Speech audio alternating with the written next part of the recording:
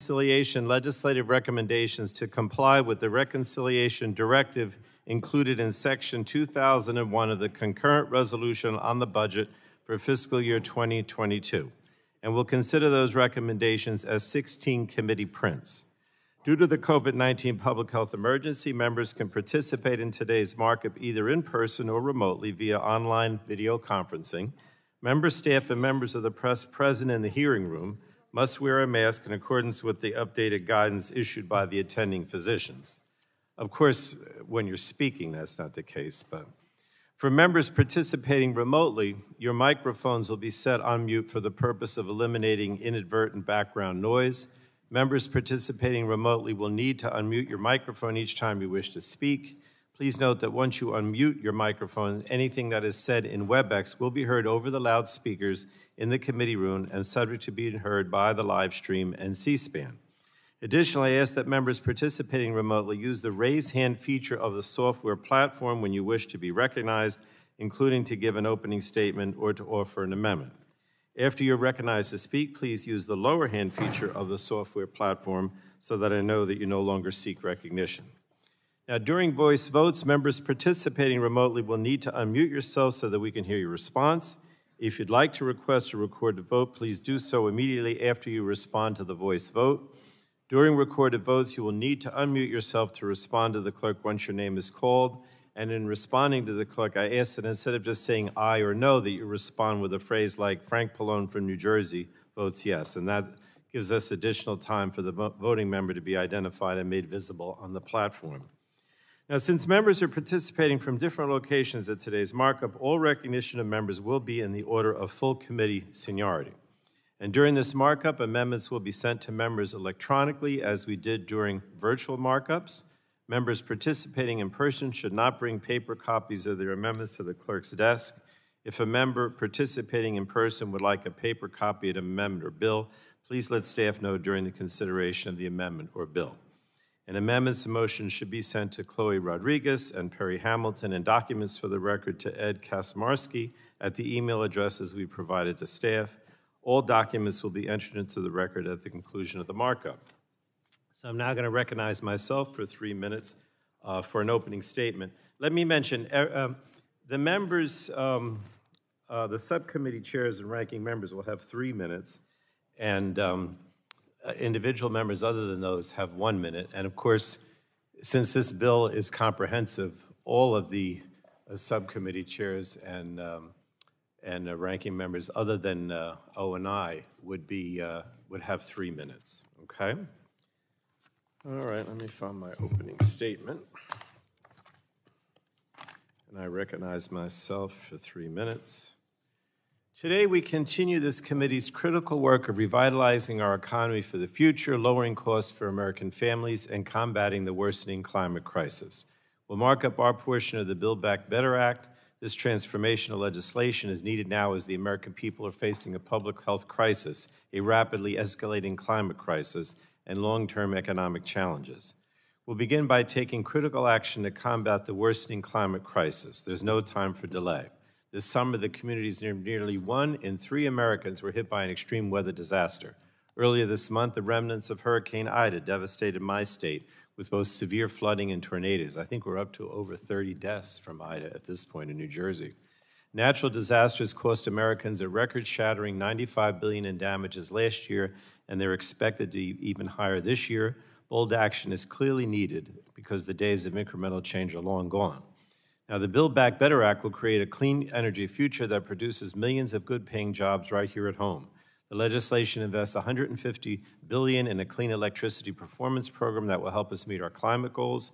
It invests $27.5 billion in a greenhouse gas reduction fund to support the rapid deployment of low and zero-emission technologies.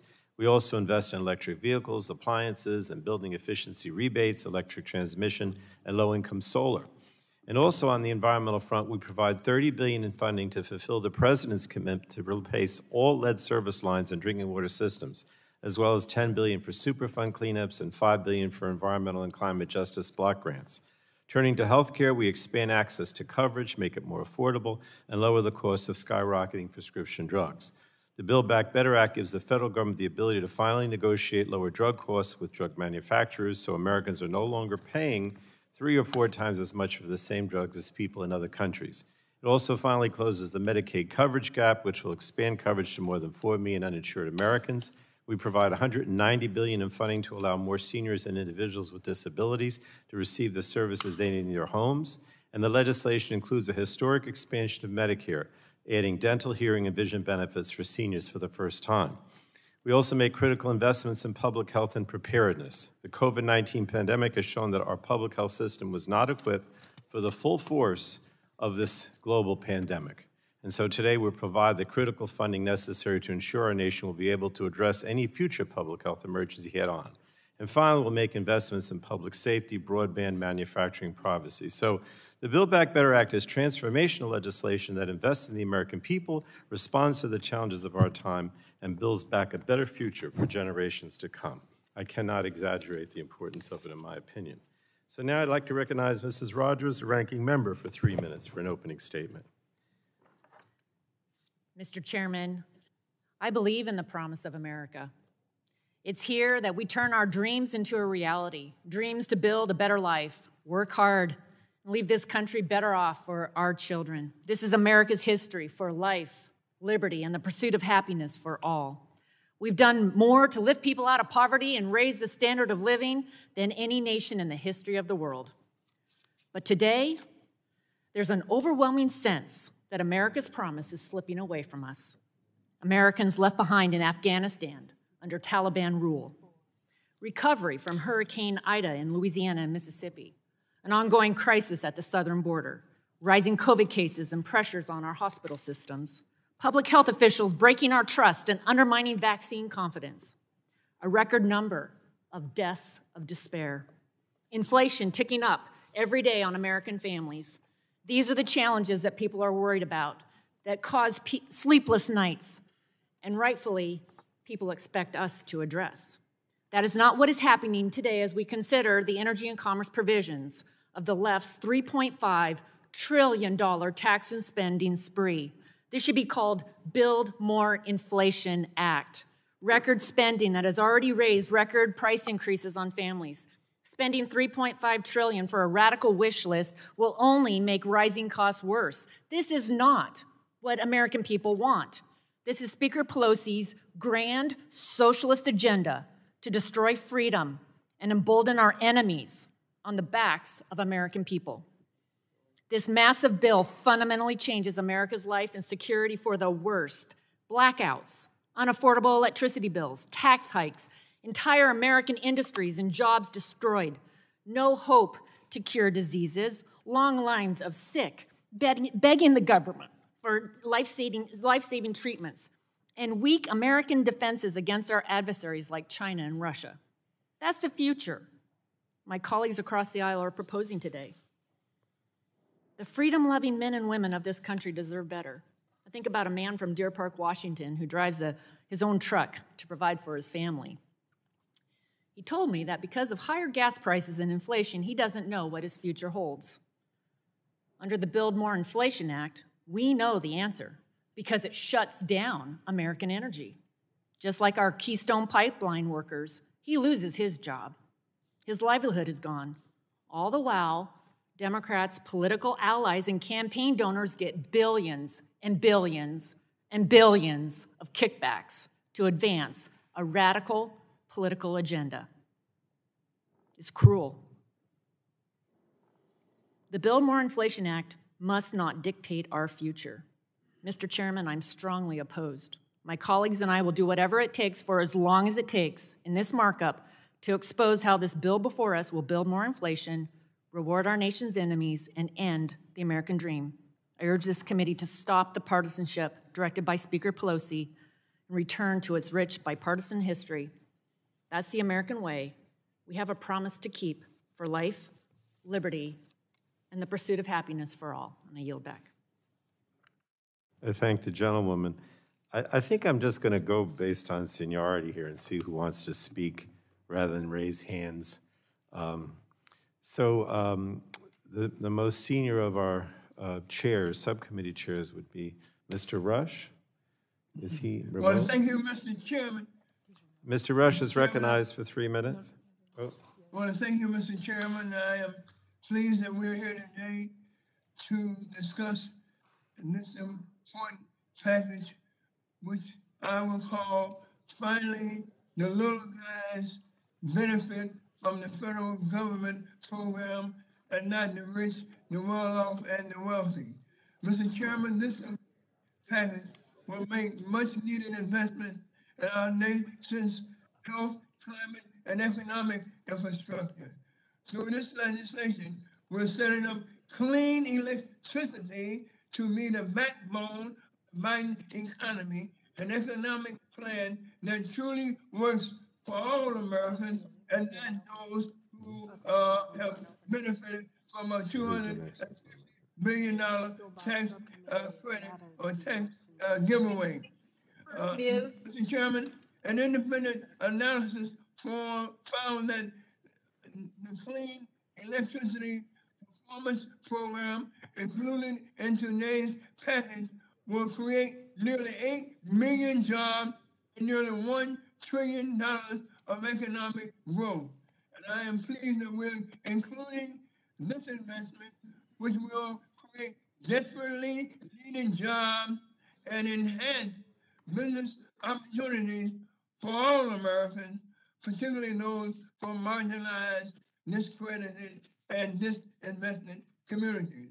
I'm also pleased to see investments from the No Exhaust Act included in this package. These provisions will direct $1 billion to ensuring that underserved or disadvantaged communities, and particularly those of color, are not once again left behind as our electric vehicles transition guarantees tremendous wealth nationwide.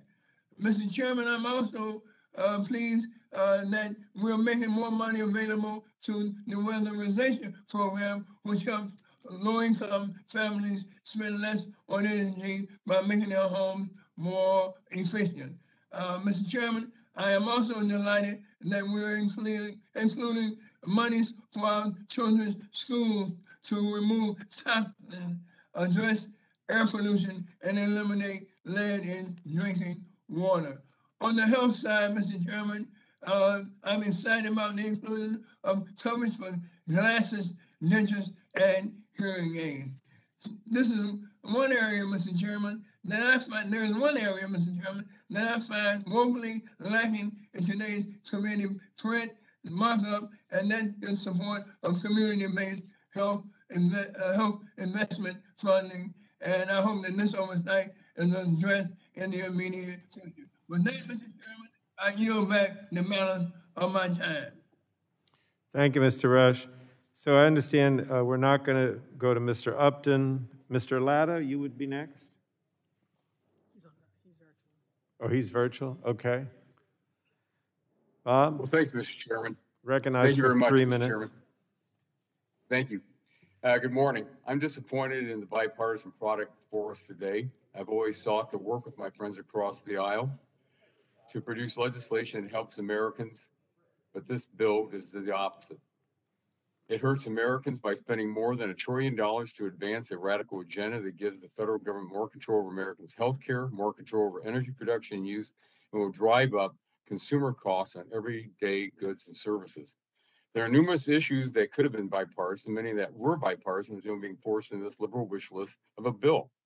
For example, this package includes funding for Next Gen 9/11 and authorizes the spectrum auction. All topics have historically been bipartisan. However, it also includes $4 billion to incentivize schools to stay closed and appease teachers' unions, just adding to our national debt.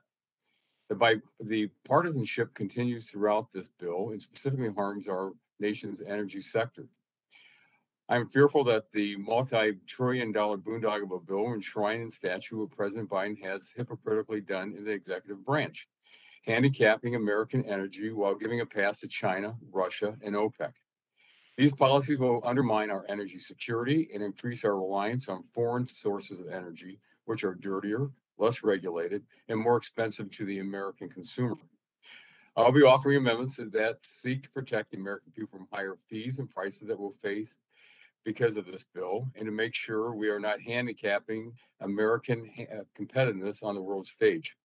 My amendments will also make sure there's transparency in these programs so the American people know exactly what they will be facing if these disastrous policies are implemented. I go on to talk about how this bill hurts seniors, raises health care costs for Americans, keeps kids out of school, and will hinder our nation's economic recovery. The list of negative consequences from the policies in this legislation never seems to end. Again, we should be united in our efforts to help our American people, especially in a time when inflation is out of control. Gas prices are up more than 40% from last year, leaving many Americans, like my constituents in Northwest, West Central Ohio, struggling to pay for gas to commute to work and drop their kids off at school. Yes. Families are stretching their last dollar because of the president's inflation crisis, and this bill will only make things worse for Americans. With that, Mr. Chairman, I yield back the balance of my time. Thank you. Thank you, Mr. Latta. Let me remind those who are not speaking, if you would, virtually, if you would, put yourself back on mute so we don't hear you speaking while the other person is speaking. And so next we would go to Ms. Eshoo, is recognized for 3 minutes. Good morning, Mr. Chairman and colleagues. Thank you for recognizing me. This weekend, we commemorated the 20th anniversary of the horrendous attack on our country. And I'm sure many of you saw, the extensive coverage of it. And it all said to me that the American people have really been through hell. Not only on 9/11, but with floods, with hurricanes, with tornadoes, with the loss of life, with the pandemic. Trillions of dollars spent on wars and all that are a part of that.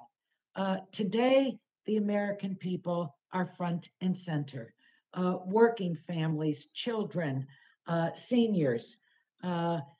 I think the members know that as chairwoman of the Health Subcommittee, I always work to include testimony from a patient at nearly every hearing. During our hearings, we've heard from Teresa Ball, whose multiple sclerosis medication costs over $7,000, which is 5 times higher than any other wealthy nation in the world. We heard from Wanda Irving, who lost her daughter, Dr. Shalon Irving, from preventable maternal causes. We heard from Laura LeBrun Hatcher, who worried about whether her son Simon would lose his health insurance or his home care. The needs across our country for all of our constituents, not just Democrats, all of our constituents are great. The bill before us offers an historic opportunity to lower drug prices for the American people through direct negotiation of Medicare. And with the savings, we can invest in vision, dental, and hearing coverage for seniors in our country. We can close the Medicaid coverage gap that has kept health care out of reach for as many as 4 million Americans because their state refused to expand Medicaid eligibility. Every single one of us has health insurance. Every American deserves the same. We can lower premiums for many of the 11.3 million Americans enrolled in the ACA health insurance plans. We can provide $190 billion to expand access to home-based health care to older adults and people with disabilities. We can extend Medicaid coverage for new mothers for 1 year postpartum and provide $1 billion to prevent maternal deaths and injuries. These are extraordinary investments. The bill before us invests billions to rebuild and modernize our public health agencies across the country. We all know that that's a necessity, and we can bolster biosecurity. I'm especially proud that the bill funds a strong domestic supply of essential medications and their ingredients, and it invests in an ARPA-H to deliver transformational technologies to address the most devastating diseases. This legislation also includes my legislation to help communities respond to wildfire smoke. which possess Gentlewoman, significant health risks. Anna, you're over. I don't know if you're about to wrap up. All right, Mr. Chairman, thank you for your leadership in bringing this bill up. I look forward to what it will bring to the American people, and it will not only build back better, but make people's lives better as well. I yield back. Thank you. So now Dr. Burgess is going to take Fred Upton's time. So Mr. Burgess is recognized for 3 minutes. I thank the chairman. And, Mr. Chairman, as we sit in this room with the portraits of all of our former chairs looking down on us, it's interesting to note that when this committee, and you were probably the only one who was here, when this committee marked up the Clean Air Act, it took you 8 months. We are hearing a markup on a bill today that will fundamentally change life in America for every American citizen for generations, and we are spending 2 days. This is a travesty, Mr. Chairman, something of which really none of us should be proud to have our committee and our committee's expertise trampled in the way it has been by the Speaker of the House with this bill that we have in front of us today. We're going to devastate our nation's energy, our nation's health, telecommunications, and where is our oversight on the Office of Refugee Resettlement? So recently, we saw in the previous administration, this country achieved energy independence, something that a goal that had been sought since the Arab oil embargo in the early 1970s. Energy independence was not just about energy, it was about security and our security in the world. But the current administration decided it was no longer important. We could buy our wind and solar from Chinese companies, and if you did happen to need a little natural gas, maybe the Russians would sell it to you through the Nord Stream 2. This is an anti-energy bill that we are considering in front of us today. We should commit to making energy more reliable, more affordable, more accessible, but this bill does none of those. And this legislation contains some of the most significant changes to our healthcare system.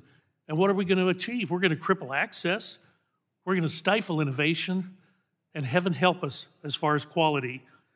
And there's been no public debate. There's been no bipartisan dialogue. This is one large step closer to government-controlled healthcare, healthcare in which there is no patient choice, there is no consumer choice, and worst of all, there is no escape. Last, we are the committee with oversight over the Office of Refugee Resettlement.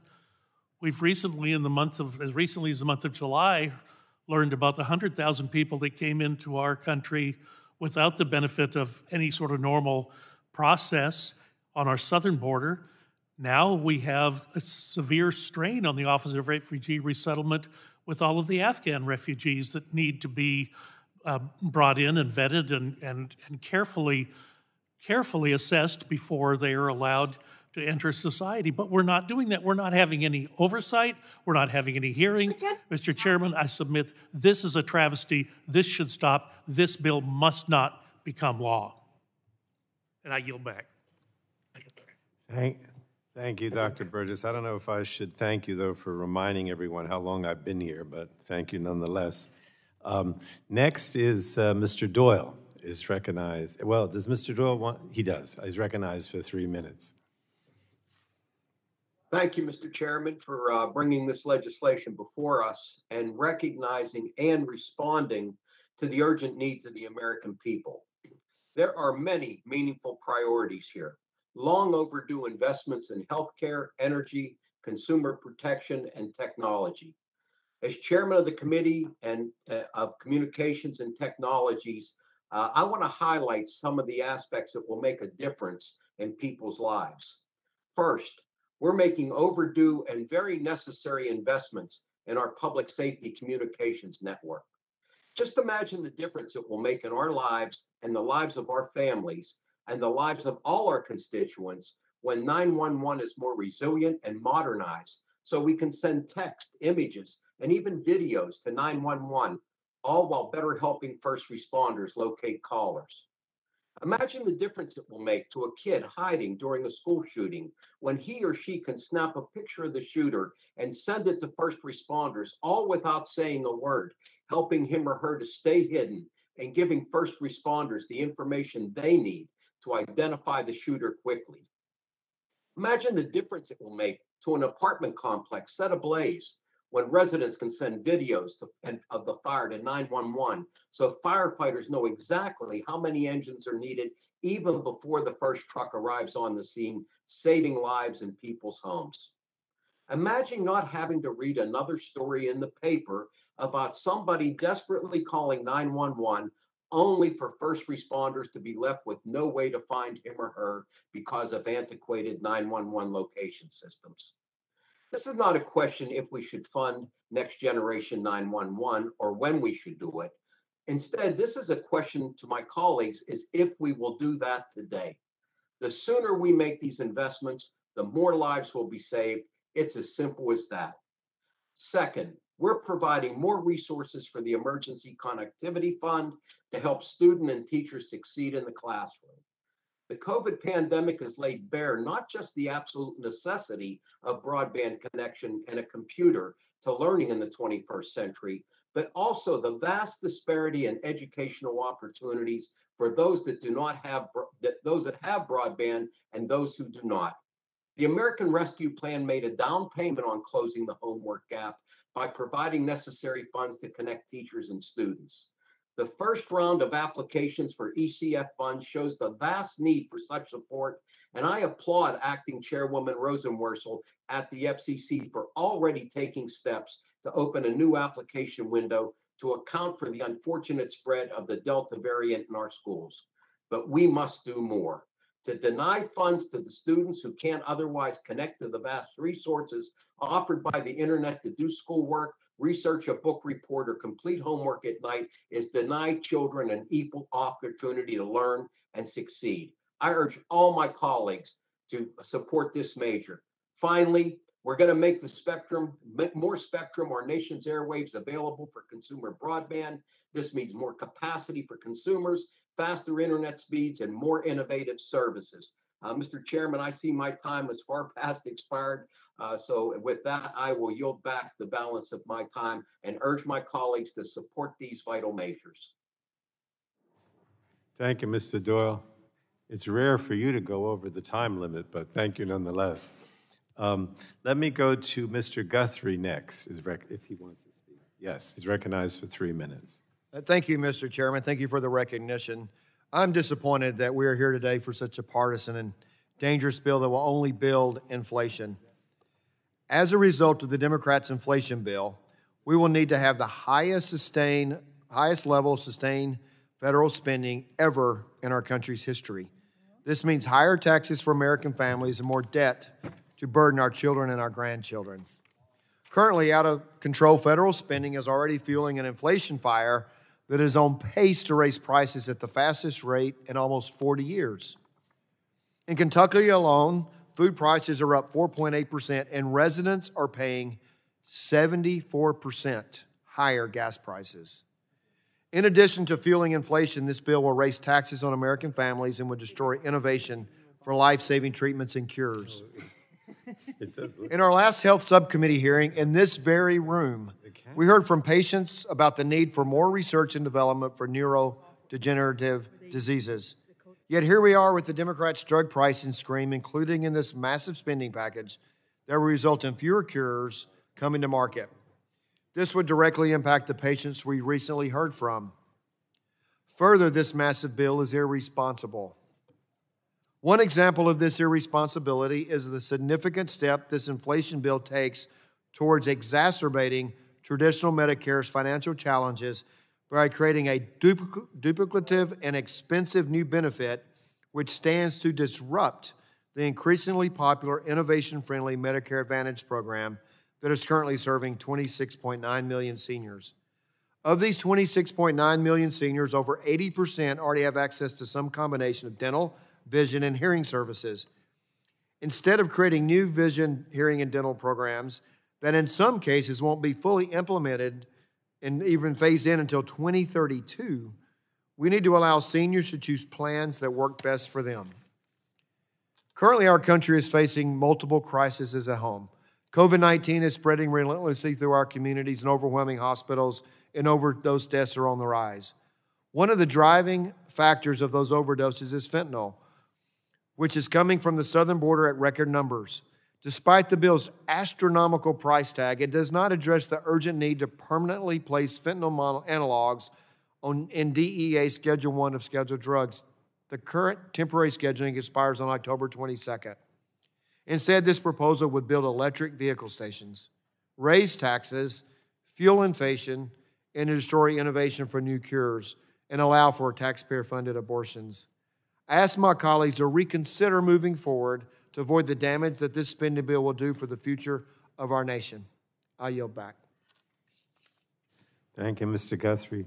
Next is Ms. Schakowsky, is recognized for 3 minutes. Thank you, Mr. Chairman, and I mean that. I really appreciate your leadership, and I'm looking forward to passing this legislation. I actually agree with Dr. Burgess when he said it will change the lives of Americans for generations to come. And I say, hear, hear, it's about time. The President of the United States has said that we're going to have an economy that builds from the bottom up and the middle out, and that we are going to prioritize, finally, children and women and people with disabilities and seniors and small businesses, ordinary American families, instead of the kind of trickle down, the kind of tax cuts that the Republicans voted for, $2 trillion that went to the absolute wealthiest Americans in this country, instead of the struggling middle class. In fact, the hollowing out of the middle class that they presided over, and the dismissal of low-income people. We are changing that paradigm right now with this bill that will transform this country into a place that is fair, that is helping ordinary Americans succeed. It is transformational, and I look forward to seeing it pass. And with that, I yield back. Thank you. Next is Mr. McKinley, who's recognized for 3 minutes. Thank you, Mr. Chairman. Mr. Chairman, I don't understand why we're doing this highly partisan bill. Seriously. Sure, it might pass the House if Pelosi's strong arms its members, but in its current form, Mr. Chairman, the bill won't survive the Senate. Just yesterday on the Sunday talk shows, Senator Manchin, again, doubled down on his promise not to support a $3.5 trillion social infrastructure package. And Senator Sinema has said she's not going to support it either. So apparently, this is all about political theater. Wouldn't it be novel as an alternative if Congress worked together to pursue bipartisan solutions? Take the clean energy payment, for example. In your Clean Future Act, the goal of this payment program is to reduce CO2 emissions by 80% by 2030 and 100% by 2035. But not one utility has told us they can reach that goal if they are using only wind, solar, and hydro to provide baseload power. One of America's largest wind utilities, AES, told me they will not be able to erect enough wind turbines in that time frame. And in a meeting with my colleague Paul Tonko in New York, the director at GE Research in upstate New York said to us that if Congress insists on a political deadline of 2030, 2035 to reduce CO2 emissions, our electric grid will collapse. Is anyone listening? Our electric grid will collapse. So instead of grandstanding about the virtues of this social spending program, Congress should be doing something bipartisan, something that could actually become law, something like perfecting carbon capture and advanced nuclear, creating a market for CO2, building out pipelines, streamlining the permitting process, or reforming new source review. So, Mr. Chairman, how about having an adult conversation instead of this charade? I yield back. Thank you, Mr. McKinley. Next is Mr. Tonko is recognized for 3 minutes. Thank you, Chairman Pallone. I know that we have a long day ahead of us, so I'll try to keep my comments brief, but want to share that I believe the energy and commerce provisions of the Build Back Better Act certainly make critical investments that will protect our public health and the environment. It will certainly respond to the climate crisis and modernize our infrastructure. If we're going to be robustly competitive as a nation in a global market, we need to be operating with 21st century infrastructure. The President and this bill really push that agenda, making certain that we are equipped with all the tools to go forward in a way that enables us to have a more robust, more fair, more just, more sustainable economy. I'm indeed proud, very proud, of the Environment and Climate Change Subcommittee's contributions to this package. I'll have more to say on each subtitle, but I want to thank you for moving forward, Mr. Chair, with this markup, and with that, I'll yield back. Thank you, Mr. Tonko. Next is Mr. Bilirakis is recognized for 3 minutes. Thank you, Mr. Chairman. I appreciate it very much. Republican leader Rogers rightly called this. Gus, is your mic on? I got it on. Yeah. Can you hear me now? Yes. Okay. All right. Republican leader Rogers rightly called this the Build Back Inflation Act. As a ranking member of the Consumer Protection and Commerce Subcommittee, I feel the need to shout a warning that our consumers need to be protected from this bill. Our E&C jurisdiction alone has roughly $1 trillion on its own, only to be rewritten at the Speaker's direction, then to become part of a bill over triple the size of what is in front of us today. The process and the product should be frightening to my friends across the aisle. This is not a bill to rescue the economy. It is a socialist blueprint to remake our country with a cradle-to-grave nanny state philosophy that is driving the most radical elements of the Democratic caucus. A vote for this bill makes harder for every American to make ends meet, with the ultimate price tag coming due on our kids. That includes constituent small business owners in my district, one of whom told me, and I quote, "My costs are skyrocketing. Every month, prices are rising, and I can't pass them along. Qualified people that want to work are non-existent. It is the most challenging time in my business career since the Great Recession. I'm worried about tax rates, energy costs, but mostly I'm worried about my children and my grandchildren having to pay for this unnecessary spending plan. It is irresponsible," unquote.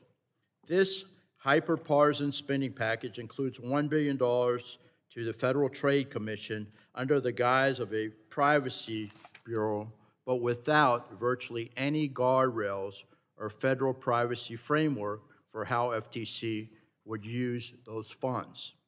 This is not well thought out.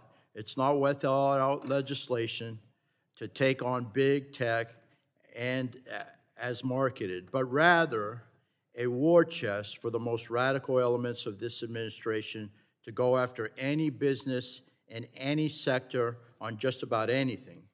And none of us will ever know because all the rules at the FTC are getting changed on consultation and disclosure. These are real concerns that should be considered when providing almost triple the amount, the total amount of the FTC's bipartisan annual budget request. I hope my colleagues will stand up to the pressure they are receiving to pass this inflation instrument and instead work with us on real consumer protections for our constituents. And I yield back, Mr. Chairman. Thank you. I'm told that we've lost audio. Oh, we haven't? Okay, we're back. So that concludes the chairs and the ranking members. And so the members now will only have a minute for their opening. And the first one is Ms. DeGette, who I believe is virtual, right? Diana's That's correct, Mr. recognized for a minute. Thank you very much, Mr. Chairman. I will just briefly say thank you for your hard work under difficult circumstances in drafting this important bill. There are many important provisions. I want to share Ashu's delight. We are funding the new institution, the other things. I just want to give two rebuttals to a couple of things that were said by my friends on the other side of the aisle. The first is the Subcommittee on Oversight and Investigations continues to monitor the situation of the kids at the border. And in fact, in case Dr. Burgess doesn't realize this, we had a hearing on this earlier this year, and we intend to continue our oversight progress. And secondly, I will say, in response to or Ranking Member McKinley,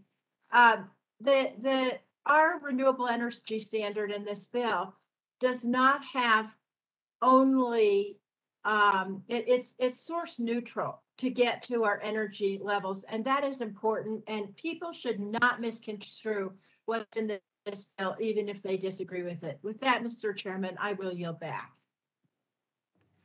Thank you, Ms. DeGette. Okay. Mr. Scalise, does he want to make an opening statement? Okay, if not, we'll go to Mr. Kinzinger, I guess, in order of seniority. Mr. Kinzinger? I don't like to call people if they don't want to do it, but. Yeah, maybe we should just have people raise their hand. Maybe we should just have people can raise their hand. Why don't you raise your hand, Mr. You're next. Huh? All right, we're going to go to Bill Johnson next. Mr. Johnson is recognized for a minute. Well, thank you, Mr. Chairman. You know, it's a sad day for America.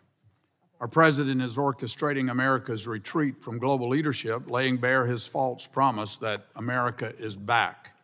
It's alarming to see the majority taking this committee down that same path. I would have never imagined we'd be here. I doubt many Americans would. America just recently was energy independent, but the majority's natural gas tax and green electricity mandates in this bill will end that. America has led the world in medical breakthroughs, but the majority's socialistic drug pricing scheme will stop that. It makes me wonder what other sources of American exceptionalism are on the chopping block. I don't know what the goal of this $3.5 trillion mess is, but it certainly isn't, quote, building back better. Maybe the Biden theme should be, let me take you higher, because that's where this bill takes us. Higher taxes, higher energy costs, higher grocery costs, higher inflation. Mr. Chairman, I sure hope the American people are paying close attention today. And with that, I yield back. All right, I'm going to try to, I would ask you to raise your hand either virtually or in person here, because I don't want to call on people that don't want to speak. But my understanding is next would no for Democrat. Oh, Ms. Castor? Well, I assume in Butterfield and Matsui don't want to speak. Right? Okay.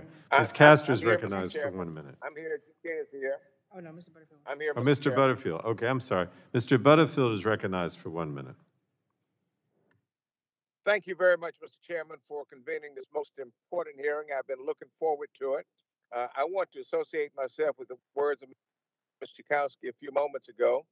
Without question, this legislation, when it is passed, will transform America, not just the infrastructure of America, but it will transform America's families.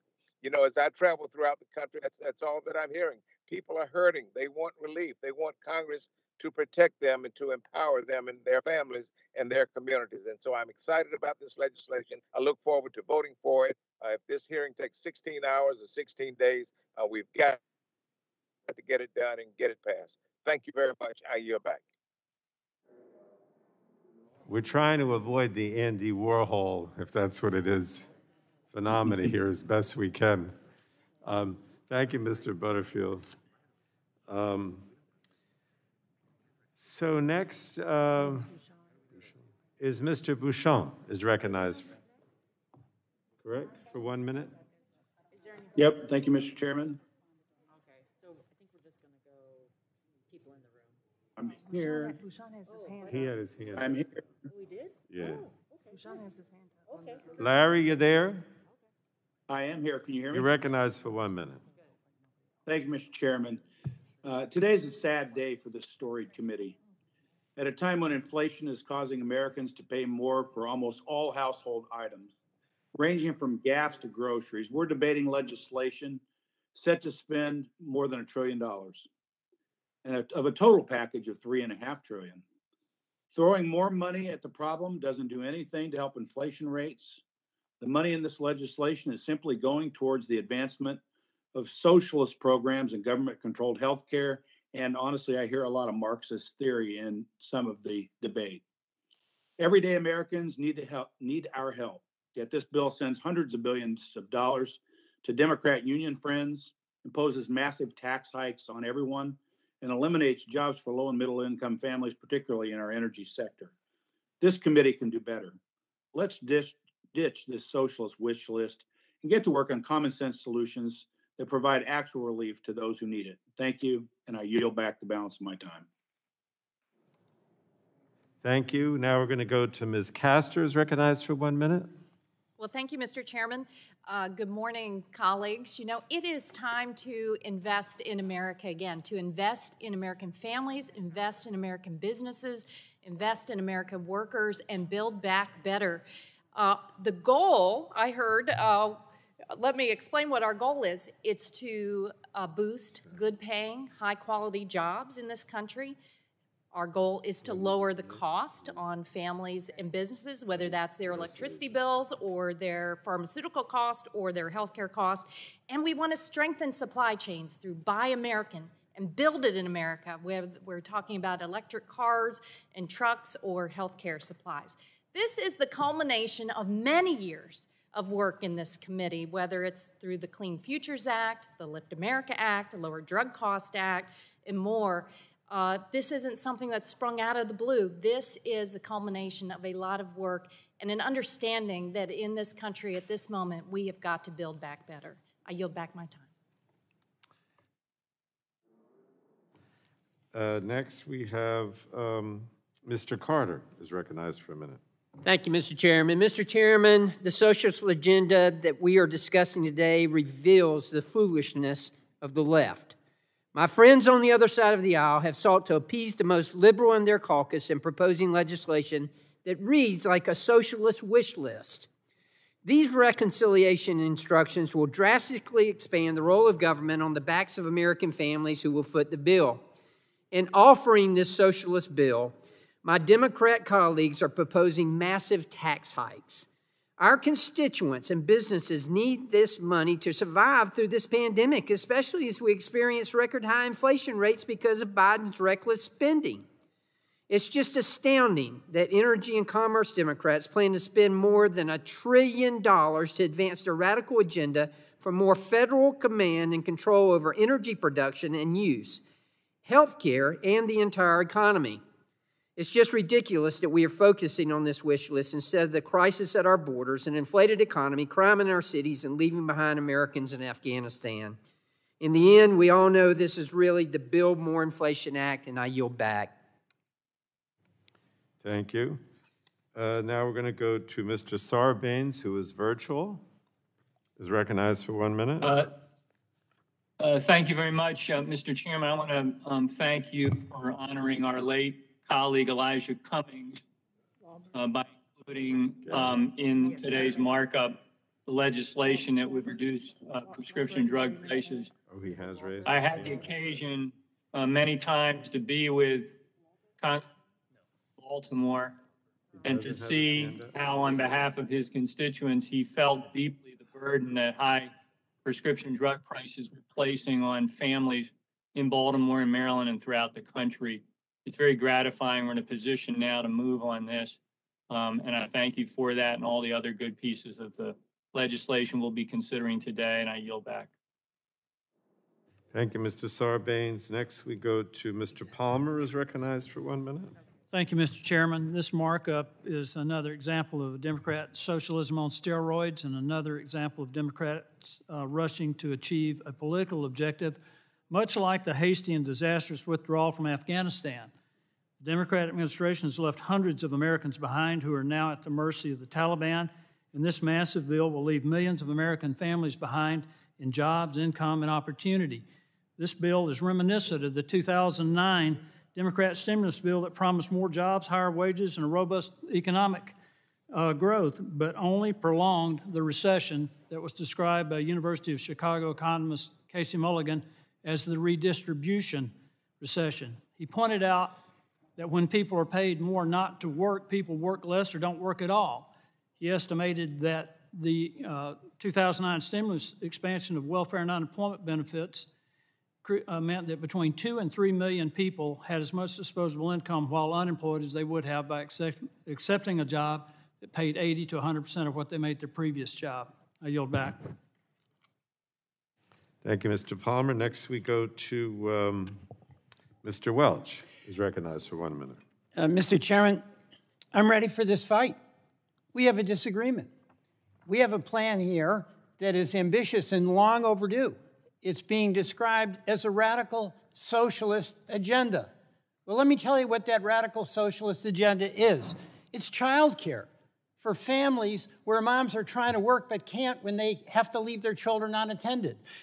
It's affordable health care. We pay the highest prescription drugs in the world by far. And pharma, by the way, got a tax cut and used it for share buybacks, not to hire people or do R&D. It's for climate change. The planet is baking, it's flooded. The air we breathe is getting contaminated. This is about a plan that is going to be good for American families, whether that family voted for Donald Trump or Joseph Biden. Lower health care costs, access to health care, taking care of your family, pre-K.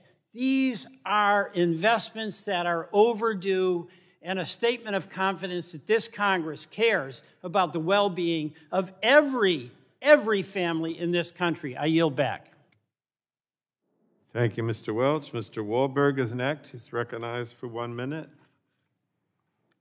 I thank you, Mr. Chairman. As I listen to the conversation that's going on, I'm reminded that while I respect and appreciate the fact that I have the opportunity to serve with this committee, with friends on both sides of the aisle, yet what we're talking about is something that is not an investment in positives. It's not a Build Back Better. It's a buy-off of special interests at the expense of freedom and opportunity. We've seen what took place when we gave up and walked away and let the Taliban gain control. What we're doing today is we're not talking about some of the things that my colleagues have said that are things we could agree on and we could work together on smaller bills. But we're taking a massive, massive approach here that will destroy opportunity for our citizens, for our country. It will not build back better. It will break down. It will destroy. It will frustrate. I would encourage us to step back and do the right thing as opposed to the political thing. And I yield back. Thank you, Mr. Wahlberg. Next, we go to Mr. Schrader, who's recognized for 1 minute. Thank you, Mr. Chairman. I just want to say at the outset, I really appreciate all the hard work the chair and committee staff have done to get such a bill ready in this short a time period. But we need to stop spending. The economy's recovered. There are plenty of jobs out there. Wages are up dramatically. We just spent over $5 trillion the last 18 months on COVID alone, more than over 3 times what we spent on all defense and non-defense spending in 1 year. And we have not cut any of our regular appropriations. Indeed, we have increased it. Family health care, families have an emergency in their health area. They go to their savings and take up that money and spend it, but they cut back on other spending. We're not doing that. We're adding more to the deficit. This is insanity. It is fiscally irresponsible. It's a terrible process. In 1 month, we're put together a $3.5 trillion bill that has no chance of passing the Senate. virtually no member input, no amendments supposed to pass, no hearings on this gargantuan bill. Mayors had no chance to represent their districts. Well, I'm going to represent mine. Thank you, Mr. Chair. I yield back. Thank you, Mr. Schrader. Next, we go to Mr. Dunn. Thank you, Mr. Chairman. I am strongly opposed to this bill and strongly opposed to a socialist vision for America. This bill was drafted in secret and released to members of this committee late last week. Additionally, major changes were made in the form of amendments just yesterday. This bill will spend trillions of dollars of taxpayer money in an attempt to drastically change the nature of our country. It will increase the cost of electricity, healthcare, food, and have devastating consequences in virtually every sector of the American economy. Over the last year, Americans have seen the value of their savings and wages diminish by inflation, and this bill will accelerate that problem for years. This is no way to run a country, let alone a democracy. This bill should not go forward, and I urge all of my colleagues to oppose it. And I'd like to associate myself with comments of my friend, Representative Schrader. I yield back. Thank you, Mr. Dunn. So on the Democratic side, who's next? Peters. Mr. Peters is next, recognized for 1 minute. Thank you, Mr. Chairman. We're going to address some very important priorities for the nation in this markup, but we should recognize that because of the nature of this process, much of our work will be academic. We're marking to a total figure of $3.5 trillion when we know, as we sit here, that the number coming back from the Senate will be at least $1 trillion lower and maybe more. Since the President and the Speaker have both committed, to their credit, that the package will be fully paid for, that means that much of what we and the other House committees approve will have to be scaled back. The bipartisan infrastructure package took 5.5 months. We are doing this bill in 5 weeks, and this is a bigger bill. And because this process is so rushed, it means that the individual members of this committee will not be involved in making the hard choices our constituents sent us here to make. Nevertheless, with the exception of the disagreement I have over drug pricing, I'm willing to work to forward this package to the floor, but with the caveat that I can't commit to what will be a very different final product before I see it. I hope we can get this package into shape and ensure the Senate will support these policies so we can get a bill that can actually become law. And I yield back.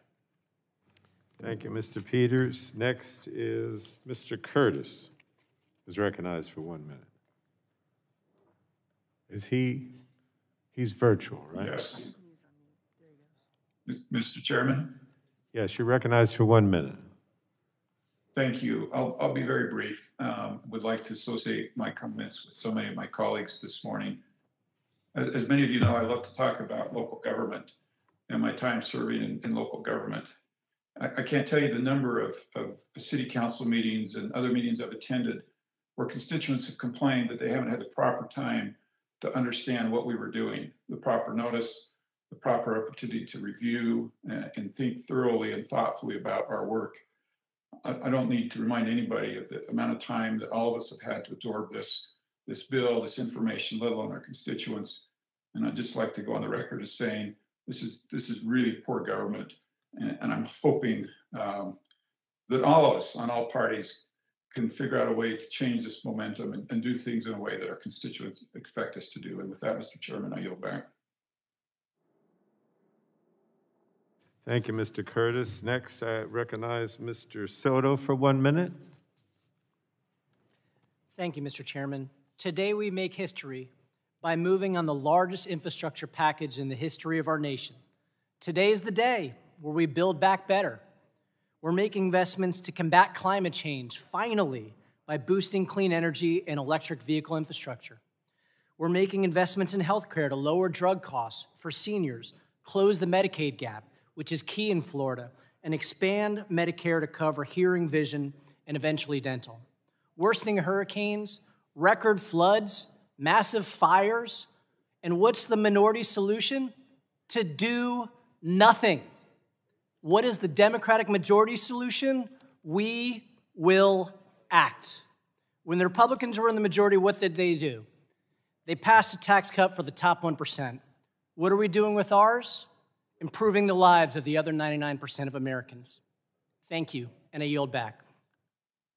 Thank you, Mr. Soto. Next is Ms. Lesko.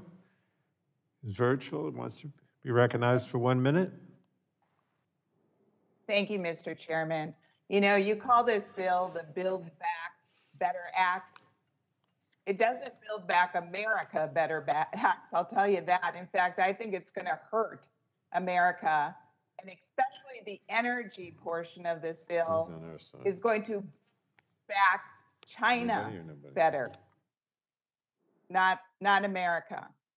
And so we're spending money we don't have. We're going to go more into debt. This isn't going to be totally paid for. And the parts of it that are paid for are going to increase taxes on everyone in America. This bill is not ready for prime time. This is a bad bill for America, and I yield back. Thank you. Next is Mr. O'Halloran. Is recognized for 1 minute. Thank you, Mr. Chairman. I appreciate that. This legislation package is put together with a full and complete accounting for how much each specific provision will cost. As of right now, it is also clear that our committee will be considering a number of items that are not pre-conference with the Senate. The goals of the Build Back America Act are laudable, and I strongly support many items in today's package and will vote to so we can continue to improve the package. Specifically, urgent action is needed to combat existential threat of climate change, expand state, local, and federal public health agencies, onward and onward. I look forward to speaking today on a number of issues that I believe need to be addressed, from rural healthcare to building our energy workforce. This is not buying off anyone, but working to allow families to participate in our great economy and quality of life for our citizens. I will continue to work with my colleagues on both sides of the aisle to develop effective solutions to our issues. Thank you, and I yield back. Thank you, Mr. O'Halloran. Next, we have Mr. Pence is recognized for 1 minute. Thank you, Chairman Pallone and Ranking Member Rogers. Why are we rushing $1 trillion tax and spend spree? Most experts project this will actually cost $5 trillion, yes, we're trying to push it ahead anyway.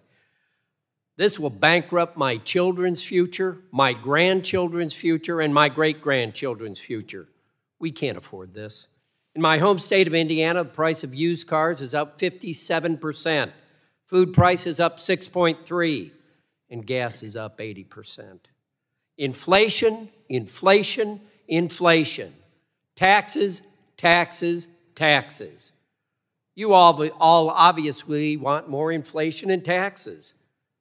Inflation is a tax that hits the lower and middle income classes harder than anyone else.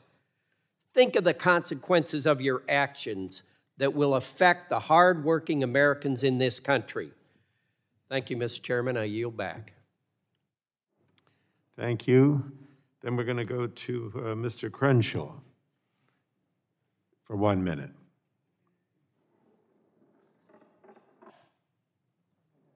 He's virtual, or Dan, did you want to speak?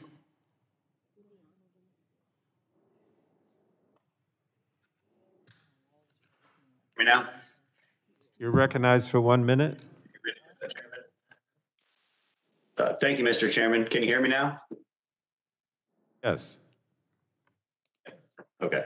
Mr. Chairman, today we're here to discuss what the majority and the Biden administration are calling Build Back Better. But I think this kind of legislation, the name of the legislation obfuscates the true intent of the bill itself, at least the true meaning. And this is true across many bills that are wrapped within this one: the Protecting Americans with Pre-Existing Conditions Act, the For the People Act, the Lower Drugs Cost Now Act. None of these bills accomplish what the names suggest, and quite the opposite, in fact, but they sound nice. And what's worse is this type of legislating wrapped in false language of compassion and caring. It's nothing more than bribery. And if it's not bribing special interests and teachers unions and solar and wind boondoggles, then you're bribing your own voters, promising them that you'll take care of their every need because you supposedly care the most. But it's a false promise, and it's bribery. It's not compassion. It sucks money out of the free market where money is spent efficiently, and puts it in the hands of bureaucrats. This crowds out investment. This lowers growth in the long term. There isn't an economist who will disagree with that. puts federal government in control of energy production use, healthcare, entire economy, and all while saddling our next generation, my generation, with unprecedented debt and inflation. So let's just take through the highlights real quick. We're proposing a tax on natural gas, which is the single most effective solution to reducing our emissions back to 1990 levels. This will also drive up energy prices, kill energy jobs, and again, do nothing to help the environment. It'll impose price controls on new life-saving drugs. The CBO has already said this will eliminate the development of the unknown and an unacceptable amount of new cures, eliminating the hopes of millions of patients struggling with a deadly disease. Still would hand over $4 billion. Your time is up, but if you want to close, wrap it up, go ahead. Absolutely. Today, I hope we can expose what's actually in the bill today instead of just the compassionate talking points. And I hope my sensible colleagues on the other side will realize this is bad politics and bad policy. I yield back, Mr. Chairman. Thank you. Thank you. Ms. Clark is recognized for 1 minute. Thank you, Mr. Chairman. Mr. Chairman, I am pleased to see that this committee is considering a number of historic and sorely needed investments to build back better. I'm particularly pleased and I'm heartened by the investments in maternal health, the electric vehicle charging infrastructure, the emergency connectivity fund, and consumer privacy and data protection, and in expanding dental, vision, and hearing coverage for our seniors under Medicare, among others. This critical investment will strengthen our public health infrastructure, protect the most vulnerable in our society, and address rising costs related to climate change. However, there's one provision not currently under consideration that I find very troubling. The decision is not to include the provision to lower the Medicare eligibility age. It's a decision to allow millions of Americans to continue to live without access to affordable quality health care. In the long run, not expanding access to Medicare will have disastrous consequences for the quality of life for millions of uninsured Americans, as well as the fiscal health of our nation. I urge the committee to reconsider and make this critical investment in our nation's public health. With that, Mr. Chairman, I yield back. Thank you. And now we go to Mr. Joyce, is recognized for 1 minute. Mr. Chair, today we are facing a piece of record-spending legislation that will serve to advance inflation and negatively affect every American. The tax rate will be higher than the tax rate in communist China.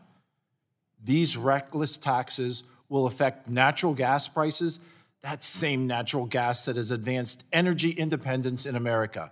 This careless spending will drastically increase costs to dairy farmers who struggle throughout my district in Pennsylvania. Higher taxes, unfathomable debt. Just weeks ago, in this conference room, we heard from patients who were asking us and research the need for additional dollars for life-threatening diseases. Unfortunately, this will be crushed. As we consider this legislation, we must remember these patients. We must remember our responsibilities. We must understand the tax impacts of this spending bill on all Americans. Thank you. I yield back. Thank you, Mr. Joyce. Now, my understanding is that no one else wants to make an opening statement, but let me ask you now, are there any other members who seek recognition for an opening statement, either who are here or virtual? Okay. So that concludes opening statements. Pursuant to committee rules, members' written opening statements shall be made part of the record. Please submit written opening statements electronically to the email address that we've provided. So at this time, we will begin bill consideration, and the chair calls up the committee print subtitle A, Budget Reconciliation Legislative Recommendations Relating to Air Pollution, and the clerk will report the title of the bill. Committee print, Budget Reconciliation Legislative Recommendations Relating. And without objection, Madam Clerk, the first reading of the bill would be dispensed with. The bill is now considered as read. And without objection, the bill is considered as read and open for amendment at any point. So, are there any members seeking recognition to speak on the committee print? This is the air pollution one, right? Members participating remotely are reminded to use the raise hand feature to seek recognition and to use the lower hand feature after you have been recognized. Mr. Chairman? Yes, Mr. Tonko. Was Representative Morris looking to get your time? Okay. All right, Mr. Chairman, I have an amendment in the nature of a substitute. Okay. At the desk labeled subtitle A01. All right, so this is the Ains. The clerk will report the Tonko substitute amendment.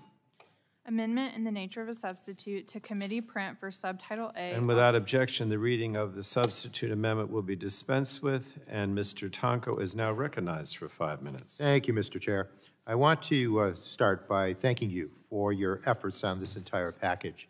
Subtitle A is a critical component to the overall package focused on EPA investments to address air pollution. This Ains makes minor and technical changes to the committee print that was circulated just last week. It also adds an additional $5 million to each of sections 3106, the funding for states adopting vehicle standards, and 3109, which is the funding for EPA to provide grants for advanced biofuels, and an additional $45 million for section 3107.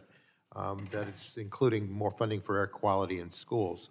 Overall, this amendment invests over $37 billion in EPA to address critical air pollution issues, including both climate pollution and traditional air pollution. We know, indeed, that low-income communities and communities of color often bear a disproportionate burden from pollution. This subtitle includes investments that will result in pollution reductions from heavy-duty vehicles and ports, which are most commonly found in these impacted communities. A significant amount of funding will go toward deploying zero-emission vehicles and equipment in these neighborhoods. The subtitle also provides some $27.5 billion to invest in nonprofit, state, and local financing institutions designed to rapidly deploy low and zero-emission technologies by leveraging investment from our private sector. Other sections will fund grants to reduce diesel emissions and the risks of smoke from wildfires. It will support major enhancements to our nation's air pollution monitoring network, which is long overdue to be upgraded and expanded, especially in fence-line neighborhoods. This funding also invests in EPA. EPA has numerous existing responsibilities that will be supported by this funding, including upgrading its software and IT capabilities. These upgrades will enable EPA to better collect data, inform the public, and collaborate with state, local, community, and industry partners. Finally, the subtitle establishes a fee that EPA must impose upon and collect from the owners and operators of certain facilities that report methane emissions. The fee will raise new federal revenues that EPA will use to administer the fee, provide technical assistance to covered entities, improve methane monitoring, and provide other assistance to reduce methane pollution from petroleum and natural gas systems. We know the consequences of climate change and traditional air pollution, for that matter, are significant. The costs of our inaction are great and continue to grow with each passing Congress that fails to respond. This subtitle is the foundation of a strong response.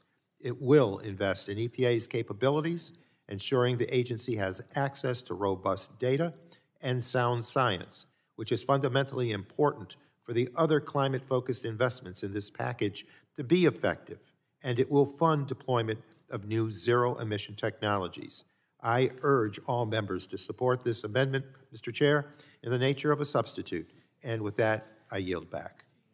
Thank you, Mr. Tonko. As the ranking member seek recognition, the gentlewoman is recognized. Thank you, Mr. Chairman. I move to strike the last word. Gentlewoman is recognized for 5 minutes.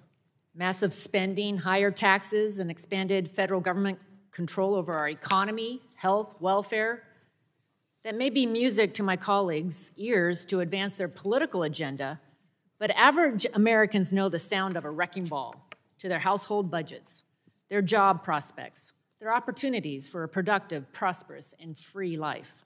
This amendment to the subtitle that nobody, maybe some special interest groups, but outside of that, nobody had seen until Friday. Prior to Friday, it follows the harmful theme of spend however much money it takes, print however much money it takes to get command and control over our lives. The spending in this subtitle reaches roughly $37 billion at an agency whose net annual appropriation is $9 billion. Add in spending in other subtitles, and the EPA will be managing more than $85 billion. That's $85 billion of taxpayer dollars for unelected bureaucrats at the EPA to enforce a radical political agenda with virtually no accountability or care for lost jobs or rising inflation on working families. Many of the provisions overlap or add to funding Congress has already addressed, surging government spending even higher before we even understand where and whether money is really needed. Why is the EPA even involved in spending $5 billion to rebate the full cost of replacing medium and heavy trucks? How does the $7 billion in the new EPA grant spending for rooftop solar work? And how does it impact other issues such as grid reliability and cost to electricity for ratepayers? Maybe downstream consequences and price increases on working families are not EPA's concern. But these consequences are real. Lost jobs, more inflation, and threats to keeping our lights on in a disaster. And why are Democrats taking $20 billion from the American people to establish an unaccountable private national climate bank? This obscure program appears to be for pet projects and kickbacks to fund a political agenda at the expense of clean fossil energy, which Congress has worked hard to promote. Several provisions relate to programs we funded in the American Rescue Act and are in the infrastructure package. What is the extent of overlap and duplication on ports and air monitoring, local technical assistance? We don't know. We've had no hearings to review the text. Beyond the massive spending, note that Democrats chose to include several provisions as amendments to the Clean Air Act. Rather than standalone funding provisions, this reveals a key goal of the bill: to transform our bedrock environmental laws to achieve the left's radical political agenda. It's a federal takeover of our electricity system with new regulations and taxes to drive out American energy, existing fossil and natural gas. This bill beefs up EPA regulatory authorities to shut down American energy and undermine reliable and affordable energy. It readies new provisions such as Section 115 of the Clean Air Act that will be a tool for international environmental movements, and no doubt China, to use the Clean Air Act to impose harmful decarbonization policies, costing jobs and security. And of course, there's the natural gas tax, to be implemented and enforced by EPA, a program that represents a direct attack on millions of hardworking Americans. It's a tax on nearly every part of our lives, from the food we eat to the clothes on our back. The impacts of these policies, like inflation, will far past the budget window. Indeed, they are part of Speaker Pelosi's larger, grand socialist agenda for radical control of the American economy. The committee has developed no true understanding of the cascading rising costs these policies will force on Americans. And the more we go down this road, the more we're losing sight of what we must do to get results the Americans want. Like the innovative technologies that build on existing energy and industrial systems like nuclear, carbon capture, natural gas, and hydropower. Let's focus on results, not just printing lots of money to throw at a political agenda. Getting results takes durable, bipartisan policymaking for a strong energy economy and securing American supply chains, not a rush to green spending in the Build More Inflation Act. I yield back. Thank you, gentlewoman. Anyone on the Democrat? Gentlewoman from Illinois? Oh, Ms. Eshoo is first. Okay. Ms. Eshoo is recognized for 5 minutes. Thank you, Mr. Chairman. I move to strike the last word. Colleagues, air pollution causes 7 million deaths annually around the world, and its effects on our health and economy are estimated by Stanford University, which I'm so proud to represent, to cost our country $790 billion. Today's legislation provides critical resources to protect the air we breathe, including significant investments in zero-emission school buses, air quality monitoring, and other efforts to reduce greenhouse gas emissions. I don't know what's so socialistic about that. Every single member has these problems in their congressional district. Importantly, the bill provides $150 million to state and local governments to develop plans to prepare for smoke caused by wildfires and mitigate its negative health impacts. This provision is based on my legislation, the Smoke Planning and Research Act, that I introduced with Senator Merkley in 2019. For several days in the summer of 2020, as hundreds of wildfires burned across California, my constituents were breathing the dirtiest air in the entire world. The haze was so thick that street lights came on during the day. Smoke from wildfires contained toxic chemicals and particulate matter that can irritate the eyes and airways, and if severe enough, trigger wheezing and burning eyes and aggravate chronic heart and lung diseases. It can drift hundreds of miles, as many of you experienced, and is particularly dangerous for children, the elderly, and those with underlying health conditions. Research continues to show that wildfire smoke is more dangerous than we previously understood. A study from the University of Montana found that after bad wildfires, the subsequent flu season is 3 to 5 times worse than average. A recent study from Harvard University also linked last year's wildfires to hundreds of deaths from COVID-19 on the West Coast. So the grants that are funded by this legislation will help state and local governments better prepare for future wildfire smoke and protect the health of their residents. These efforts can include creating shelters for at-risk populations and retrofitting schools with air filters so students can continue to learn safely. Sadly, much of the West is burning again, and the threat of wildfires and wildfire smoke is likely to persist as climate change causes these fires to occur more frequently. Wildfire smoke community planning grants are a critical and important investment in protecting air quality and the health of millions of Americans. And that's why I urge my colleagues to support this legislation. And with that, Mr. Chairman, I yield back. Thank you, Ms. Eshoo. Do we have someone on the Republican side? Mr. Burgess is recognized for 5 minutes. Yes, move to strike the last word. Oh, Mr. McKinley goes first. Okay. Thank you, Mr. Chairman. I asked to strike the last word. Gentleman is recognized. And hopefully to engage my colleague, Paul Tonko, in a colloquy. This is the most important, this is the most expensive bill in energy and commerce history. And we don't have a CBO score yet. It's been estimated that it would cost over $1.25 trillion. And it would make it, that would make it the largest standalone bill in congressional history if it moves to the floor by itself. This markup is the only opportunity for the American public to learn what's included, how we will pay for it, and how it will impact their lives.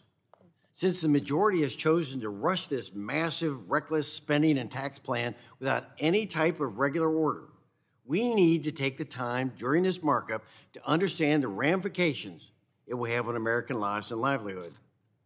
For example, just last week, the markup of the Natural Resources Committee, which was only dealing with $25 billion, was cut short by the majority. They called for the previous question, and in so doing, cut off all debate.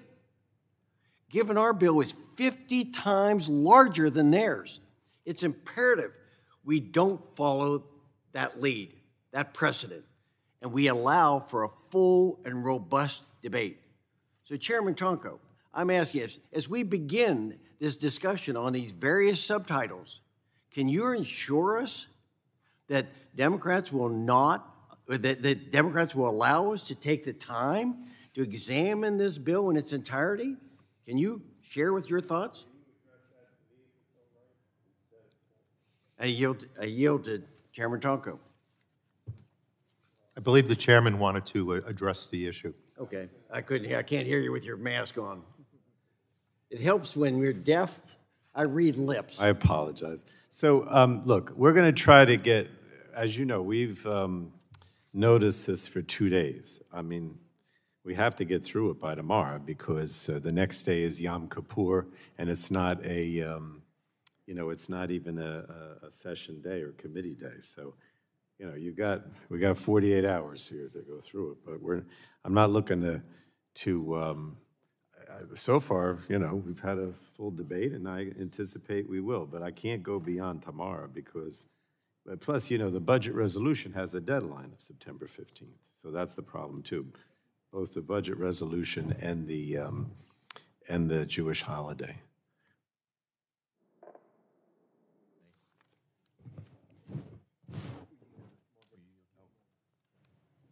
Yield to my friend from Virginia. Mr. Chairman, if I might ask, I mean, it's my understanding, and I'm not Jewish, but my understanding is that Yom Kippur doesn't actually start until sunset. And isn't it true that we could recess and come back after the holiday? No, because the budget resolution that was adopted has a September 15th deadline. And I'd rather not go to Wednesday morning because people have to travel. Remember, during Yom Kippur, you're fasting and praying, and you can't really travel. So we have to get done by tomorrow.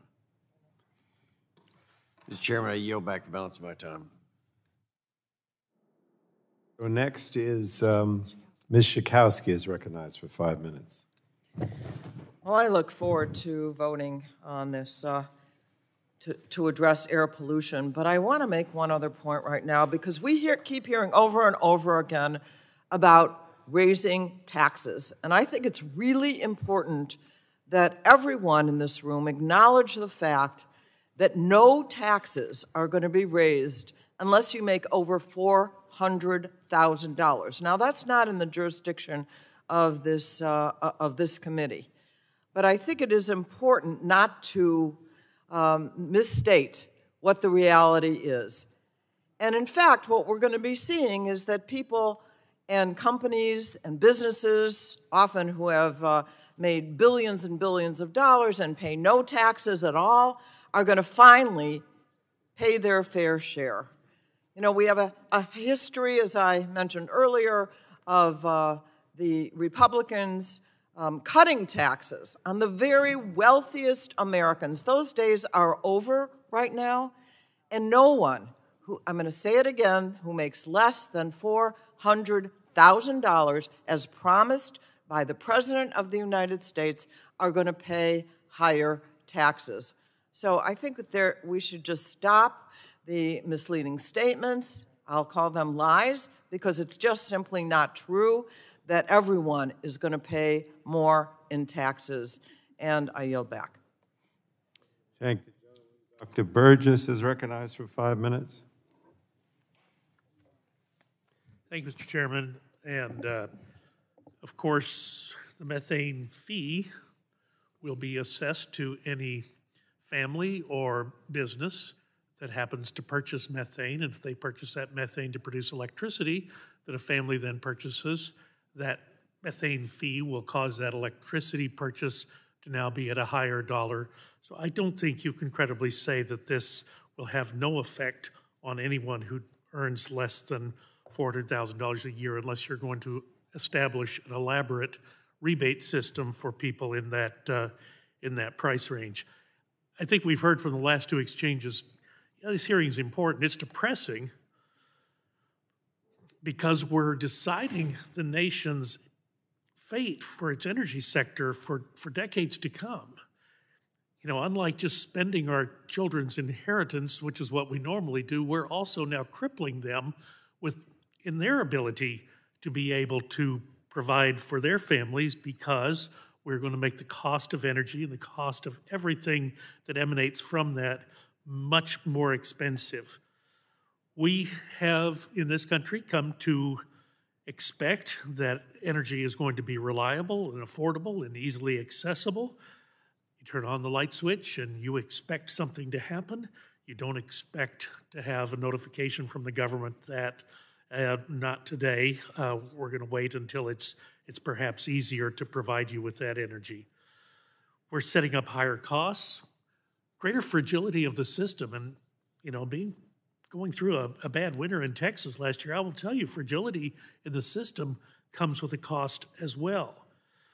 So many of the provisions in subtitles A through D, which cover energy and environmental issues, do pose grave challenges to our nation's energy systems. The worst is the new tax on natural gas. We call this a methane fee because we don't want to say we're raising taxes on everyone. This is nothing short of an attack on America's energy sector. As of 2020, 69% of the nation's energy came from oil and natural gas. The natural gas tax will immediately increase energy costs and make it harder for American energy production to succeed. Back home in Texas, there are over 2.5 million jobs that are directly supported by the oil and gas industry. Should the natural gas tax take effect, what is the future of these jobs? This industry has delivered approximately $1.7 trillion to America's GDP and over $400 billion to Texas's own GDP.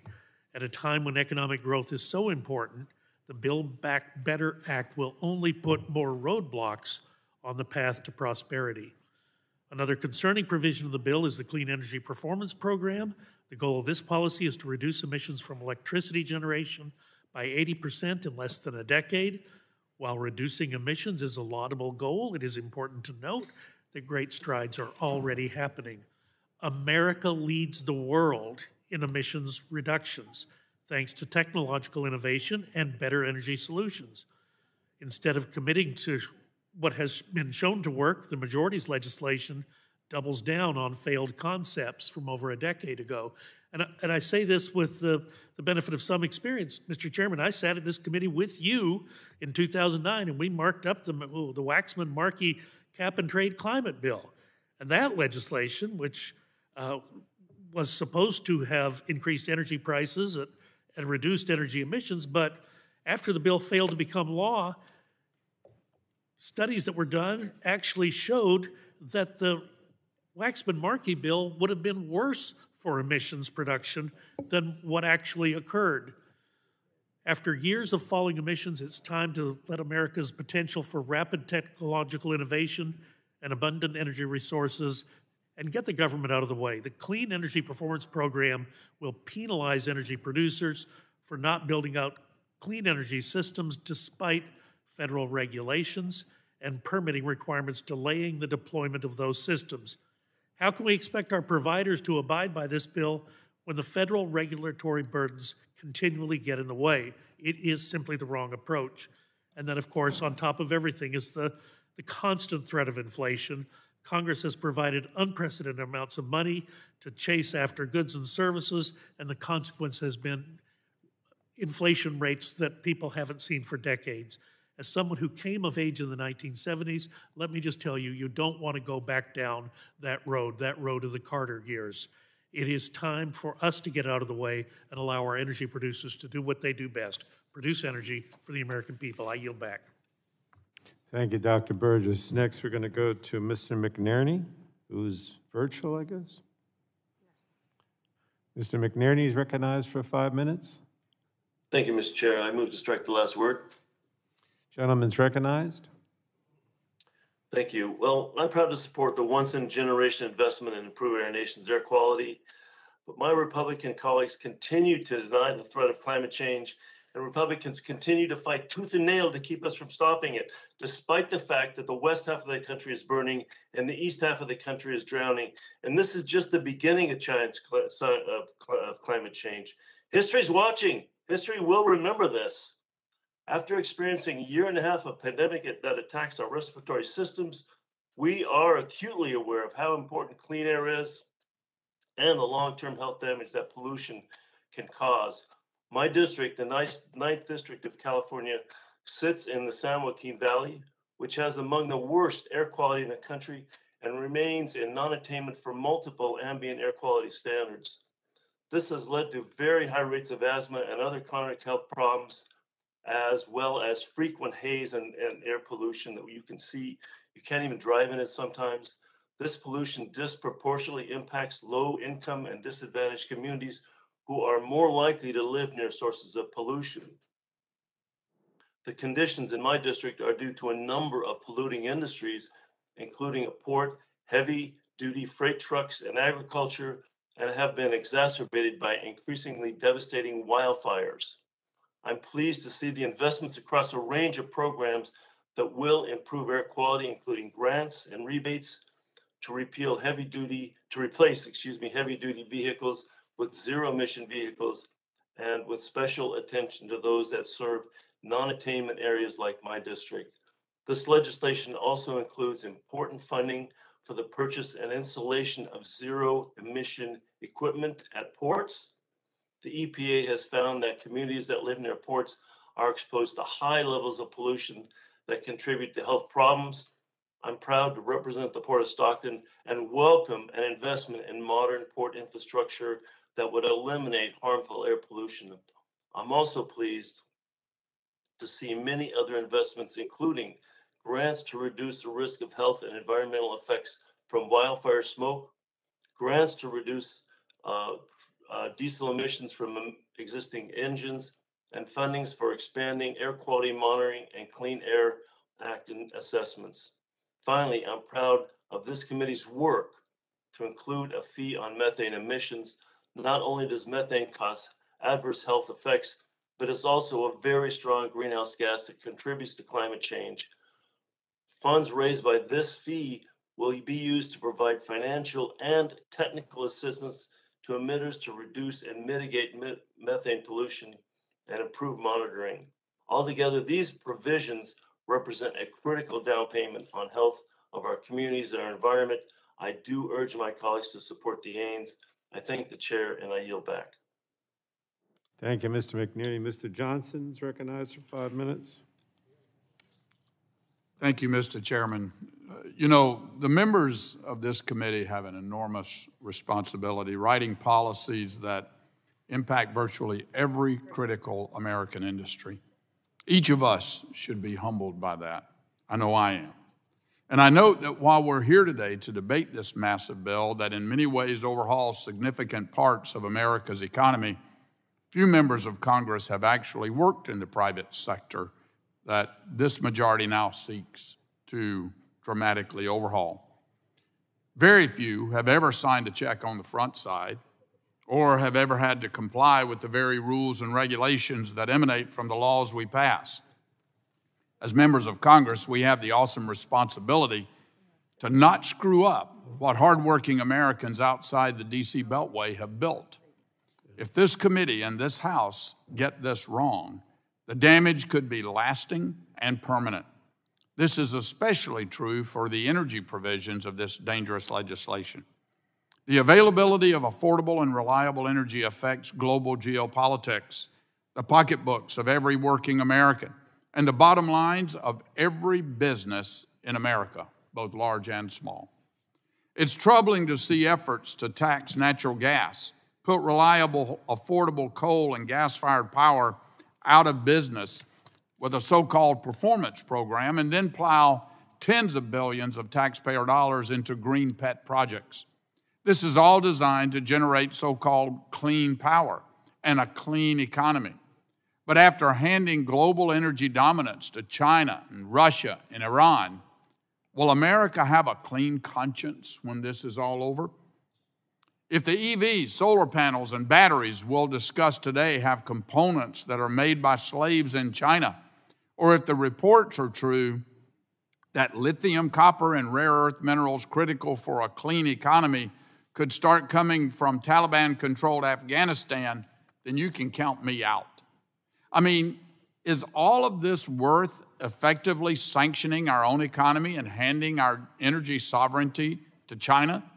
And China is building hundreds, that's hundreds, folks, of new coal-fired power plants right now, presumably to manufacture critical components for America's so-called green economy.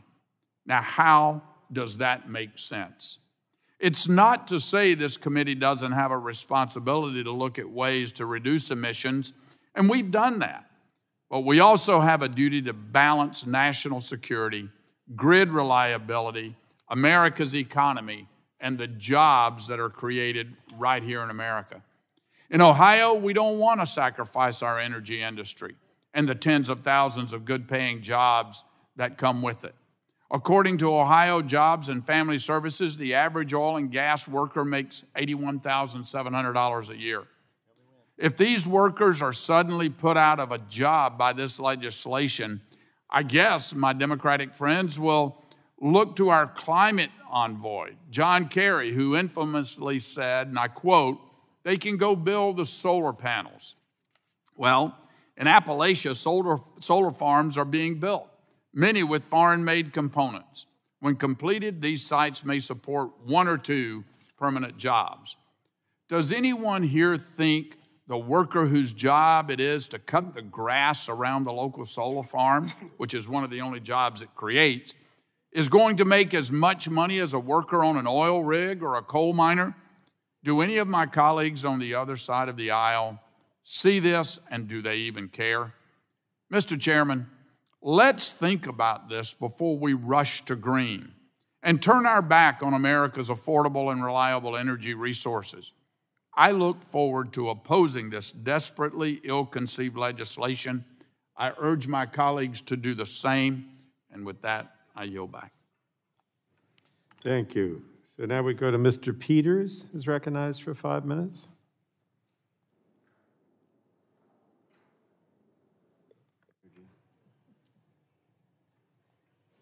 Thank you, Mr. Chairman. I move to strike the last word.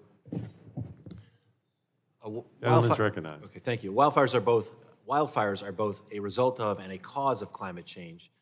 In 2020, 10 million acres burned across the United States, including 4 million in California alone.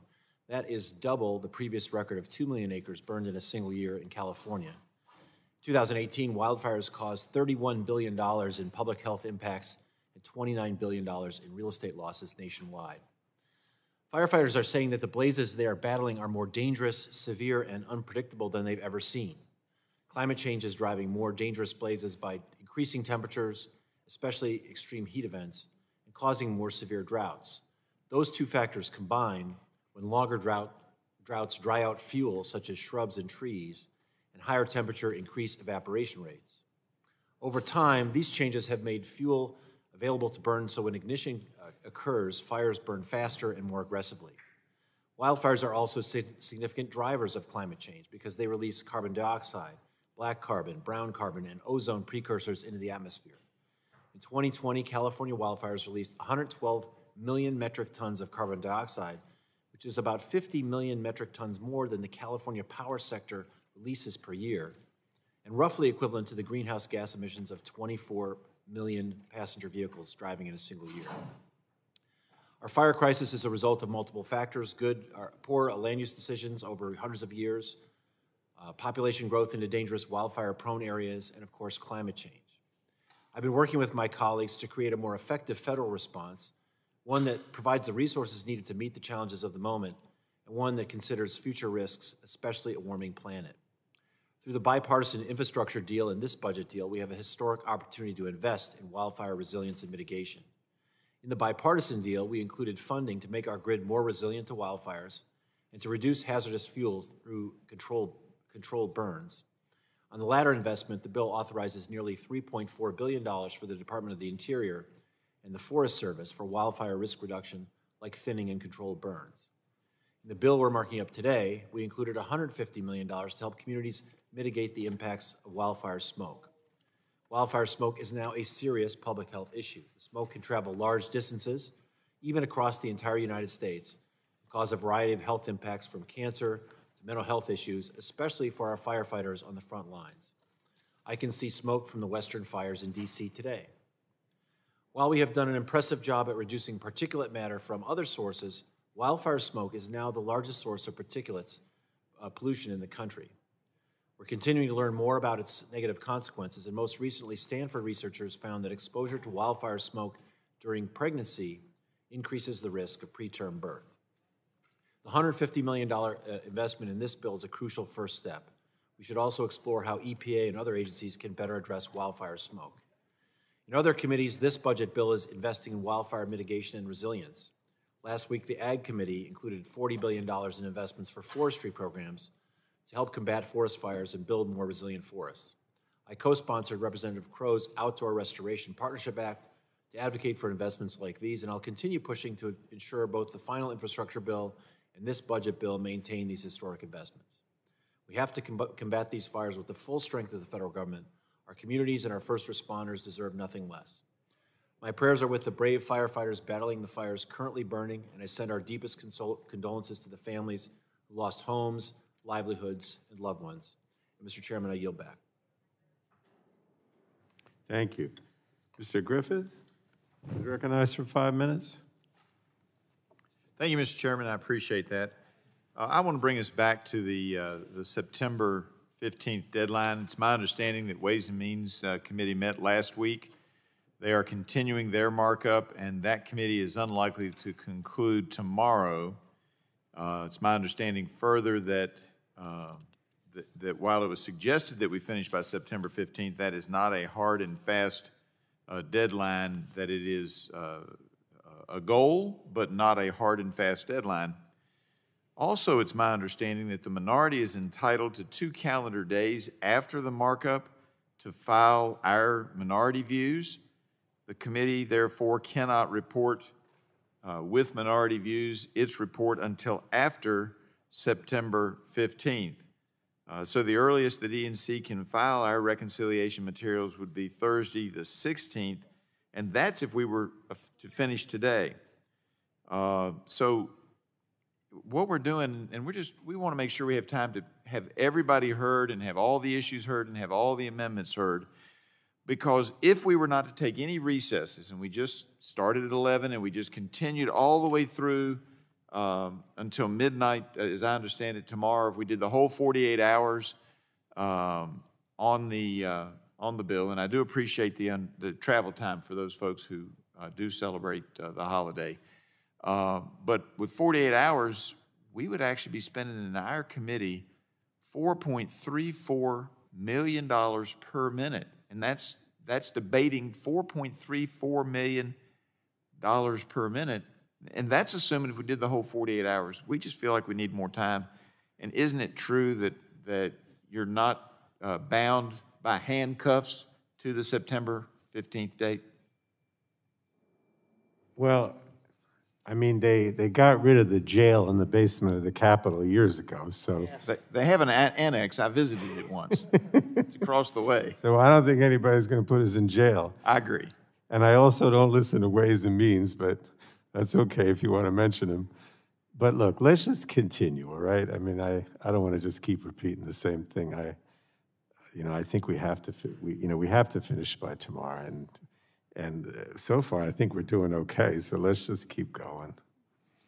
I thank the gentleman. I hope we will continue, and I don't want to belabor it, but I'm just not sure we can do a good job for the American people if we must, by an artificial edict, finish tomorrow. I yield back.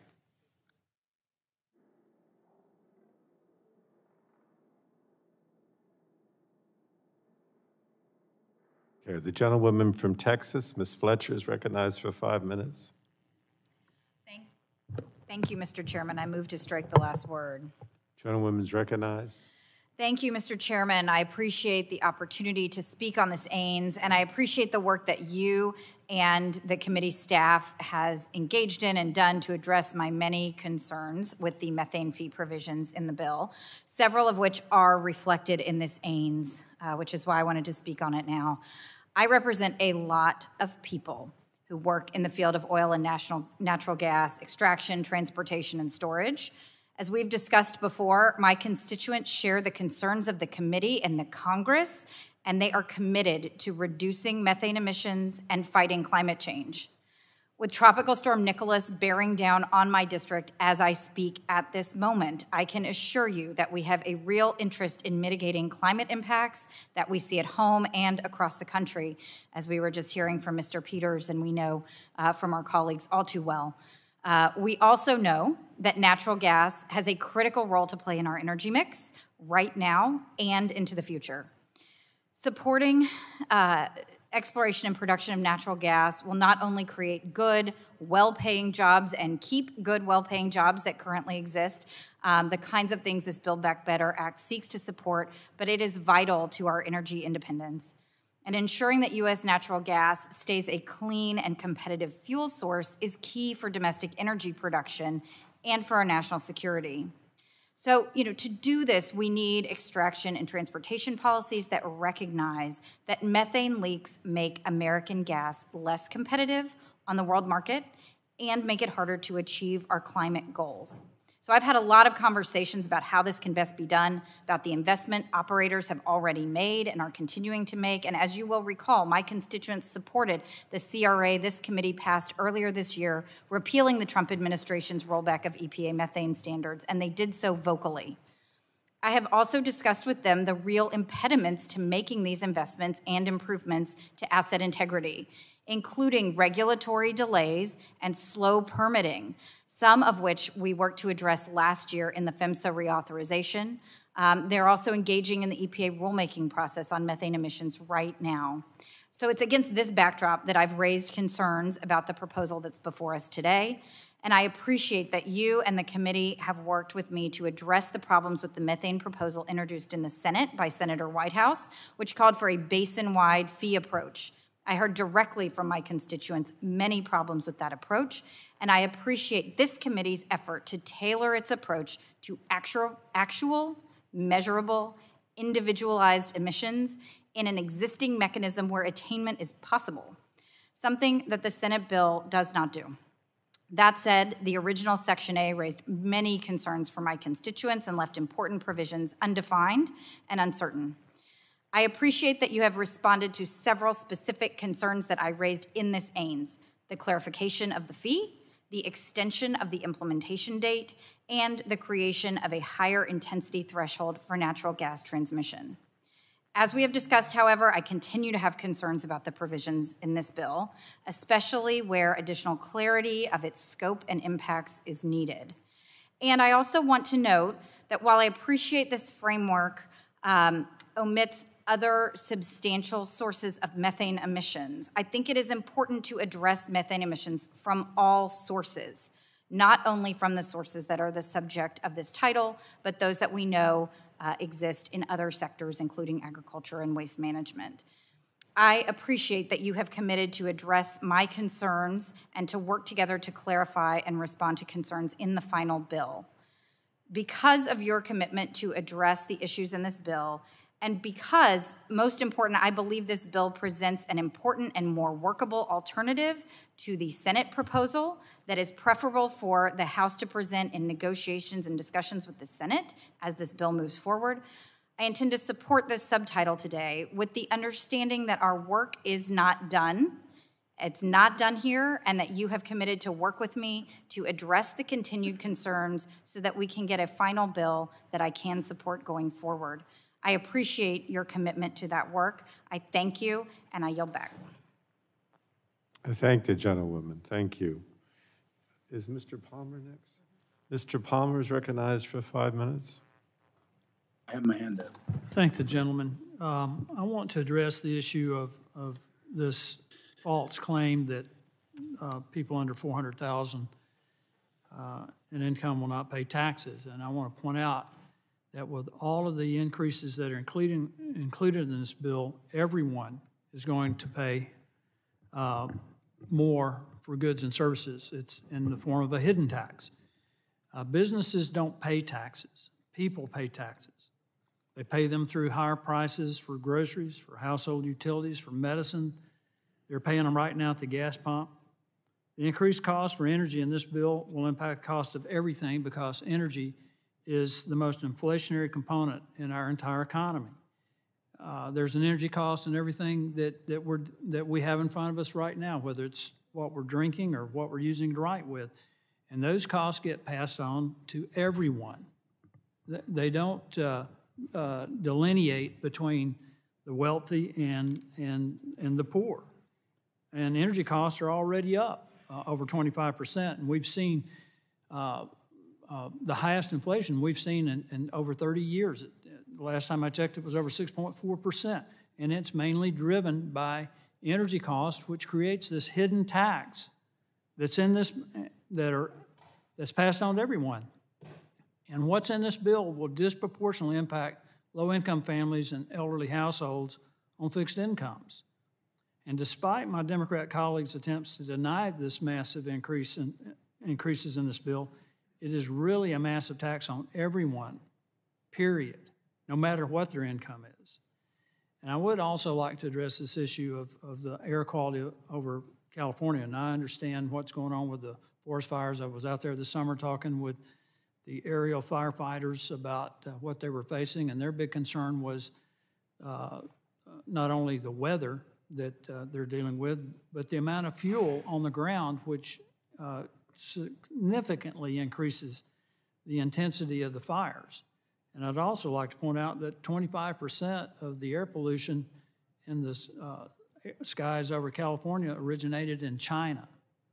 So California is getting hit on multiple levels, not the least of which is foreign-born air pollution, along with the problems we're dealing with from the forest fires. And then the last point I want to make is I've really enjoyed reading this book, Unsettled, by Stephen Koonin, who was Undersecretary for Science in the U.S. Department of Energy during the Obama administration. And what I'm about to share with you is consistent in the reports, whether it's the International Panel on Climate Change, fifth annual report, or the National Assessment on Climate that the U.S. government puts out. But the key here is there's no significant trend in the global number of tropical cyclones, nor is there any trend been identified in the number of landfalling hurricanes in terms of the number of storms or their intensity. And this is multi-decadal. I mean, this is going back to the mid-1800s. So you can keep talking about all of these things that are you think are caused by human activity, and I will tell you the climate is changing, and we're not preparing for the change that's coming. And this bill does not prepare us for the climate change that's coming that we can't do anything about. And I think we need to stick to the science, we need to stick to the facts, and we need to tell the truth about this bill, Mr. Chairman. It is a massive increase in cost on the entire population of the United States and disproportionately on low-income families throughout the country. And I yield back. Thank you. Next is Ms. Bergan. Is virtual? Yes. Recognized. Thank you, Mr. Recognized for 5 minutes. Thank you, Mr. Chairman. I move to strike the last word. Gentlewoman's recognized. Mr. Chairman, Subtitle A includes a critical $3.5 billion investment to reduce air pollution at ports by providing grants and rebates for the purchase and installation of zero-emission technology. Nearly 40% of Americans live within 3 miles of a port and will benefit from these investments in clean air. In my district, the Port of Los Angeles, it's a major economic engine, and it touches every congressional district across the country, but it's also a major source of pollution. We have some of the worst air quality in the country, and it disproportionately impacts communities of color and economically disadvantaged communities in South Los Angeles. For decades, my constituents have advocated for the zero emission solutions this $3.5 billion ports investments in the Build Back Better Act will deliver. It's a long overdue investment in environmental justice, in climate action, and in jobs. I urge my colleagues to support Subtitle A and the long overdue investments in clean air for our ports community. Thank you, Mr. Chairman. I yield back. Thank you. So we're on the Tonko substitute. Does anyone else want to speak on that? Ms. Matsui would like to. Oh, is there a Republican? All right, we'll recognize Ms. Matsui for 5 minutes. Thank you very much, Mr. Chairman. I move to strike the last word. In light of the global pandemic and the devastation impacting 1 in 3 Americans and causing billions of dollars in damages, we really must prioritize investments that help improve the health of our communities and lower carbon emissions to combat the climate crisis. On one of the legislative items, very popular items included in this section, is the Diesel Emission Reductions Act, or DERA, which is a popular bipartisan program they have long championed. DERA has successfully helped retrofit polluting diesel engines with cleaner technologies, lowering transportation pollution and improving air quality for communities nationwide. Additional DERA investments through the Build Back Better Act are crucial to meet the challenges of the climate crisis and COVID-19. These funds can help protect our communities from the health and environmental harms of transportation pollution during a critical time in our nation's history. I urge my colleagues to support the DERA investment in this legislation, and I support all the other legislative items in this section. And with that, I yield back. Thank you. Thank the gentlewoman. Anyone else on the Tonko substitute? If not, we're going to move to amendments. Oh, Ms. Dingle. Ms. Dingle's recognized for 5 minutes. Thank you, Mr. Chairman. Sorry, I've been having COVID and technology issues this morning. I rise in support of Subtitle A and the important investments it'll make aimed at curbing air pollution, which will benefit every generation of Americans. And I really want to comment to some of my colleagues who are asking why the urgency. Since the end of June, my district has had 7 once-in-a-lifetime floods. Just in my hometown, 20,000 homes have had damage. Every time it rains, we're getting thunderstorms and tornadoes now, and water is going above the first floor windows of several of my communities. People are really desperate. And I feel awful of what's happened in Louisiana, in New York, in New Jersey, and Connecticut. But the Midwest is hurting. Global climate is real, and once-in-a-lifetime storms are coming every week. The Build Back Better Act invests $27.5 billion in nonprofit, state, and local climate financing institutions that are designed to rapidly deploy low and zero emission technologies by leveraging investment from the private sector. Across the United States, these financing institutions have a proven successful track record of making investments that create a healthier and more prosperous communities. Over the last decade, 15 of these state and local programs, which are, why do we always have to look at everything as a red or blue state? They're in 15 states across the country that have generated more than $3 billion in climate and clean energy investments by leveraging public and private capital. Michigan is one of them, but actually it started under a Republican governor. And these investments have created tens of thousands of jobs. Through the Greenhouse Gas Reduction Fund, the Build Back Better Act makes critical investments to expand these efforts across the United States. These funds will be used to invest directly in projects that reduce emissions at the national, state, and local levels, while also supporting the establishment or expansion of state and local climate financing institutions that can tailor investments to their specific priorities and preferences. Tackling the climate crisis requires all of us to be hands on deck. And that's why it's so important what we're doing today. Too many of our communities, including frontline communities and schools, are plagued these days. So I'm pleased that these important programs are included in the Build Back Better. I urge my colleagues to support them. My community can't keep flooding the way that it is. Thank you, and I yield back. Thank the gentlewoman. I think you're the last one before we go to amendments. All right. So, are there any members who seek recognition to offer an amendment to the Tonko amendment in the nature of a substitute? Okay, Crenshaw has it. Mr. Crenshaw has an amendment? What is your amendment labeled? No, Mr. Chairman, I had my hand up. Oh, you want to strike the last word. Okay, I'm sorry. We'll go back to that. You're recognized for 5 minutes. Thank you, Mr. Chairman. I move to strike the last word. You're recognized.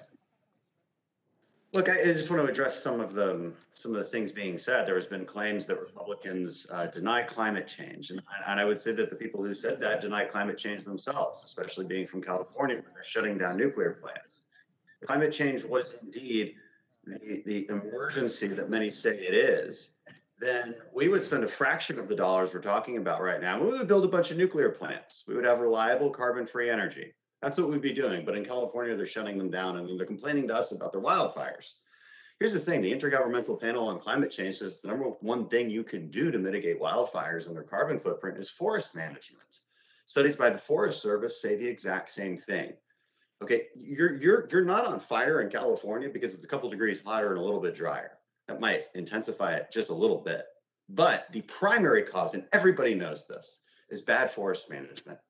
And so if you destroy our Texas oil and gas industry, and California's Texas oil and gas industry, by the way, America's oil and gas industry, raise our energy prices, raise our gas prices, make us energy dependent instead of energy independent, make it harder for the poor to afford to heat their homes, to air condition their homes. You do all that, you ruin our farming industry with the methane tax, increase prices on food across the board. Americans will be hurting drastically. Do you really think that all of a sudden you're not going to see any storms, or that wildfires are just going to stop now or in 100 or even 200 years? Absolutely not. Not until you get forest management under control. And if we want to talk about the science, by the way, yes, there's storms. We're going to have a storm here today, here in Texas. But guess what? We've been having that for a very long time, a very long time. And according to the science, if we're going to talk about the science, storms will intensify because of climate change by about 5%. 5%. That's what the actual science says, guys. But they're going to decrease in frequency by about 25%. If we're going to listen to the science, let's quote the science, and let's talk about the costs and benefits. If you think Republicans don't want to do anything about mitigating carbon emissions, nothing could be further from the truth. We want to do the things that work and that also create reliable energy. That's why we're against this bill. Thank you, Mr. Chairman. I yield back and reserve the rest of my time. Thank you. Now, again, does anybody want to speak on the Tonko substitute before we go to amendments? All right, so then, are there any members who seek recognition to offer an amendment to the Tonko amendment in the nature of a substitute? Mr. Chairman. Yes, the ranking member. What is your amendment labeled? Do we know? Or maybe there's only one. I don't know. Does the clerk have the amendment? Is it B113? Do I know which one it is? Is it the top? Is there one on the top? It's B113. Yes. All right, yes. Yes. The clerk will report the amendment. Amendment to Subtitle A offered by Mrs. Rogers of Washington. Without objection, the reading of the amendment will be dispensed with. Mr. Chairman, Yes. I reserve a point of order on the amendment, please. Mr. Tonko reserves a point of order, and the gentlewoman is recognized for 5 minutes. Thank you, Mr. Chairman. My amendment is simple. It would strike the natural gas tax from the underlying draft. Unfortunately, much of this proposal is an assault on reliable and affordable energy to appease radical environmentalists on the far left. The natural gas tax will impact our entire economy by making it more expensive to heat homes, cook, eat, and manufacture thousands of products from PPE to medicines to solar panels. This new natural gas tax is a punitive tax designed to artificially raise the price of natural gas to discourage job-creating investments in fossil fuels and force a radical transformation of American life.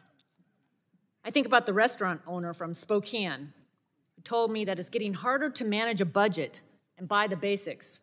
Food is more expensive, and grocery stores can't keep their shelves stocked because there's not enough workers to move product off of trucks. She's struggling to purchase food for her menu. She said she cringes at the thought of raising her prices because most of her customers are elderly.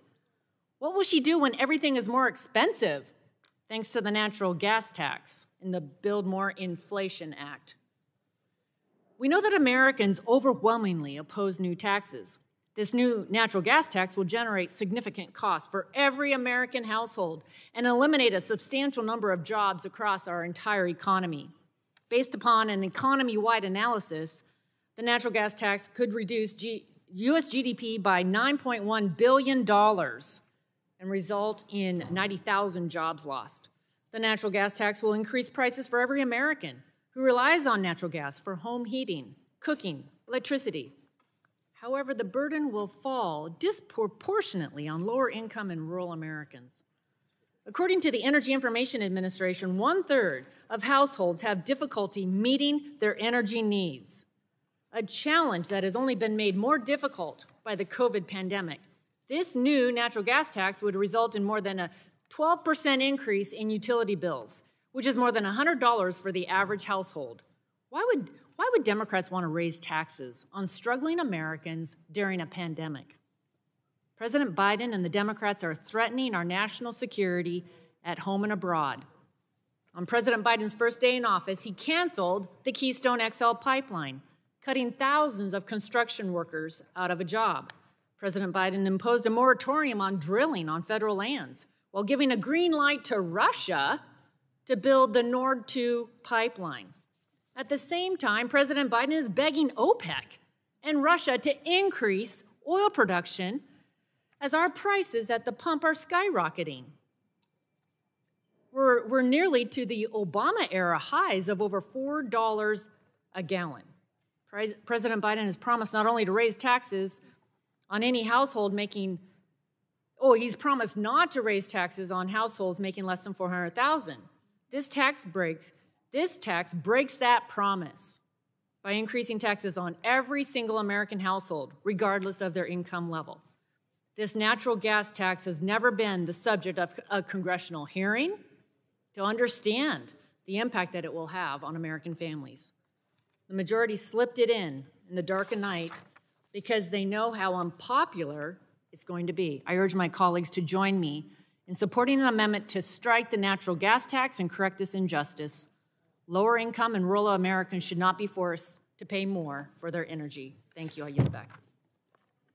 Thank you. So this is the Rogers Amendment to the Tonko substitute. Ms. Castor is recognized for 5 minutes. Mr. Chairman, I move to strike the last word. Gentlewoman is recognized. Thank you, Mr. Chairman. I'm speaking out in opposition to the McMorris-Rogers Amendment because we are all dealing with the devastating consequences of a rapidly warming planet. We know this, but here are a few facts. July 2021 was the hottest month ever recorded. The past decade made up the hottest decade in history. The last 7 years were the hottest in history, with the 10 hottest years on record. They've all occurred in the last 2 decades, according to NOAA.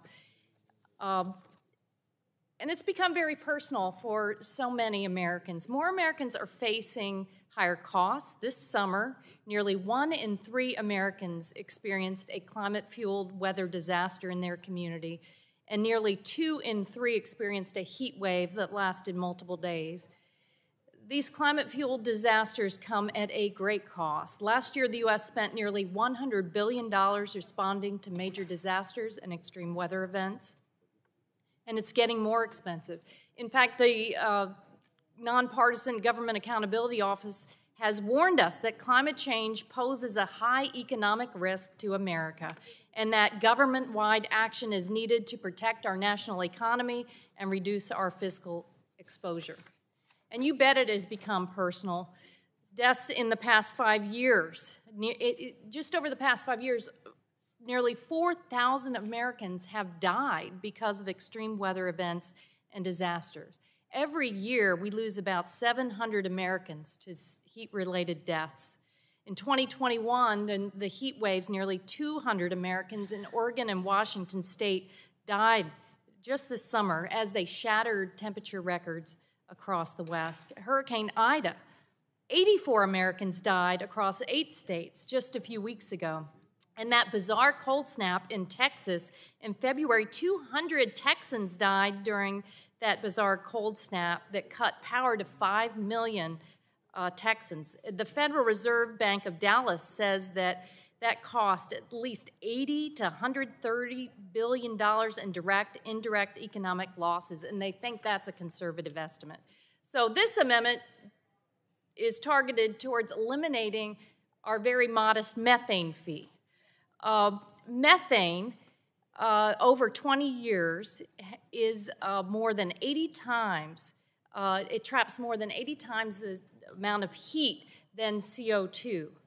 It is a major contributor to the climate crisis because methane escapes at every point of the oil and gas production. It escapes when it's extracted, it escapes when it's transported, it escapes when it's refined, and these leaks undermine any climate benefit that frack gas, natural gas has when compared to coal. Methane pollution in 2020 represented the largest annual increase recorded since systemic measurements began in 1983. So moving quickly to reduce this super pollutant is one of the most immediate and powerful ways to start solving the climate crisis. The methane fee in this bill is a great start. It would incentivize companies to find and fix leaks and stop intentional emissions like venting and flaring.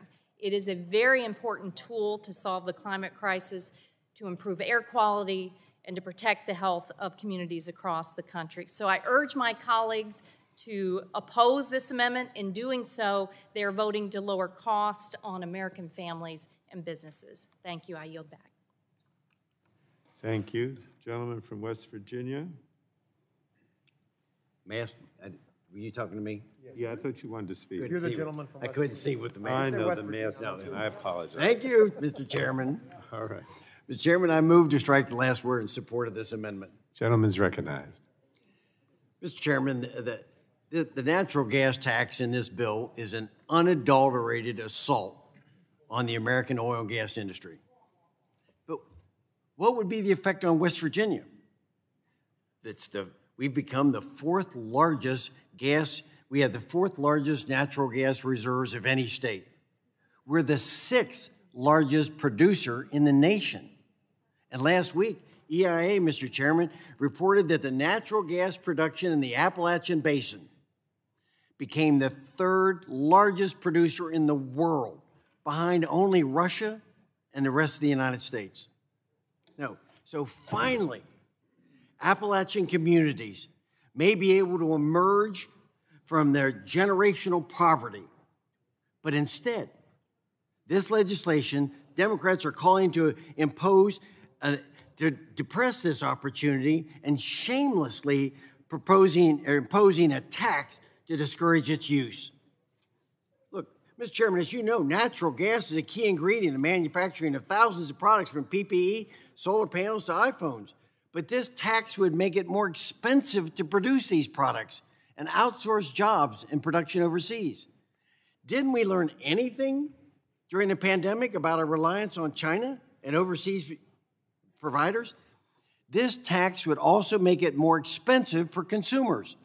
As the majority pushes America to 100% renewables and tries to eliminate fossil fuels, the American Natural Gas Association has found that this tax would add between $85 and $242 a year to energy bills.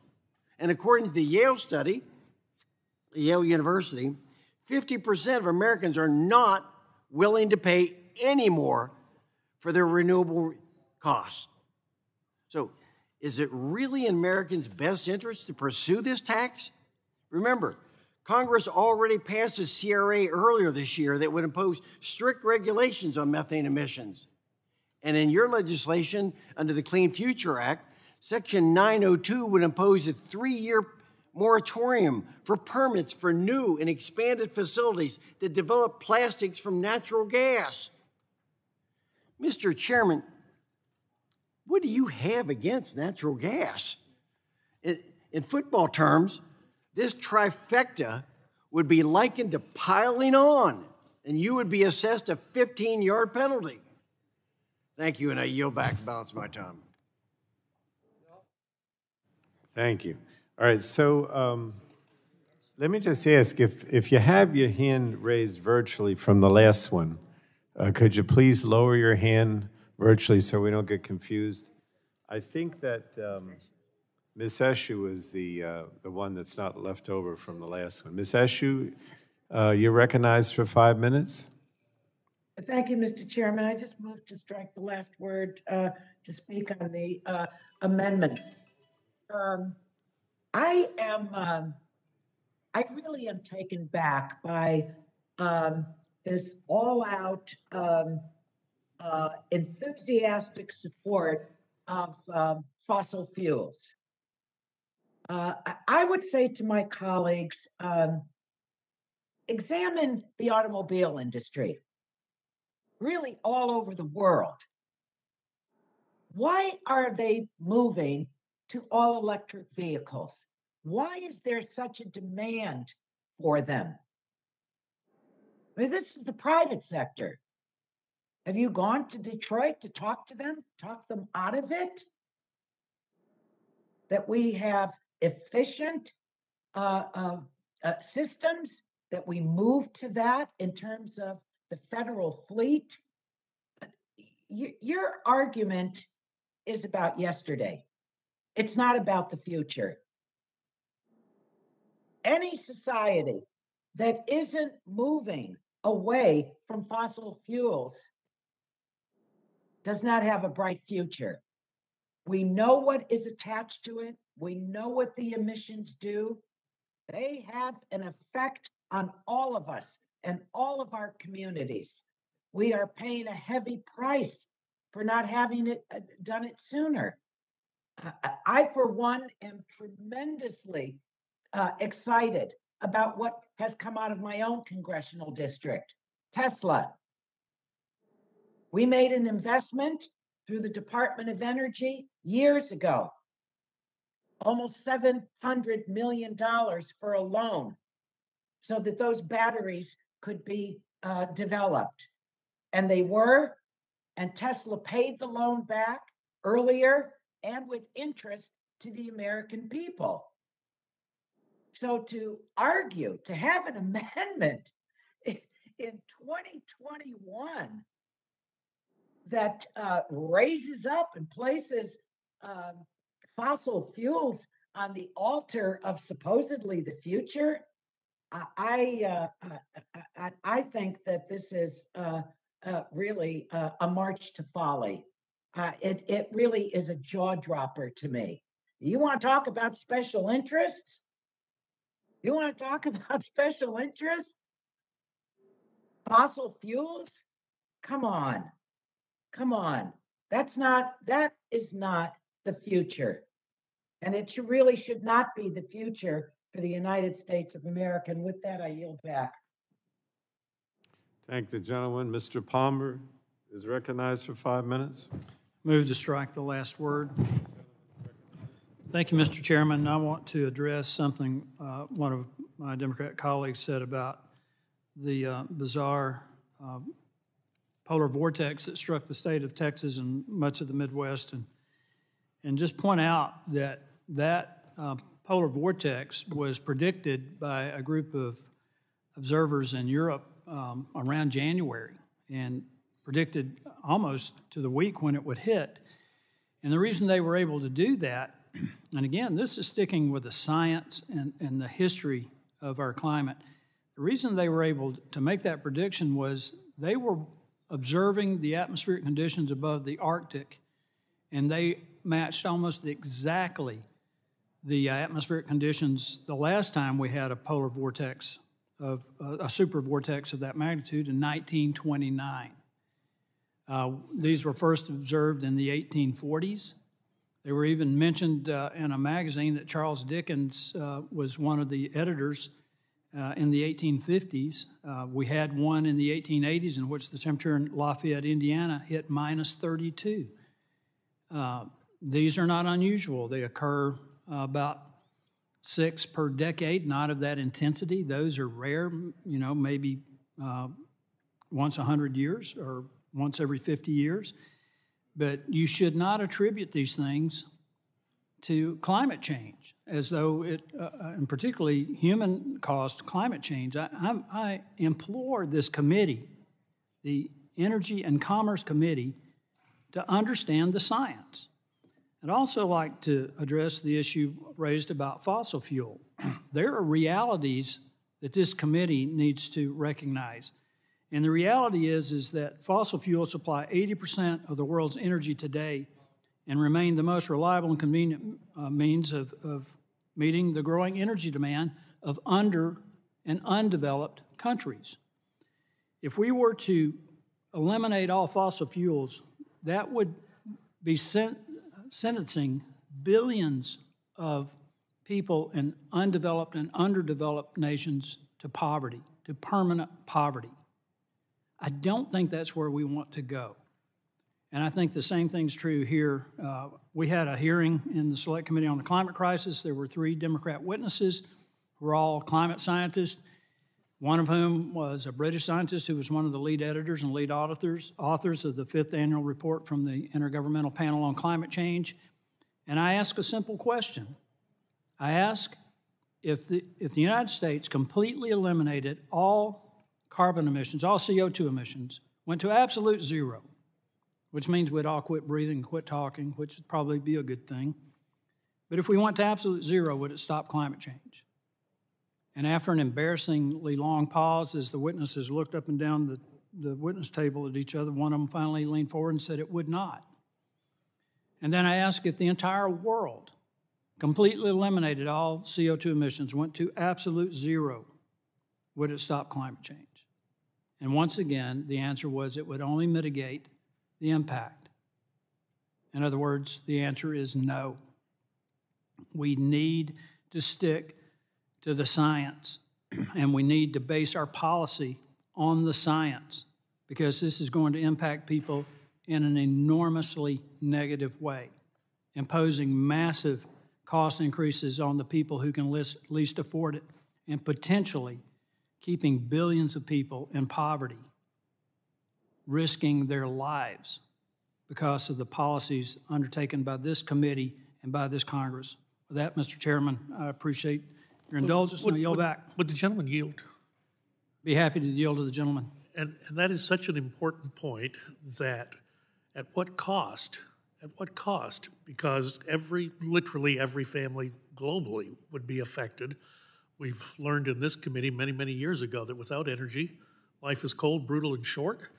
I think we ought to be following the science. We ought to be actually expounding upon what is available to us technologically, and recognize the United States of America produces some of the cleanest energy in the world, and it is going to be produced somewhere.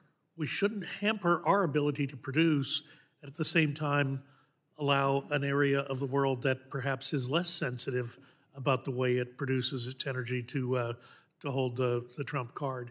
And then, of course, there's a dangerous creep into other industries as well. This would affect agriculture, other areas of manufacturing. This is a very pernicious tax that has been proposed, and I hope this committee will reject it.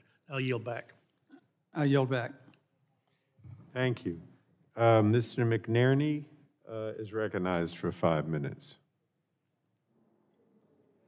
Well, I thank the chairman for recognizing me, and I move to strike the last word.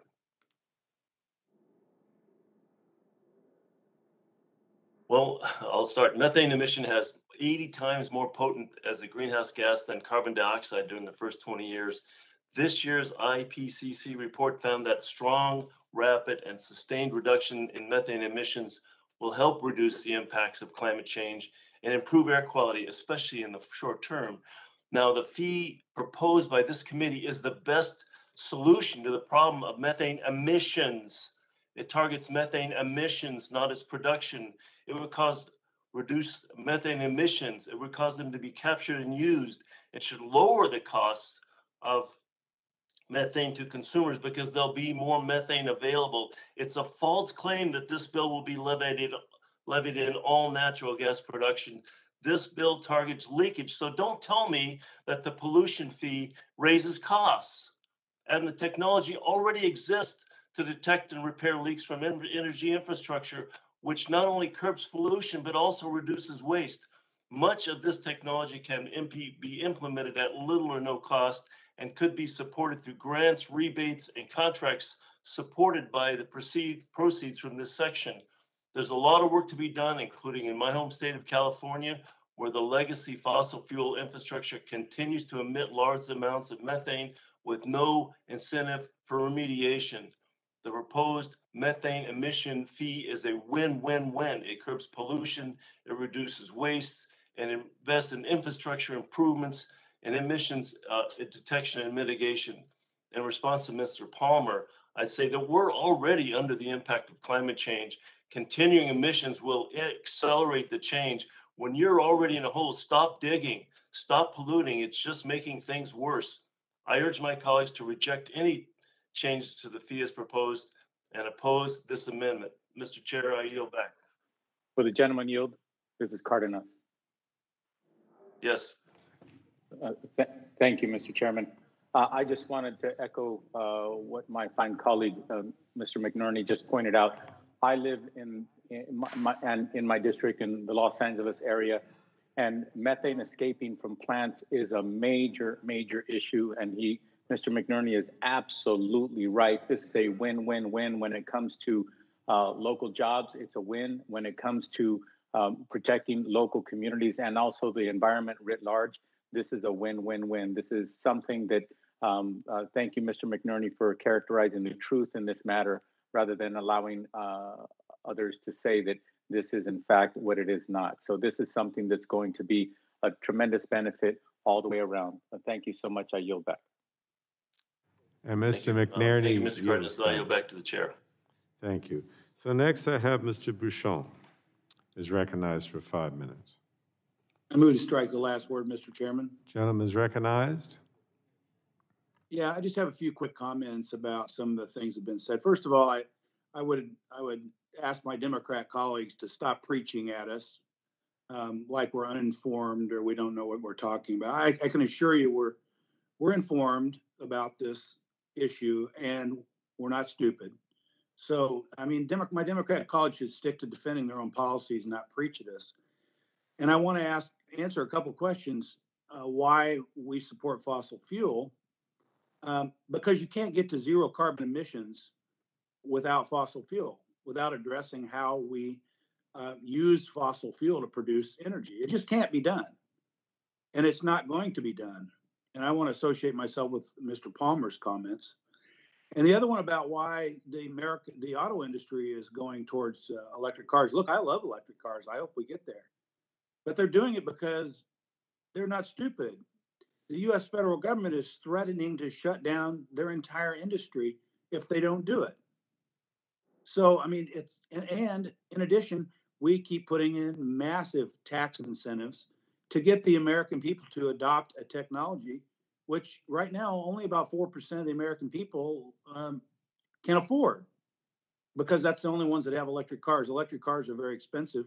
Most people I represent can't afford them, and there's no infrastructure. So I just wanted to answer a couple of questions that were asked. We can't get to zero carbon emissions without addressing fossil fuel. Just can't be done. And the auto industry is developing electric cars because you're threatening to shut their industry down. If they don't, they're not dumb. So with that, Mr. Chairman, I yield back. Is there another Democrat? If not, I go to Mr. Curtis. Mr. Curtis is recognized for 5 minutes. Thank you, Mr. Chairman. I move to strike the last word. Gentleman's recognized. I support the McMorris-Rogers amendment, and I want to ask my colleagues, it feels like sometimes you hate fossil fuels more than you hate climate change, and I'd love to extend a challenge and have anybody show me how I'm wrong. I believe using U.S. natural gas to replace Russian natural gas and coal-burning plants in China, India, and Russia would do more to reduce greenhouse gas emissions than this entire bill. I'll even throw in the entire Green New Deal. I believe this natural gas tax is a bad idea and will have the opposite effect of what you're all intending, and I hope you'll hear me out. Taxing U.S. natural gas has the same impact to subsidizing foreign natural gas. If foreign energy is cheaper than U.S. energy, countries will buy their energy instead. I'll stipulate that we need to continue to reduce our methane emissions, but the fact is the U.S. produces natural gas with less methane emissions than any of our foreign competitors. As an example, life cycle greenhouse gas emissions from Russian natural gas pipeline to Europe and China is over 40% higher than U.S. LNG exports. Domestically, we have 3,374 trillion cubic feet of natural gas that can meet the world's needs for over 100 years. Who wouldn't want to replace China's coal plants with U.S. natural gas? By increasing the cost of U.S. gas and therefore the cost to get it to developing countries, We encourage China and Russia to export their higher emitting coal and gas instead. By making US gas more expensive, we get more foreign pollution, and the atmosphere doesn't really care about the country of origin of greenhouse gas emissions. What we're doing today is the continuation of the villainization of natural gas, despite the role that natural gas has played over the last decade in helping the United States radically reduce our greenhouse gas emissions. If we're serious about the climate issues, we need to spend more time talking about worldwide greenhouse gas emissions. Can we say with confidence that this methane tax does not increase worldwide greenhouse gas emissions? I don't think so. It might feel good to sound tough on US natural gas, but let's keep our eye on the right ball, worldwide greenhouse gas emissions. Mr. Chairman, I yield. Thank you. And then we go to Mr. Pence, who's recognized for 5 minutes. Thank you, Mr. Chairman. I would like to strike the last word. I support the McMorris amendment. You know, I heard the phrase modest methane fee. That's how the Democrats are describing this. Now, I'm an individual that moved product for all my life, light product, petroleum product, and there's no such thing as a fee that isn't a direct consumer tax. That's exactly what this is. It's a hidden tax. You knew they were going to put it in the bill. You knew they say they're not going to charge any tax on anybody that makes less than $400,000. This fee would be taxed on everybody. And who pays the most? The lower income and the middle income people as a percentage of their income. You know, I guess we're taking the attitude that Hillary Clinton took many years ago when she said, what difference does it make? A fee, a tax, what difference does it make? And to that I say, come on, man, be honest with the American public. I yield back. All right, so Mr. we're Chairman, on I've the... had my hand up. Who was that? Mr. Chairman, it's DeGette. I've had my hand up for some time now. Okay. I seek recognition. Gentlewoman's recognized for 5 minutes. Thank you very much, Mr. Chairman. Mr. Chairman, I've been sitting here very patiently listening to my friends across the aisle call it a tax. This provision is not a tax. Now, I'm sure that they have tested this. I'm sure that they think if they keep saying that it's a tax, it will confuse the American public.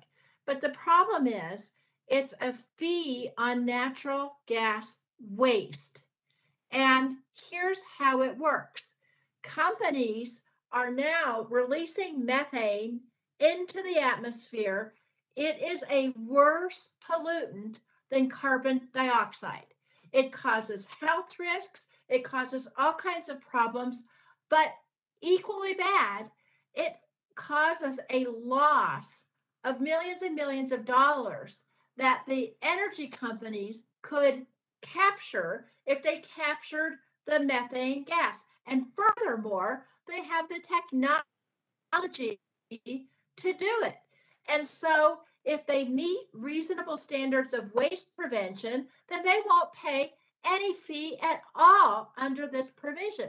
The smart players in the natural gas industry, in fact, know how to prevent waste, and they want to prevent waste because they can capitalize on it to make money. And so they won't be paying a fee on the natural gas at all. Customers won't be paying a fee on the natural gas delivered to them. The only fee will be paid on what doesn't make it to the consumer. I also want to point out that there are a lot of other great provisions, as Representative Castor pointed out, that'll fund critical investments in clean air, industry improvements, and climate resiliency. Now, I'd like to ask my colleagues on the other side of the aisle, Mr. Chairman, do they oppose funding all of those activities? One last thing, which I said in my very brief opening statement, and I will say again, if you look at the provisions in this bill and in all of the sections, we are not banning fossil fuels. What we are doing is we are transitioning to a clean energy environment which means we are transitioning to clean fuels in a source neutral way. That's the way we're going to get to 80% by 2030 and 100% by 2035. And I think all of our constituents would support that. With that, Mr. Chairman, I yield back. Thank you, gentlewoman. Is there anybody else that wants to speak on this, on the Rogers? Mr. Joyce is recognized for 5 minutes. Mr. Chairman, I wish to strike the last word. Gentleman's recognized. I support the McMorris-Rogers amendment. Mr. Chairman, this partisan tax is damaging, it's dangerous, and it's unnecessary for a number of reasons. First and foremost, the United States has led the world in reducing greenhouse gas emissions over the last 2 decades, empowering through innovation, not suffocating with regulation. That's the ultimate answer to cutting emissions and strengthening the American energy industry. As a nation, we simply cannot tax our way to a cleaner environment. That damage that this bill would do to every American is in jobs, and it's immense. The American Chemistry Council estimates that this harmful legislation would cost businesses more than $66 billion over the next 10 years. And who would end up footing that bill for these new costs? Working class American families, that's who. American families who would pay increased costs for clothing, for home appliances, for food, and of course, for energy prices. Worse, this tax is dangerous to the thousands of American families that rely on the energy jobs that the industry provides, and our nation could lose up to 90,000 jobs nationwide. This tax would harm and it would take away opportunity from the very communities that I represent in Pennsylvania. This is not the right way forward. We must do better. Our constituents expect and deserve that.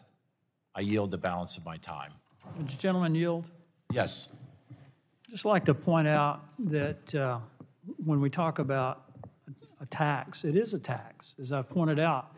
But in regard to methane, 29%, which is the highest percentage of methane emissions, comes from enteric fermentation, in other words, from cattle. And I think we've had a discussion about the increased cost for dairy cattle that's in this bill, a massive increase for beef cattle, a massive increase for pigs. Another 10% from rice cultivation, other ag services, 7%. So we're talking about almost half of all the methane is coming from food sources.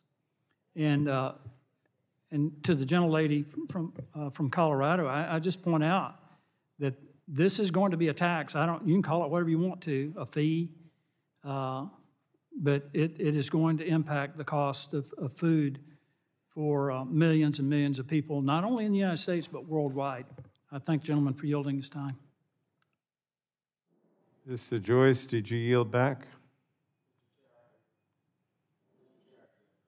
Thank you. Does anyone else want to speak on the Rogers Amendment? Okay, hearing none, we'll go to the vote on that. Let's see. But again, please unmute yourself so that we may hear your response to the voice vote. Okay. No, you want a recorded vote? Okay. A recorded vote is ordered. Those in favor of the amendment will say aye. Those opposed to the amendment will say no. And remind you, please say Frank Pallone from New Jersey before you say aye or nay. So the clerk shall now call the roll. This is the Rogers Amendment to the Tonko substitute. Mr. Chair, at this point, I should remove my point of order. The gentleman removes his point of order? Okay. Thank you. The clerk will call the roll. Mr. Rush.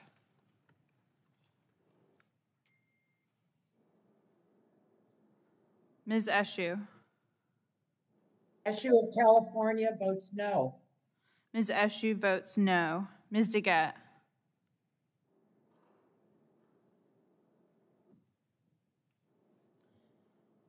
Mr. Doyle. Doyle from Pennsylvania votes no. Mr. Doyle votes no. Ms. Schakowsky. Ms. Schakowsky votes no. Mr. Butterfield. Butterfield of North Carolina votes no. Mr. Butterfield votes no. Ms. Matsui. Matsui of California votes no. Ms. Matsui votes no. Ms. Castor. Ms. Castor of Florida votes no. Ms. Castor votes no. Mr. Sarbanes. Sarbanes from Maryland votes no. Mr. Sarbanes votes no. Mr. McNerney. McNerney votes no. Mr. McNerney votes no. Mr. Welch. Mr. Welch votes no. Mr. Tonko. Tonko from New York votes no. Mr. Tonko votes no. Ms. Clark.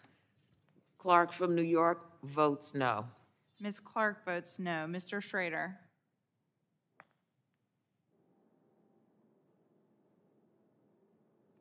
Mr. Cardenas. Cardenas representing California votes no. Mr. Cardenas votes no. Mr. Ruiz. Ruiz from California votes no. Mr. Ruiz votes no. Mr. Peters. Mr. Peters votes no. Mrs. Dingle. Dingle votes.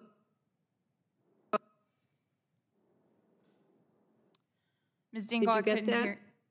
Could you repeat your Dingle vote? votes no. Ms. Dingle votes you hear me? no. Mr. VC. VC votes no. Mr. VC votes no. Ms. Custer. Custer votes no. Ms. Custer votes no. Ms. Kelly. Kelly from Illinois votes no. Ms. Kelly votes no. Ms. Barragan. Barragan votes no. Ms. Barragan votes no. Mr. McEachin. McEachin of Virginia votes no.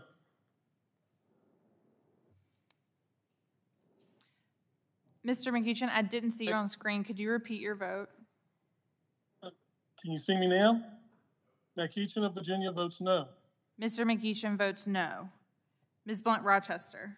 Blunt Mr. Chairman. Rochester. Mr. Chairman, point of order. I love Don McEachin, but I've never seen him on the screen, and he's supposed to be visible to us.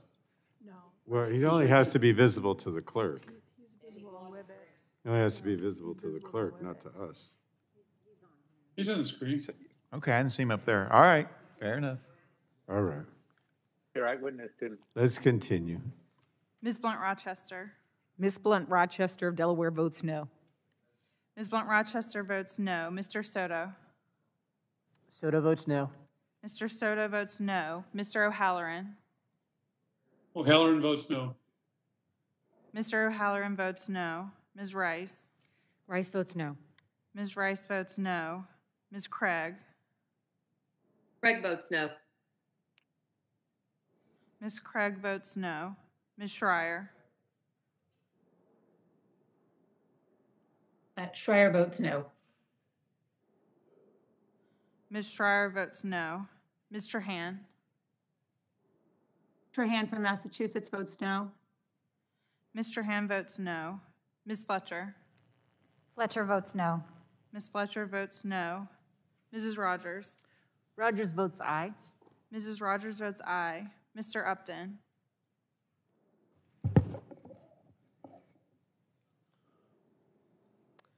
Mr. Burgess. Burgess of Texas votes aye.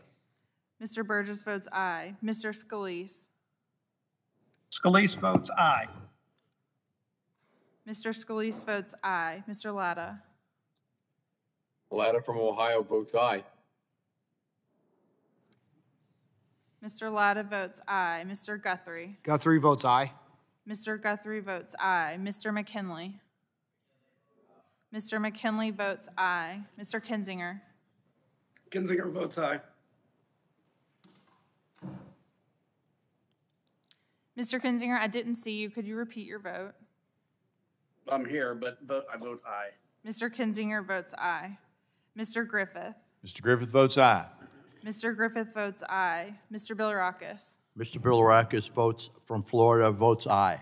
Mr. Bilirakis votes aye. Mr. Johnson. Mr. Johnson votes aye. Mr. Long.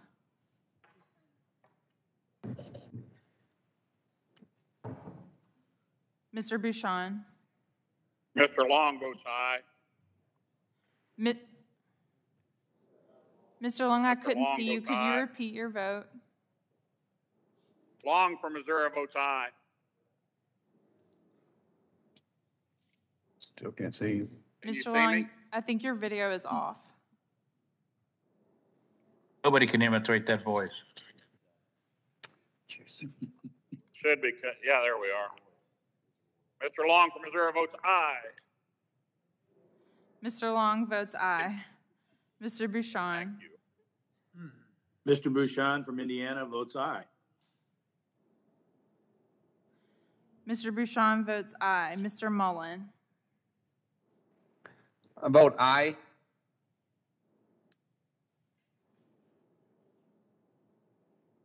Hello, Mr. Mullen from Oklahoma votes aye, please. Mr. Mullen votes aye. Mr. Hudson. Hudson from North Carolina votes aye.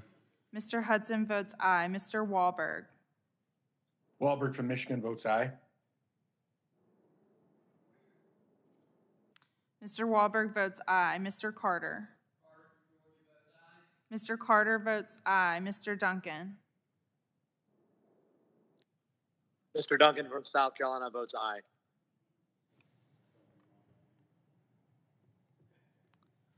Mr. Duncan, I didn't see you. Could you repeat your vote? Mr. Duncan from South Carolina votes aye. Mr. Duncan votes aye. Mr. Palmer. Mr. Palmer of Alabama votes aye. Mr. Palmer votes aye. Mr. Dunn. Mr. Dunn from Florida votes aye. Mr. Dunn votes aye. Mr. Curtis. Mr. Curtis votes aye. Mr. Curtis votes aye. Ms. Lesko. Lesko votes aye. Ms. Lesko votes aye. Mr. Pence. Pence votes aye. Mr. Pence votes aye. Mr. Crenshaw. Crenshaw from Texas votes aye. Mr. Crenshaw votes aye. Mr. Joyce. Joyce from Pennsylvania votes aye. Mr. Joyce votes aye. Mr. Armstrong. Armstrong votes aye. Mr. Armstrong votes aye. Chairman Pallone. Mr. Pallone from New Jersey votes no. Mr. Pallone Mr. votes Chairman? Mr. Chairman? Yes. Mr. Chairman, this is to get, how am I recorded? Mr. Schrader, is he recorded? no. Mr. Schrader is not recorded. Mr. Schrader? Schrader votes no. Mr. Schrader votes no. Mr. Chairman? Ms. DeGette, how is she recorded? Ms. DeGette is not recorded. Ms. DeGette, you want to be recorded? To get votes no. Ms. DeGette votes no. Is Mr. there any- Chairman. Mr. Rush? How am I recorded? Mr. Rush is not recorded. Rush votes no. Mr. Rush votes no. Is there anyone else who wishes to be recorded who wasn't? Huh? Mr. Upton. Mr. Upton, is he not recorded? Mr. Upton is not recorded. Oh, he's trying to get on. Well, we could wait a minute or two here.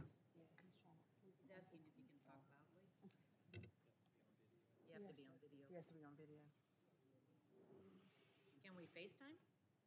Can we FaceTime? Can we try that? I don't think it goes up on the What is it, what's the problem? He's trying to get on the WebEx. I mean, we could wait a couple minutes. Does he have to be on the WebEx? Does he have to be on the WebEx? Or can I FaceTime with him? Can she bring him down there with the FaceTime? I mean, if you, what's the rules? Can he, He has to be on screen. If she brings him up. if you go down there to the clerk with him, you can do it. She has to,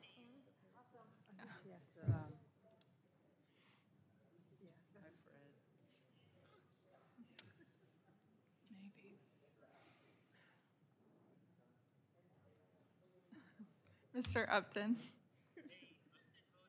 You look good, Fred. Mr. Upton votes aye. Anyone else?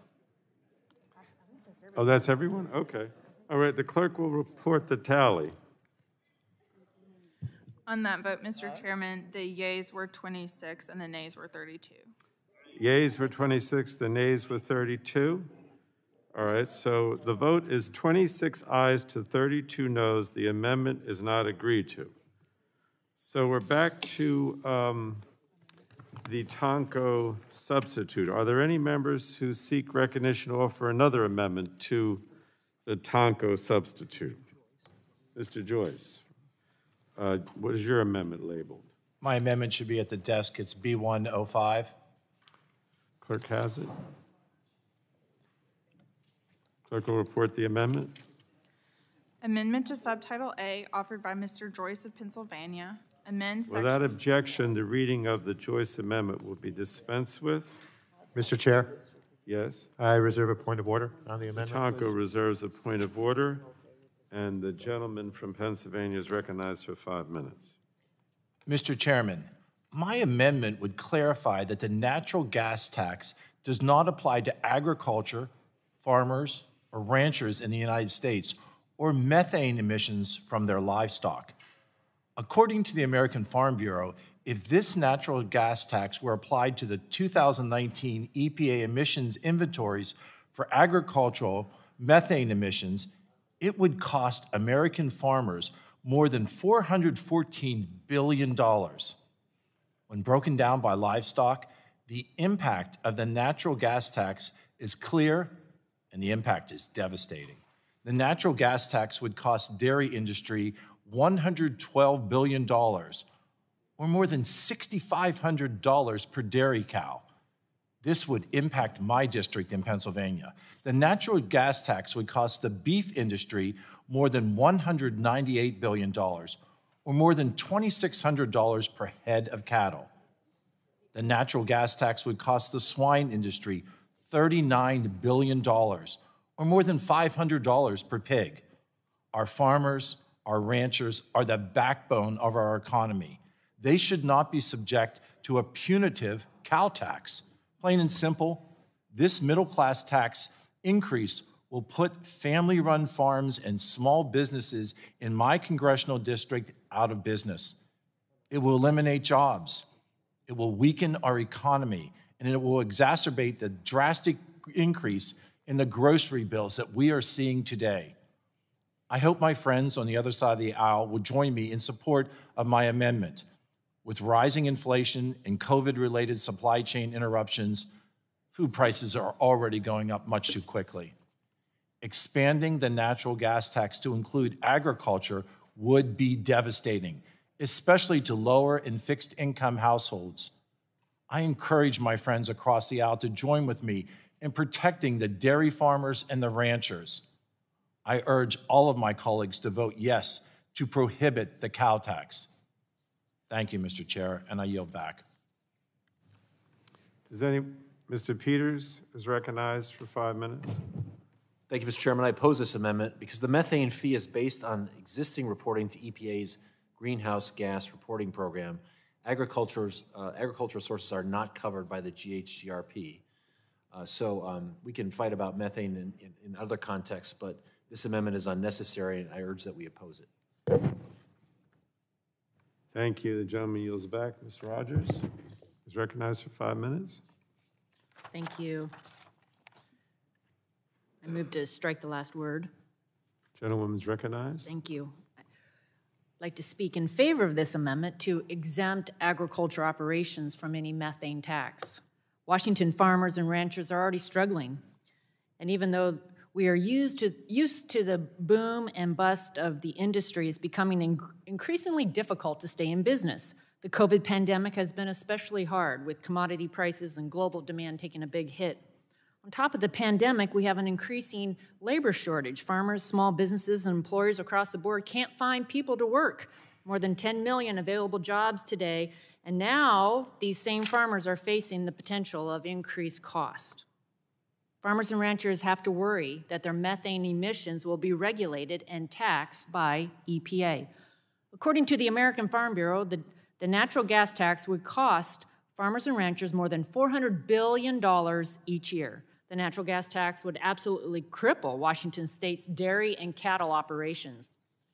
According to the Farm Bureau, EPA would charge farmers and ranchers $6,504 per dairy cow per year and $2,607 per head of beef cattle per year. Can you imagine what that will do to the cost of milk? We have 380 dairy farms across Washington. Our farms have over 279,000 dairy cows and produce $1.2 billion in milk production. How are Washington dairy farmers supposed to pay for more than $6,000 per cow? They won't be able to stay in business. This tax will cripple Washington's farmers and ranchers and raise prices again on American families. U.S. farmers and ranchers contribute significantly fewer emissions than our competitors around the world. This would be the final nail in the coffin for many farmers, weakening our food supply chain and driving food and commodity prices even higher. With inflation raging out of control, it is unconscionable that Americans would face a new tax that will increase the grocery bill even further. This tax is disastrous for our economy, our farmers, and our families. Plus, all the record spending in this legislation is only going to hurt people further that are already feeling the pain of this inflation crisis. I urge my colleagues to join me in voting yes on Dr. Joyce's amendment. I now yield. Mr. Chairman, will the gentlelady yield for a question? Be happy to yield. I would ask the gentlelady, I heard Mr. Peters say that it doesn't apply to agriculture anyway, but clearly the Farm Bureau thinks it does apply to agriculture. Can you shed any light on that? Well, I think the concern is that this could apply. So in the underlying legislation, this fee is assessed, this tax on natural gas, on emissions, and the concern that has been raised by the American Farm Bureau is the potential of this tax, this fee being assessed on agriculture. And as I said, we're talking a lot of money. The potential of $6,500 per dairy cow per year and $2,600 per head of beef cattle. And would the gentlelady yield for an additional question? Yes. I would ask the gentlelady if what she's saying is that if the Democrat side says it doesn't apply and they have no plans of having it apply, are you not asking the question, then why would you object to an amendment that doesn't do anything that you're planning, that doesn't affect anything that you're planning to do in the future? And it wouldn't an objection to this amendment imply that there is some plan in the future, if not today, but in the future, to apply this tax to agriculture? Wouldn't a no vote imply that you're getting ready to tax the cows and the pigs, et cetera? Well, I thank the gentleman for raising this question because I think it is important that we make this clear. Because if we don't make this clear, to your point, EPA could move forward with assessing this kind of a fee in the future. So I would urge my colleagues to support this, make it very clear that this is not the intent. Support this amendment so that EPA will not be able to move, well, it would be clear in the underlying law that EPA should not move forward. The gentlelady yield. Oh, and this language did pass the Senate with 66 votes. Gentlemen, my colleague, Mr. Palmer, I'll yield. I thank the ranking member. If this is not in the bill, it's not a problem. I don't understand why any of my Democrat colleagues would have a problem with adopting an amendment that would assure that it's not going to be in the bill. It just seems to be a straightforward, honest approach to this. I yield back. I yield back. Thank you. Is there anybody on the Democratic side? I think Mr. Latta had it. Mr. Latta. Well, Mr. Latta is virtual. He's virtual. He's virtual. Mr. Latta, recognized for 5 minutes. Well, thank you, Mr. Chairman. And Mr. Chairman, I move to strike the last word. Gentleman's recognized. I appreciate it, Mr. Chairman. Again, we've heard that the purpose of this amendment is really simple. If the majority cares about maintaining an affordable and accessible food supply, they will make sure that this tax does not become a detriment to our agricultural industry. And I do say it's an industry. I represent the largest farm income producing district in the state of Ohio.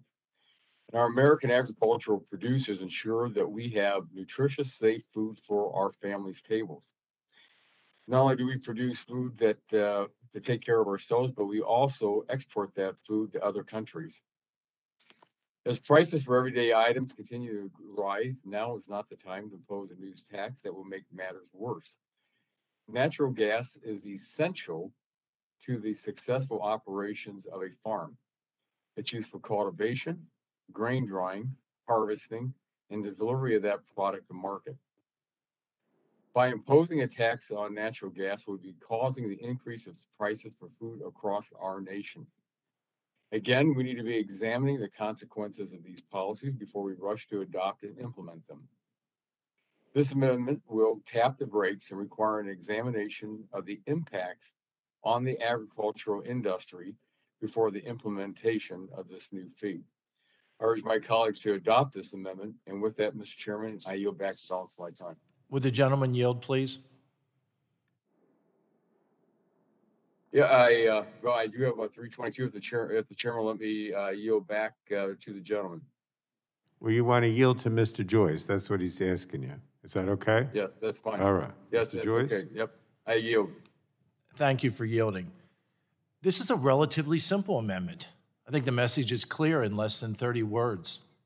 It's an affirmation to the agricultural industry that this methane tax will not impact you, your families, and the hard work that you do for America. I think that this is something that's clearly a bipartisan issue. It's a clarification. And I would again encourage every individual here today to vote for this amendment. Well, thank you, Mr. Chairman, and I yield back. Thank you. Does anyone else want to talk about this amendment? Mr. Wahlberg is recognized for 5 minutes. I thank the chairman and I thank the gentleman for offering this amendment. I have the most diverse ag district in the state of Michigan and large numbers of dairy farmers, cattle growers, and swine producers. They have had very difficult times in recent years, especially surrounding COVID, the shutdowns, the loss of processing opportunities. It's been a difficult time and the frustrations as well in competing with the needs in China and other places in the world. I can only imagine, for instance, a large hog processing plant in my district that processes upwards of 18,000 hogs a day. The impact of having thousands of dollars daily just for a methane tax assessed in one way or another for their processing, their production. I think of my dairy farmers who've been struggling with the challenges with unfair competition that's going on, and we hope that that's ended with Canada and other places, but the impact has been staggering. And so to add another burden on with just a promise coming from some of my Democrat colleagues say that this is not a tax that's being contemplated. Well, if so, again, I would ask the question, why do major respected organizations like American Farm Bureau have a concern that that'll be the case? I would think every grower of animals, livestock, every dairy producer, every cattle, beef producer, hog producer would sweat bullets with a concern about the impact that would be on their existence. Not simply the cost factor, not simply what they would get at the market, but whether or not they could stay in business.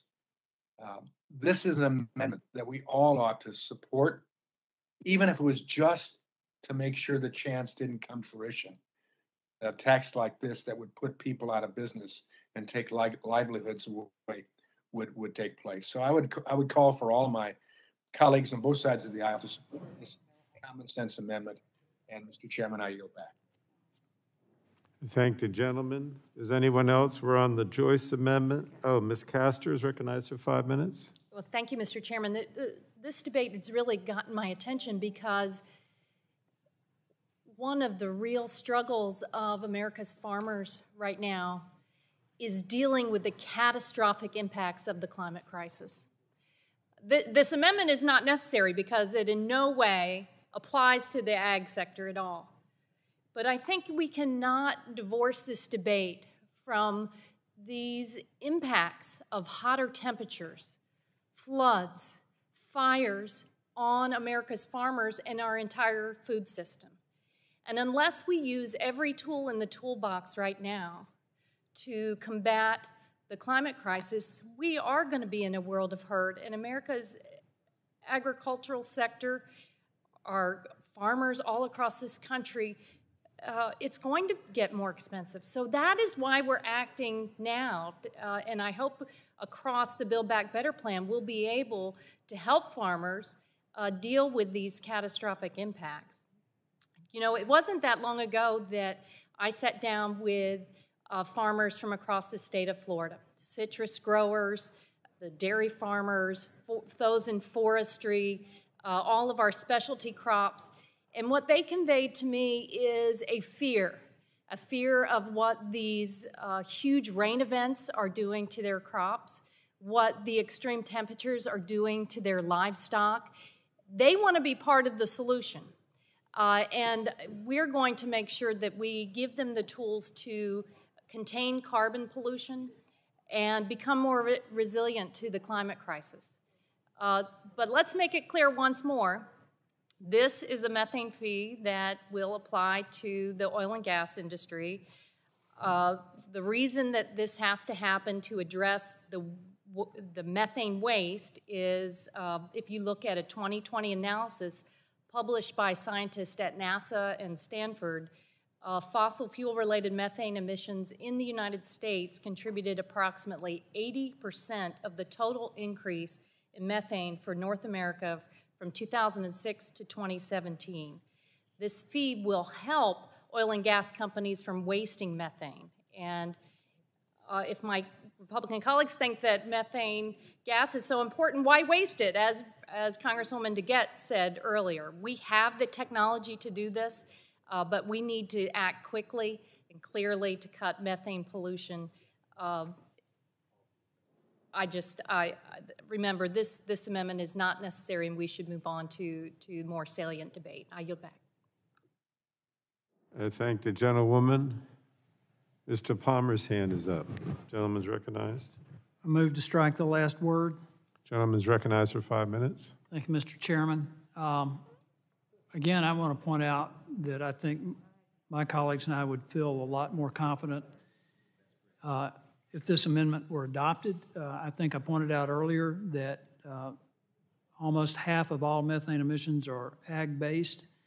And frankly, I don't have any dairy farmers or cattle farmers contacting me about the issue of climate change. They're talking to me about whether or not they can stay in business and the struggles that they're going through with the regulations and the massive cost that's imposed on them that way.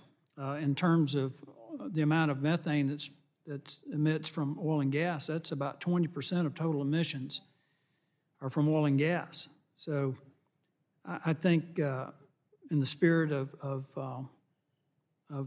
just being very affirmative that this is not going to apply to agriculture, to our friends who are in the cattle business and the dairy business, the Democrats should vote yes on this amendment. I hate to keep bringing this up, but we've just seen this Democrat administration make a promise that there would be no Americans left behind in Afghanistan, and they didn't keep their word on that. So I just think it would be very helpful and assuring to the American public, particularly the people in the cattle and dairy business, if my colleagues could bring themselves to vote yes on Mr. Joyce's amendment. I think this would be very helpful in going forward on the debate on the rest of this bill. I yield back. Thank you, Mr. Palmer. Do we have anyone else that wants to speak on the Joyce amendment? Mr. Dunn is recognized for 5 minutes. Yes, thank you, Mr. Chairman. I move to strike the last word. Gentleman's recognized. Thank you. I want to thank the gentleman from Pennsylvania, Dr. John Joyce, my colleague and friend, for this amendment. I appreciate the clarity and simplicity of this amendment. This is literally life-saving for American agriculture, farmers, and ranchers. And it should be very clear to every one of us that protecting farmers and ranchers is imperative. It meets the minimum requirements for any member of the United States House to vote to protect our farmers. This is fundamental to our life and our health. And I thank him again for doing this, and I urge everybody to vote for this amendment. I couldn't think of a more clear, well thought out, and simple answer to protect agriculture. Thank you, and I yield back. Thank you. Anyone else on the Joyce amendment? All right. No? Nobody virtual? Okay. So we're going to proceed to a vote. Now, this is the Joyce amendment to the Tonko substitute. Roll call? Okay. A recorded vote is ordered. Those in favor of the amendment will say aye. Those opposed to the Joyce amendment will say no, and the clerk shall call the roll. Mr. Rush.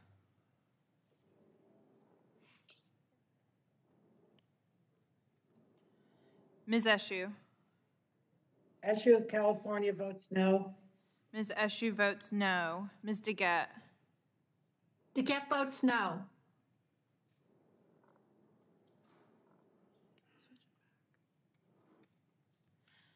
Ms. DeGette, could you repeat your vote? I didn't see you. DeGette votes no. Ms. DeGette votes no. Mr. Doyle. Mr. Doyle from Pennsylvania votes no. Mr. Doyle votes no. Ms. Schakowsky. Schakowsky from Illinois votes no. Ms. Schakowsky votes no. Mr. Butterfield. Honor.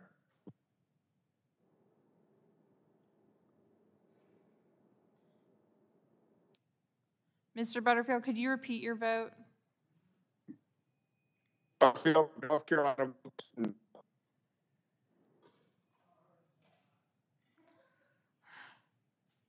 Mr. Butterfield, I can't hear you. Okay, Butterfield of North Carolina votes no. Votes no. Votes no. Mr. Butterfield votes no. Ms. Matsui. Matsui no. Matsui of California votes no. Ms. Matsui votes no. Ms. Castor. Castor, Florida votes no.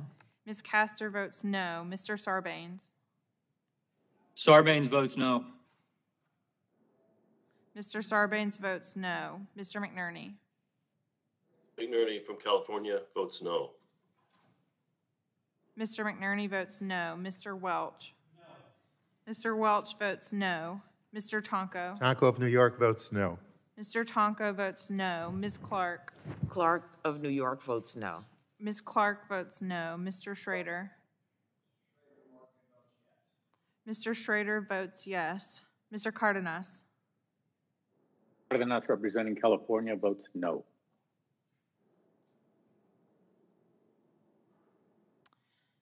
Mr. Cardenas, I didn't see you. Could you repeat your vote? Okay. Can you see me now? Cardenas representing California votes no. Yes. Mr. Cardenas votes no. Mr. Ruiz. Ruiz from California votes no.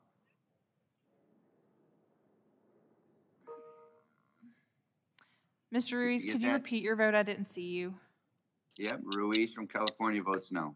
Mr. Ruiz votes no. Mr. Peters. Mr. Peters votes no. Mrs. Dingle. Dingle votes no. Ms. Dingle votes no. Mr. Vesey. Vesey votes no. Mr. Vesey votes no. Ms. Custer. Custer votes no. Ms. Custer votes no. Ms. Kelly. Kelly from Illinois, no. Ms. Kelly votes no. Ms. Barragan. Barragan votes no. Ms. Barragan votes no. Mr. McEachin. McEachin of Virginia votes no. Mr. McEachin votes no. Ms. Blunt Rochester. Blunt Rochester of Delaware votes no. Ms. Blunt Rochester votes no. Mr. Soto. Soto votes no. Mr. Soto votes no. Mr. O'Halloran. O'Halloran of Arizona votes no. Mr. Halloran votes no. Ms. Rice? Rice votes no. Ms. Rice votes no. Ms. Craig? Craig from drought-stricken Minnesota votes no. Ms. Craig votes no. Ms. Schreier? Schreier votes no. Ms. Schreier votes no. Ms. Trahan? Trahan votes no. Ms. Trahan votes no. Ms. Fletcher? Fletcher votes no. Ms. Fletcher votes no. Mrs. Rogers? Mrs. Rogers from the Evergreen State votes aye. Ms. Rogers votes aye. Mr. Upton? Mr. Upton votes aye. Mr. Burgess? Burgess votes aye. Mr. Burgess votes aye. Mr. Scalise? Scalise votes aye. Mr. Scalise, could you repeat your vote? I didn't see you. Scalise votes aye.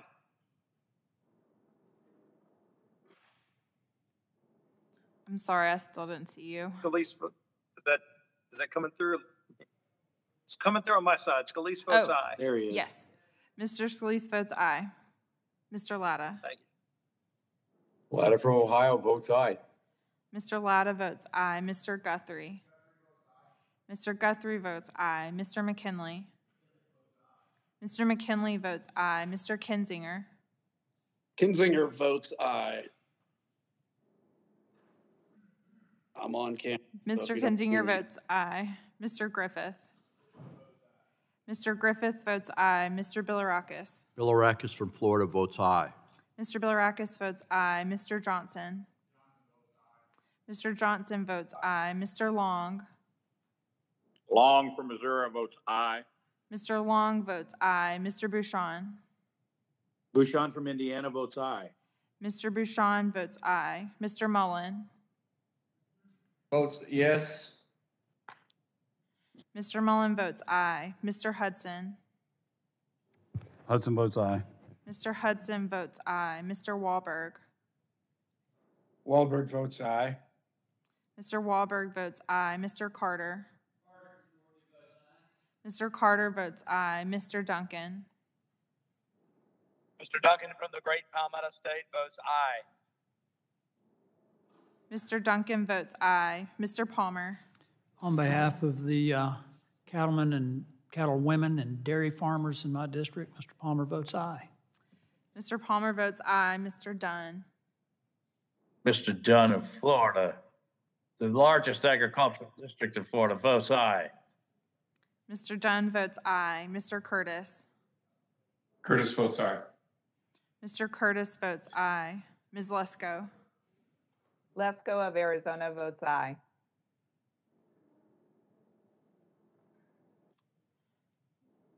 Ms. Lesko, could you repeat your vote? I didn't see you. Sure. Lesko of Arizona votes aye. Ms. Lesko votes aye. Mr. Pence? Mr. Pence from the Hoosier State votes aye. Mr. Pence votes aye. Mr. Crenshaw? Crenshaw from the Lone Star State, since we're doing that, votes aye. Mr. Crenshaw votes aye. Mr. Joyce? Mr. Joyce votes aye. Mr. Joyce votes aye. Mr. Armstrong? Armstrong votes yes.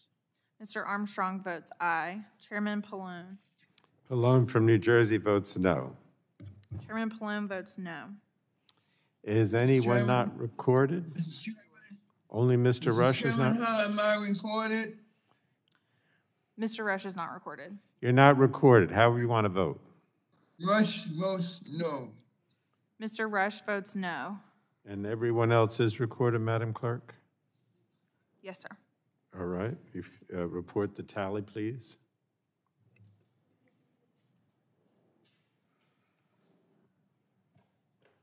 On that vote, Mr. Chairman, the yeas were 27 and the nays were 31. Okay, the vote is 27 ayes to 31 noes, and the amendment is not agreed to.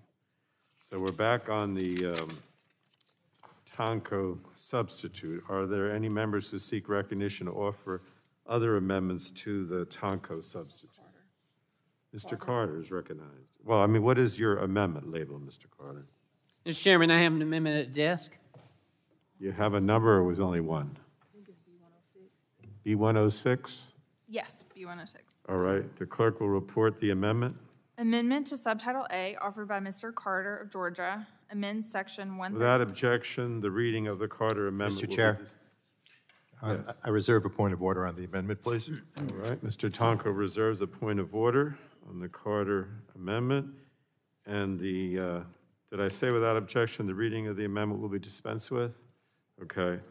And so the gentleman from Georgia is recognized for 5 minutes. Mr. Chairman, this is an overarching theme to this legislative package. Without a doubt, it is being rushed through Congress, and there are massive repercussions for each of the policies proposed. The text of this package was only released days ago, yet we are sitting here today to consider approving it for consideration before the entire House without any of the due diligence or examination we normally give a bill a fraction the size of this. We aren't simply naming post offices or marking up simple resolutions today either.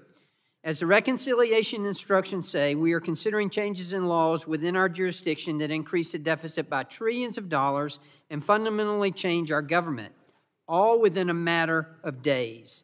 Never have we considered so much in such a short time. This is reckless and irresponsible, and I hope this is made clear to the American people.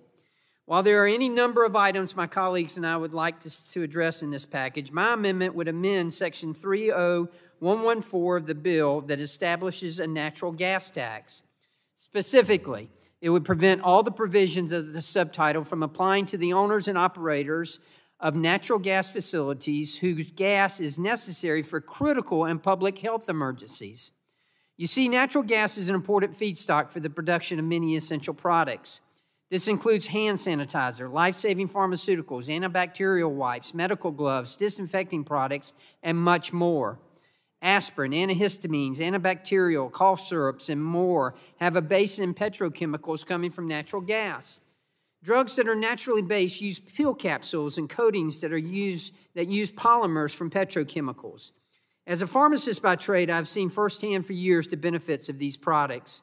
By now, in a world with COVID, it is more commonplace, if not necessary, to leave your home with PPE like a mask or hand sanitizer.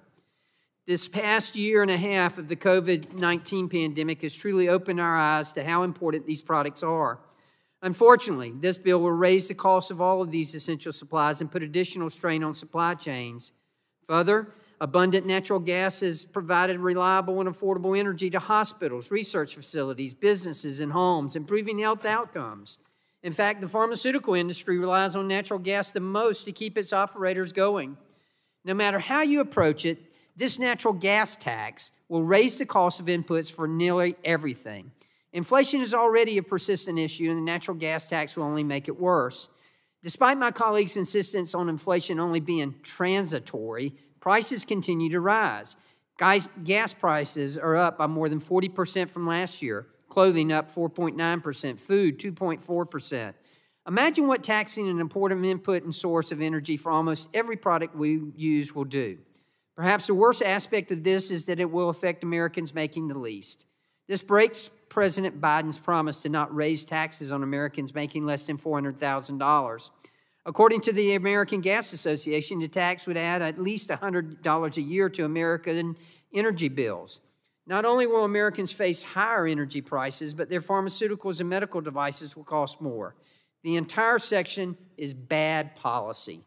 The stated goal of this policy is to reduce emissions, but it will likely reverse the progress we've already made reducing emissions.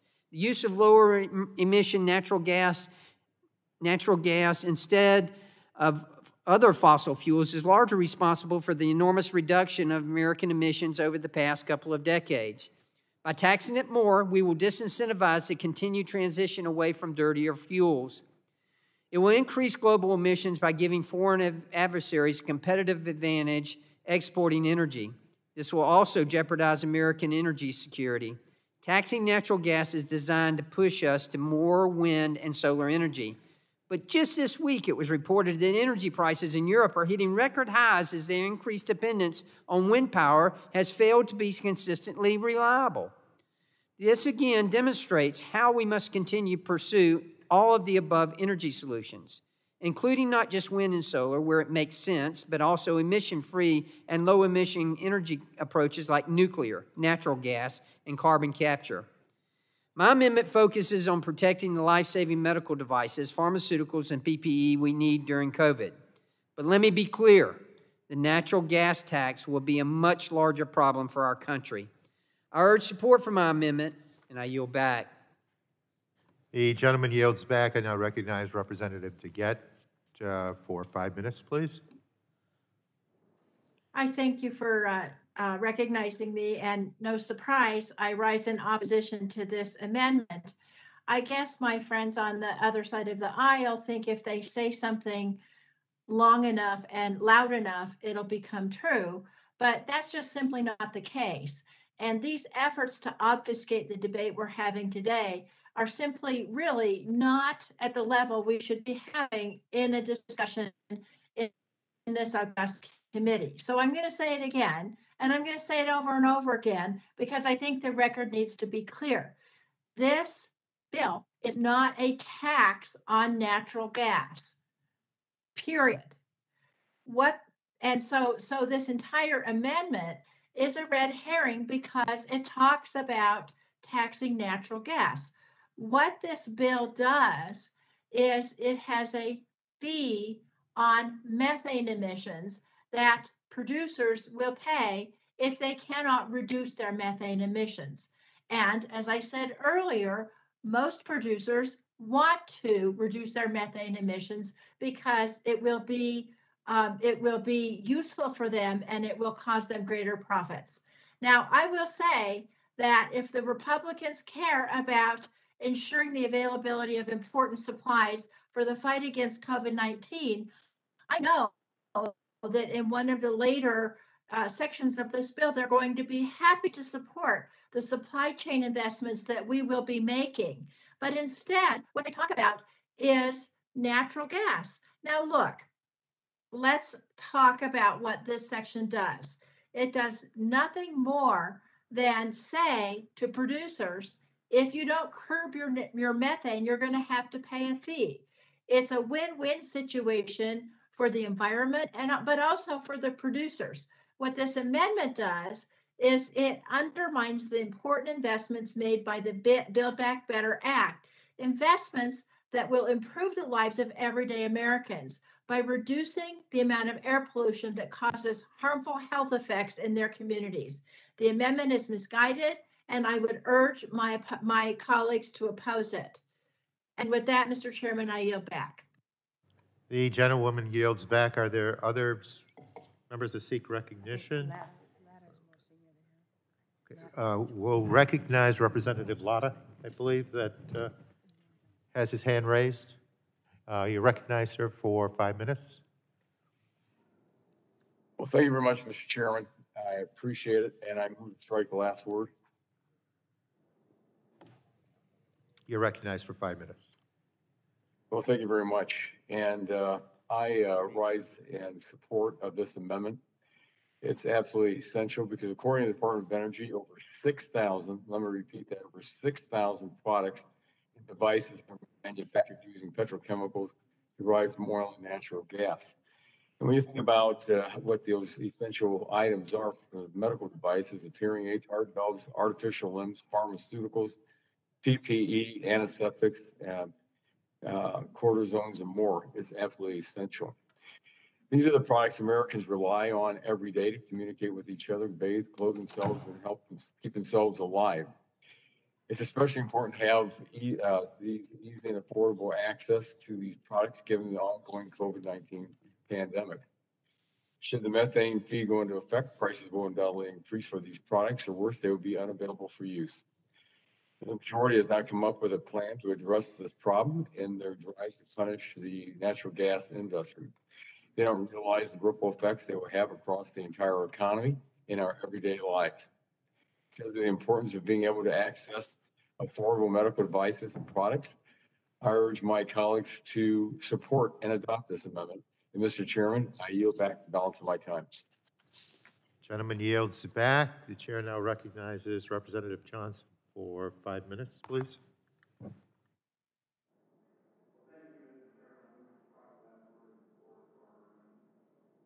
Chairman is recognized, or the members may recognize.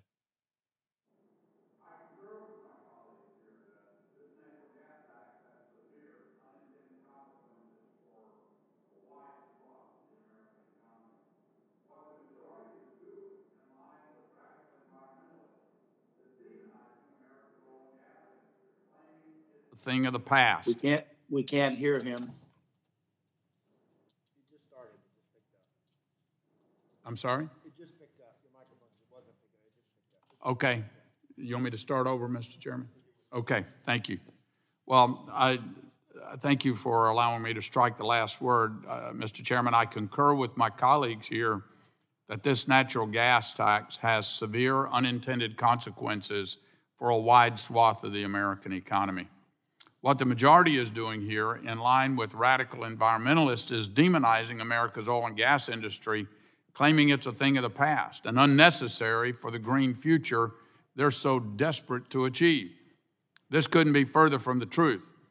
As my Republican colleagues have rightly stated, petrochemical products quite literally enable modern life, from PPE and medicines to fight COVID, clothing to electronics, and even fertilizers needed by farmers to grow our food.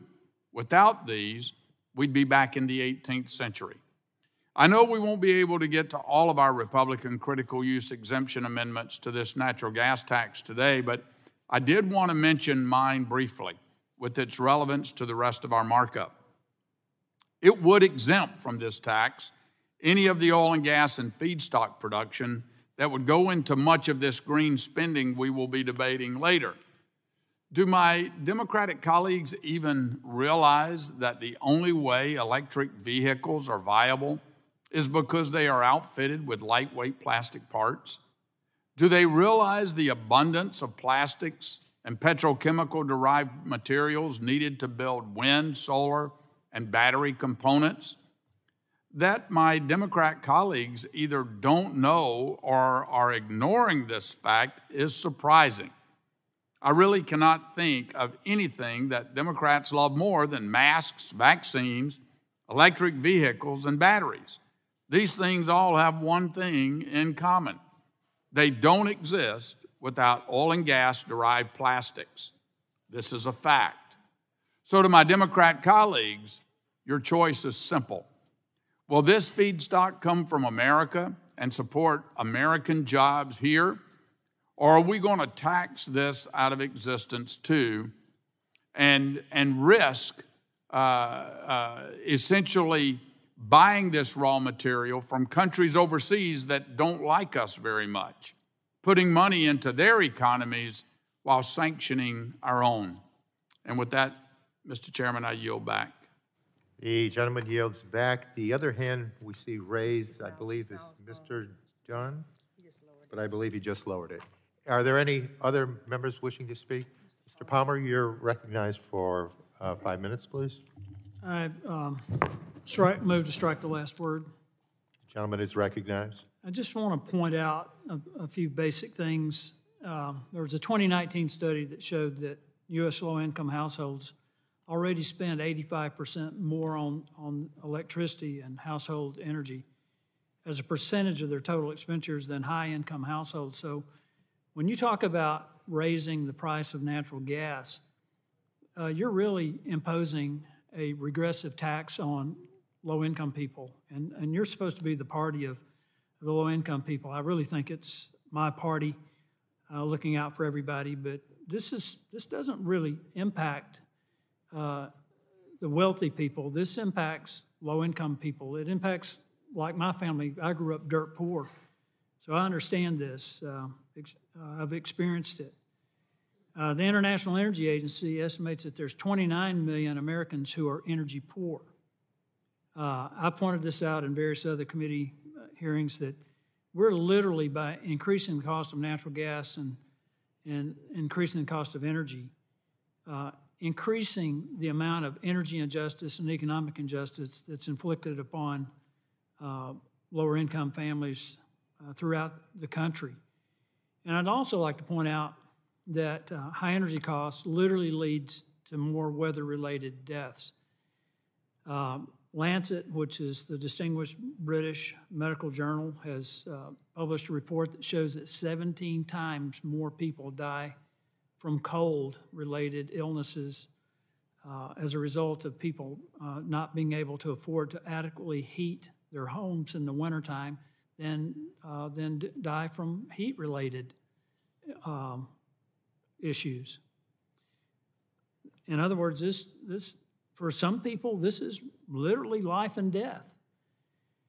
And I just think it's dangerous for us to continue down this path and misinterpret, misrepresent the science of climate change in order to basically reinvent our culture, reinvent society with what is, for all intents and purposes, a massive socialist experiment under the guise of Build Back Better. This is not Build Back Better. It's running along the same path that the 2009 stimulus package that many of my colleagues here today voted for made all these promises about creating new jobs and moving, increasing household income, and the fact of the matter is unemployment didn't go down, household incomes actually went down. It resulted in more people choosing not to work. None of this works. But what you're doing right now with these increases on natural gas, there's another study that indicated that as a result of the massive decline in natural gas prices, that literally we're saving 11,000 lives per year in the U.S. And I would just like for just on this amendment, maybe put aside the politics and quit thinking about your party first and start thinking about the people first and how this impacts people. I'm really tired of the politics. I yield back. Gentleman yields back. I believe Mr. McNerney has his hand raised, and gentleman is recognized. I thank the chair for recognition. Let's be clear about this. This is a pollution fine. It's going to be assessed at the wellhead, at refinement and transmission of methane leakage, of methane emissions. And basically, the Republicans either don't understand that or they're intentionally misleading. And they're misleading it for political purposes, for political gains. The fees resulting from this will create jobs, and it will actually create more gas. Thank you, Mr. Chairman. I yield back. The gentleman yields back. I believe Mr. Crenshaw has asked to be recognized. Yes. Gentleman is recognized. Chairman. Thank you, Mr. Chairman. I support this amendment. Look, I'm from Houston, not just the home of oil and gas production, but home of the Texas Medical Center. And the Texas Medical Center uses high quality plastics that come from natural gas feedstock that is based in the US. Now, we could import all this stuff from China, but it's lesser quality plastic. And by the way, they don't care about all these emission standards. And by the way, you know who else doesn't care about emission standards? All the OPEC producers. And yet, as we attack our own oil and gas industry and demonize our own oil and gas industry, Joe Biden is asking OPEC to increase production. We got to ask ourselves, does this make any sense whatsoever? Well, of course not. Look, if we care about global carbon emissions, then we have to think about it globally. And it turns out that it's natural gas production in the United States that has decreased our emissions back to 1990 levels. There's no dispute about that. Natural gas is what provides reliable, cleaner energy. If we were exporting it more, if we cared about methane emissions, we'd be building more pipelines, capturing it, and exporting it to countries that burn coal. If we actually cared about carbon emissions, that's what we'd be doing. We wouldn't be taxing our mid-sized and our smaller companies right out of business so they can't compete, and then we have to ask OPEC to do all the production for us. Thank you, Mr. Chairman. I yield back. Gentleman yields back. Are there any other members seeking recognition?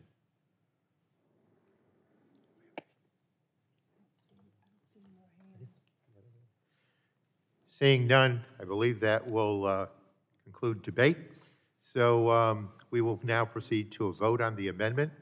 Please, the ranking member requests the roll call be taken on the on the vote, so please unmute yourself so that we may hear your response to the voice vote. Clerk will call the roll, please. Mr. Rush. Ms. Eshue. Eshue of California votes no. Ms. Eshue votes no. Ms. DeGette. DeGette votes no. Ms. DeGette votes no. Mr. Doyle. Doyle votes no. Mr. Doyle votes no. Ms. Schakowsky.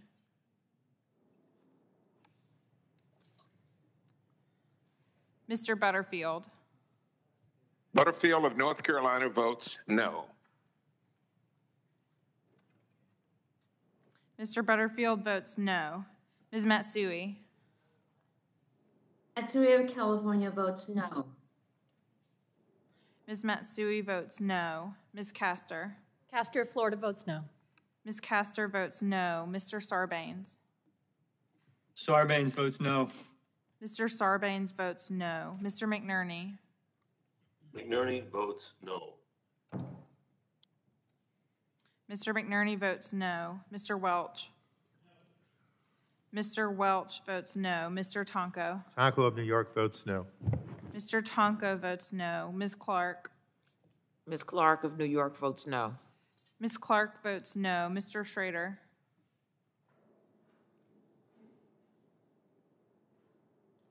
Mr. Cardenas.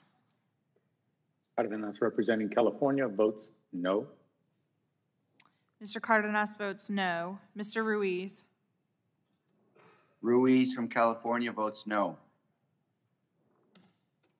Mr. Ruiz votes no. Mr. Peters. Mr. Peters votes no. Mrs. Dingle. Dingle votes no. Mrs. Dingle votes no. Mr. Vesey. Vesey votes no. Mr. Vesey votes no. Ms. Custer. Custer votes no. Ms. Custer votes no. Ms. Kelly. Kelly from Illinois votes no. Ms. Kelly votes no. Ms. Barragan. Barragan votes no. Ms. Barragan votes no. Mr. McEachin. McEachin of the Old Dominion votes no. Mr. McEachin votes no. Ms. Blunt Rochester. Blunt Rochester votes no. Ms. Blunt Rochester votes no. Mr. Soto.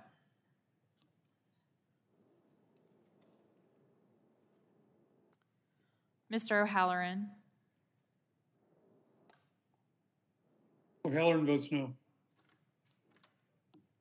Mr. O'Halloran votes no. Ms. Rice. Ms. Rice votes no. Ms. Craig.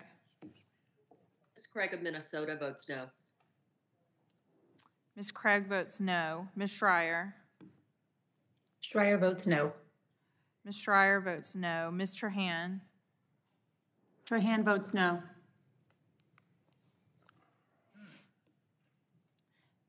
Ms. Trahan, I didn't see you. Could you repeat your vote? Sure. Trahan votes no. Ms. Trahan votes no. Ms. Fletcher. Fletcher votes no. Ms. Fletcher votes no. Mrs. Rogers. Rogers votes aye. Mrs. Rogers votes aye. Mr. Upton. Mr. Upton votes aye. Mr. Burgess. Burgess of Texas votes aye. Mr. Burgess votes aye. Mr. Scalise. Scalise votes aye. Mr. Scalise votes aye. Mr. Latta. Latta of Ohio votes aye. Mr. Latta votes aye. Mr. Guthrie. Guthrie votes aye. Mr. Guthrie votes aye. Mr. McKinley. McKinley votes aye. Mr. McKinley votes aye. Mr. Kinzinger. Kinzinger votes aye. Mr. Kinzinger votes aye. Mr. Griffith. Aye. Mr. Griffith votes aye. Mr. Bilirakis. Bilirakis from Florida votes aye.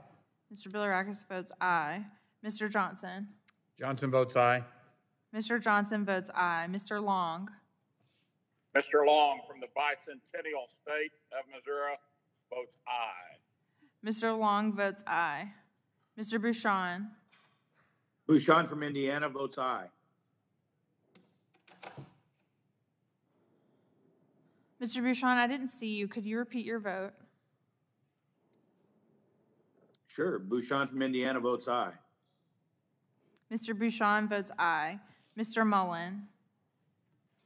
Yes. Mr. Mullen votes aye. Mr. Hudson. Hudson votes aye.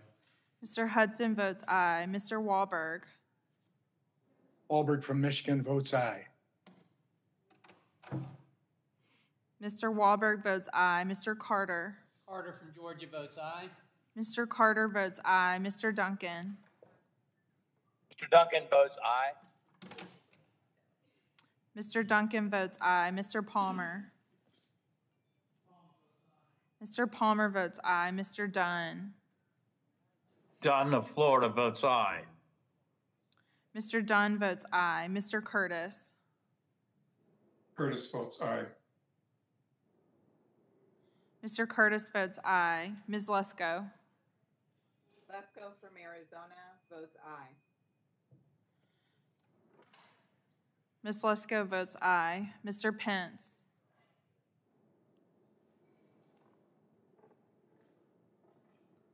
Mr. Crenshaw.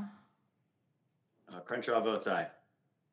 Mr. Crenshaw votes aye. Mr. Joyce. Joyce votes yes. Mr. Joyce votes aye. Mr. Armstrong. Armstrong votes yes. Mr. Armstrong votes aye. Mr. Pallone. Mr. Pallone votes no. Mr. Chairman, how am I recorded?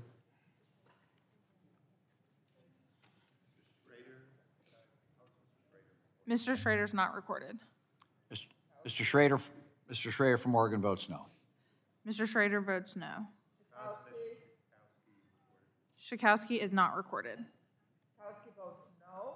Ms. Schakowsky votes no. Mr. Chairman, how am I recorded? Mr. Soto is not recorded. Soto votes no. Mr. Soto votes no. Mr. Chairman, how am I recorded? Mr. Rush is not recorded. Rush votes no. Mr. Rush votes no. Mr. Pence, recorded, please. Mr. Pence is not recorded. Pence votes aye. Mr. Pence votes aye. Anyone? Clerk? No, that's Okay, everyone. so does any member wish to change her or his vote? Okay. Seeing none, will the clerk report the tally, please? On that vote, Mr. Chairman, the yeas were 26 and the nays were 32.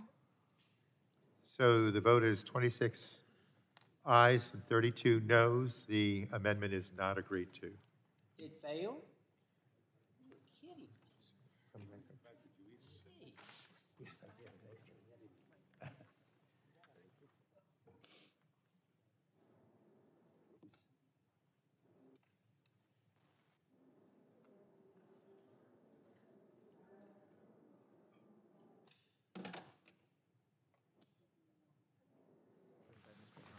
Okay, so we're back to the Tonko substitute. Are there any members who seek recognition? Mr. Armstrong has an amendment. Yes, Mr. Chairman, I have an amendment at the desk. The clerk have that amendment, can recognize it? What's the title of the amendment? NCB 01.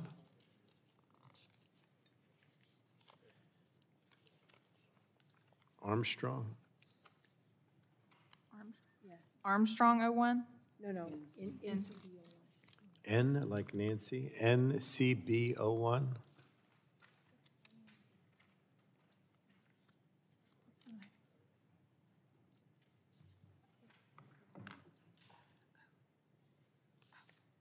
Yes, I've got it. The clerk will report the Armstrong amendment.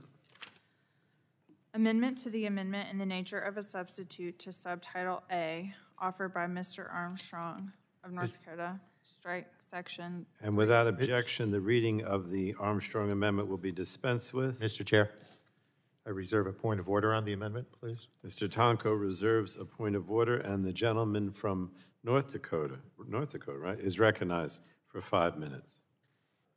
Thank you, Mr. Chairman. This amendment's pretty simple. It strikes the entire section establishing the National Climate Bank. And first, we must recognize this program for what it is. It's a $20 billion giveaway by the EPA to establish a private, unaccountable national climate. The EPA will distribute the funds to special interests that get to keep the proceeds, control the outlays, and determine the projects to finance, without accountability to any of us or to the taxpayer. The DOE loan program, all of its challenges, at least has accountability and returns proceeds to the government. The central requirement of this program, from what I can tell with this brand new text, is to leverage Wall Street investment and state financing to decarbonize, pursue local renewable energy and electric vehicle projects. These projects are already covered by funding throughout this bill and other programs Congress has previously enacted. Instead, this program provides private investors and states money simply to de-risk their own investments. We should not be blindly giving away $20 billion that may simply turn into a special interest fund for Wall Street to push risk onto the taxpayers. Vote to strike this provision to protect taxpayers and avoid waste and abuse. We have heard from our Democratic colleagues that the private sector is already doing this, from auto manufacturers, ESG investment funds. If that is the case, why would we create a $20 billion federal program so that bureaucrats can fund their pet projects with taxpayer money? It makes no sense to say that consumers are already demanding this. Businesses think this will drive investment and profit, but we will create this $20 billion program, otherwise we can't get this done. I urge the adoption of my amendment, and I yield back. Thank the gentleman. Somebody has their mic on, so if you're in the room, please turn your mic off. And Ms. Dingle is recognized for 5 minutes. Thank you, Mr. Chairman. I rise in opposition to this amendment, which would gut funding, and he admits it, for critical investments in this legislation. The Greenhouse Gas Reduction Fund has a vital role to play in deploying low and zero emission technologies. This program provides funding in two ways. First, it invests in emission reduction projects by leveraging financing from the private sector. And second, it invests in state and local financing institutions that can tailor their own investments to local needs, preferences, and priorities. This builds on the successes of similar financing entities across the United States. With a relatively small infusion of public investment, these entities have attracted billions of dollars in private sector investment, created thousands of jobs, and reduced air pollution at the state and local level. This investment will expand access to financing for low and zero emission projects, particularly in environmentally justice communities. All too often, these are the communities that struggle to secure financing for projects that would reduce the pollution, create jobs, and improve their livelihood in the communities that they live in. I urge my colleagues to support this program and the critical investments they make in our communities, and I oppose this amendment.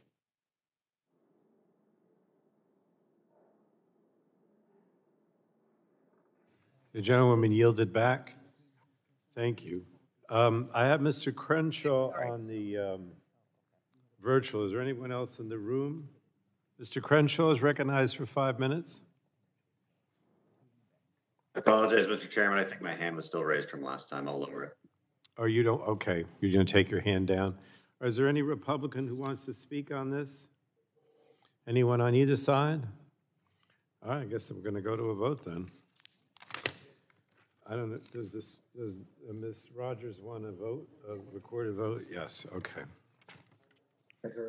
All right, so a recorded vote.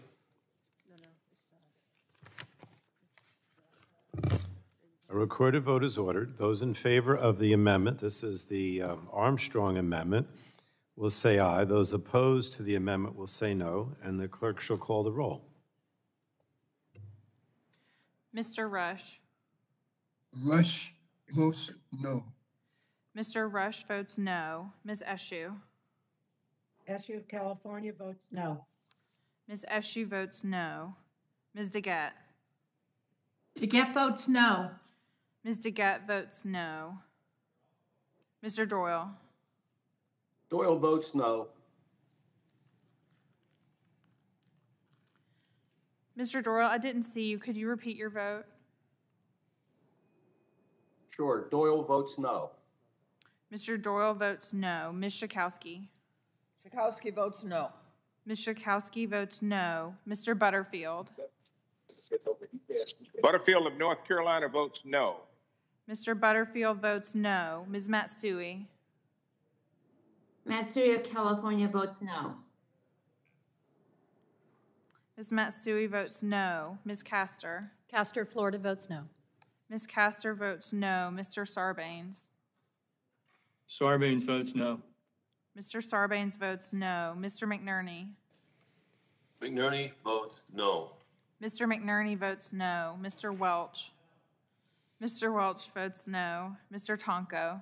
Tonko of New York votes no. Mr. Tonko votes no. Ms. Clark. Clark of New York votes no. Ms. Clark votes no. Mr. Schrader. Mr. Cardenas. Cardenas representing California votes no. Mr. Cardenas votes no. Mr. Ruiz. Ruiz from California votes no. Mr. Ruiz, I didn't see you. Could you repeat your vote? Ruiz from California votes no. Mr. Ruiz votes no. Mr. Peters. Mr. Peters votes no. Mrs. Dingle. Dingle votes no. Mrs. Dingle votes no. Mr. Vesey. VC votes no. Mr. Vesey, I didn't see you. Could you repeat your vote? VC votes no.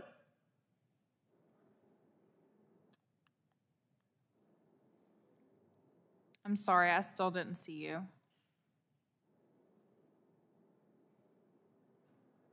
Can you not see me? He's there. He's right at the top of the screen.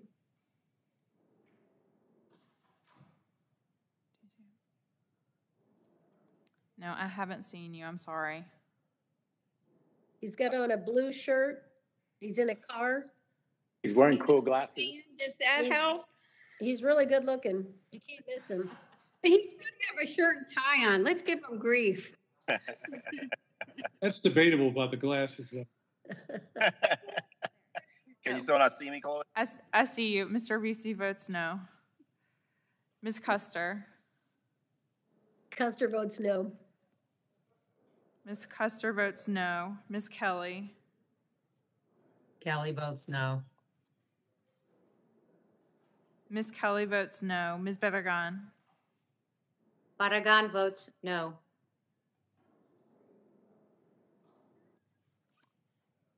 Ms. Barragan, I didn't see you. Could you repeat your vote? Barragan votes no. Ms. Barragan votes no. Mr. McEachin. McEachin votes no. Mr. McEachin votes no. Ms. Blunt Rochester. Blunt Rochester votes no. Ms. Blunt Rochester votes no. Mr. Soto. Mr. Soto votes no. Mr. O'Halloran. O'Halloran votes no.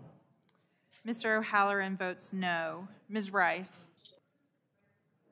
Ms. Rice votes no. Ms. Craig. Ms. Craig of Minnesota votes no. Ms. Craig votes no. Ms. Schreier. Schreier votes no. Ms. Schreier votes no. Ms. Trahan. Trahan votes no. Ms. Trahan votes no. Ms. Fletcher. Fletcher votes no. Ms. Fletcher votes no. Mrs. Rogers. Mr. Upton. Mr. Upton votes aye. Mr. Upton votes aye. Mr. Burgess. Burgess from Texas votes aye. Mr. Burgess votes aye. Mr. Scalise. Scalise votes aye.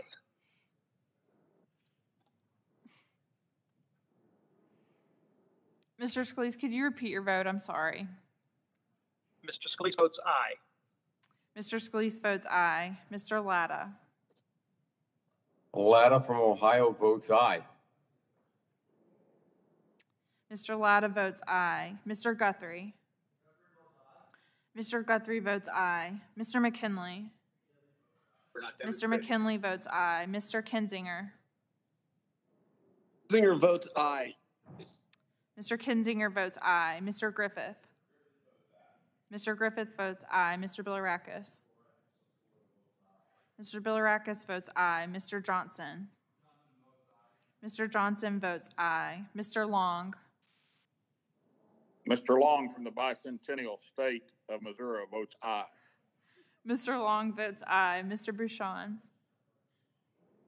Bouchon from Indiana votes aye. Mr. Bouchon votes aye. Mr. Mullen. Yes. Mr. Mullen votes aye. Mr. Hudson. Hudson from North Carolina votes aye. Mr. Hudson votes aye. Mr. Wahlberg. Wahlberg votes aye.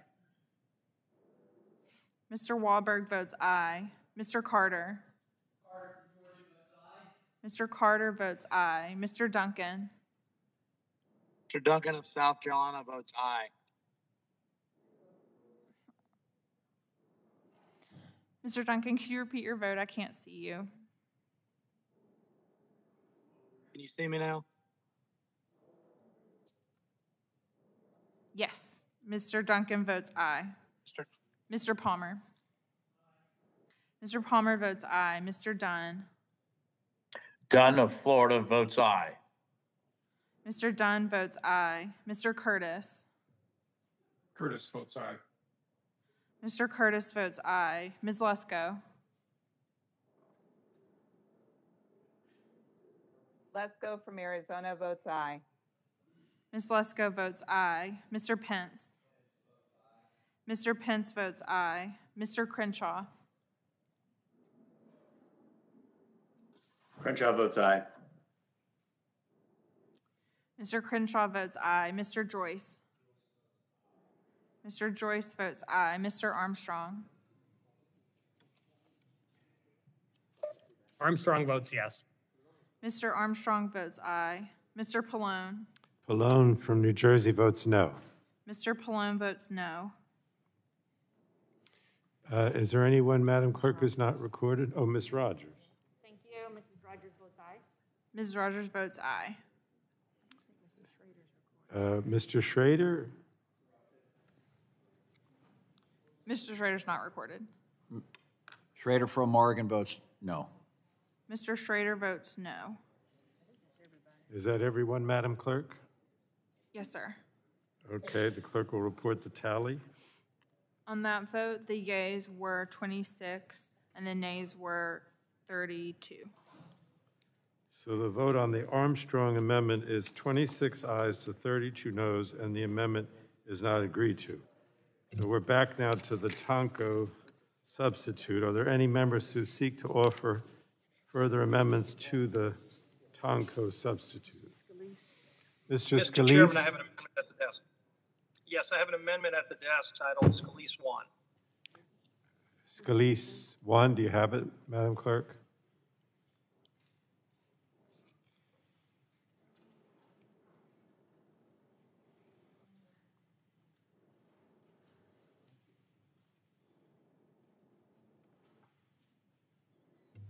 Yes, I have it. Okay, the clerk will report the amendment. Amendment to Subtitle A offered by Mr. Scalise of Louisiana, page 32, after line... Without objection, the reading of the Scalise amendment will be dispensed with. There's no point, is there a point of order on this? No? Mr. Chair, I reserve a point of order on the amendment. Mr. Tonko reserves a point of order, and the gentleman, the whip, is recognized for 5 minutes. Thank you, Mr. Chairman. This amendment is very straightforward. It just would ensure that as this new tax would be imposed, that all hospitals in America would be exempted. And to be clear, I don't want this tax imposed on anybody. I supported the McMorris-Rogers amendment that would have gotten rid of this tax altogether. But the bottom line is, I know people are trying to play semantics. If you look at the reports on this, you've got groups like the American Chemistry Council that say this is going to generate over $66 billion in new taxes. And by the way, this legislation spends that money. So if it's not a tax and nobody's doing it, then why are you spending the money that it's going to generate from this new tax? The bottom line is people should have to pay it. But if you look at what it would do to hospitals, most hospitals run on natural gas or some other form of fossil fuels. I don't know of a hospital in America that performs surgery using renewable energy like wind or solar. I'm sure they have some in their mix. I'm all for renewable sources of energy, but they don't give you the baseload capacity you need to make things, to save lives, which hospitals do. And of course, the irony is, if you hear a lot of people talking about, that this cliche of bashing fossil fuels as if the electric cars are going to solve all the world's problems. I think a few of my colleagues already pointed, maybe 3% of Americans use electric cars, and I'm sure that number is going to grow. But where do you think that energy comes from? You don't plug those cars into a tree. They don't have solar panels on the roof of those cars. Most of them get their actual energy from fossil fuels. So don't try to mask it and say, hey, I'm driving an electric car. I don't believe in fossil fuels. You're using fossil fuels.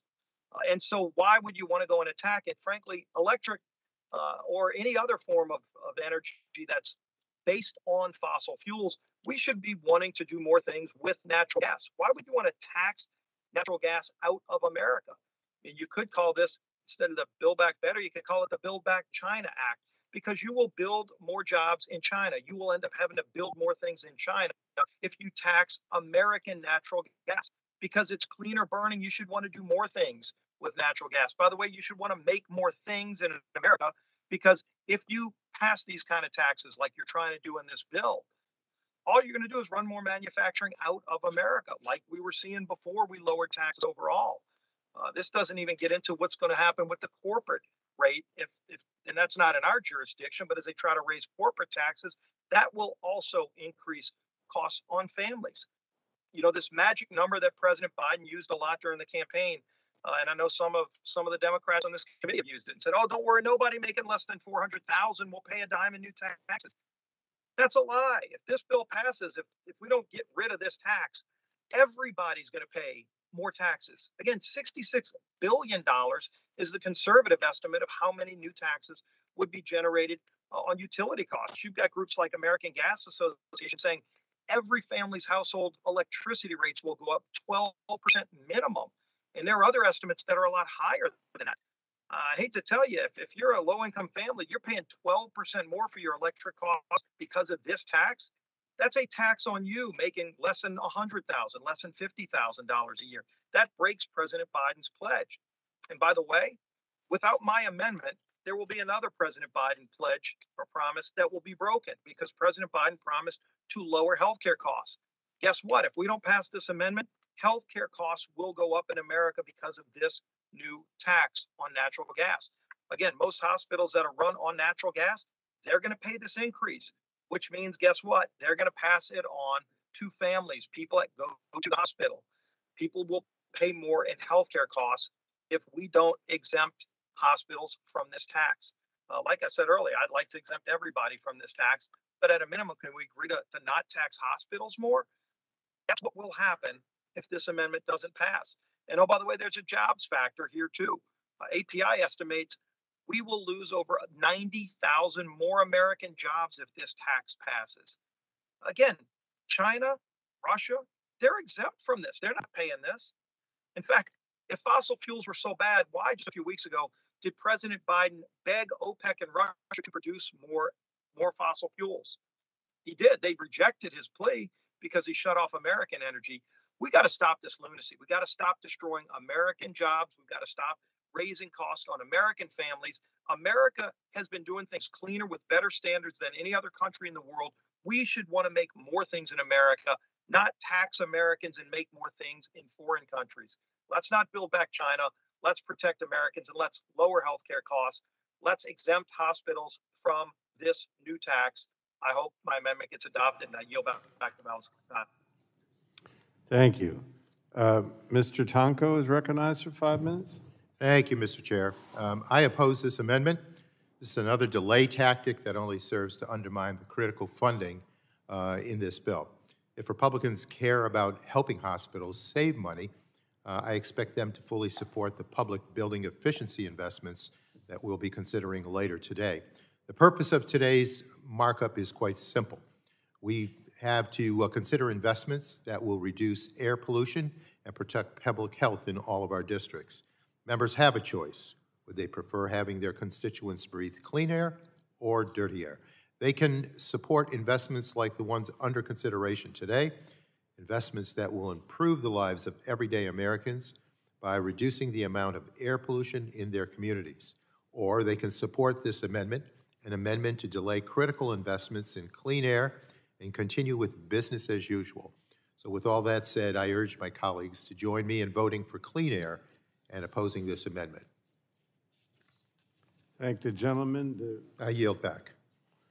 Thank you, Mr. Tonko. Anybody on the Republican side want to speak? So we have Ms. Eshoo is recognized for 5 minutes. Thank you, Mr. Chairman. Move to strike the last word. The minority whip just made a rather impassioned a case on behalf of hospitals. Is the American Hospital Association on your amendment? I haven't heard from one hospital in my district. I represent Stanford University Hospital, Lucille Packard Children's Hospital, as well as other hospitals in my district and in the region. Another one of the largest research institutions in our country, University of California, San Francisco. So I don't know if any other members have heard from their hospitals, but I'd like to know if the American Hospital Association is on your amendment, Mr. Scalise. Hospitals asked me to raise utility costs by 12% minimum, but no, clearly, but are they supporting your amendment? Well, there are a lot of groups that are supporting my amendment, No, but there are a lot of groups opposing just this a direct tax. question. Is the American Hospital Association supporting your amendment? I don't think they've taken a position actually for or No, against. there you go. Okay, I yield back. All right. Do we have any other Republican? If not, we go to Ms. Dingle, is recognized for 5 minutes.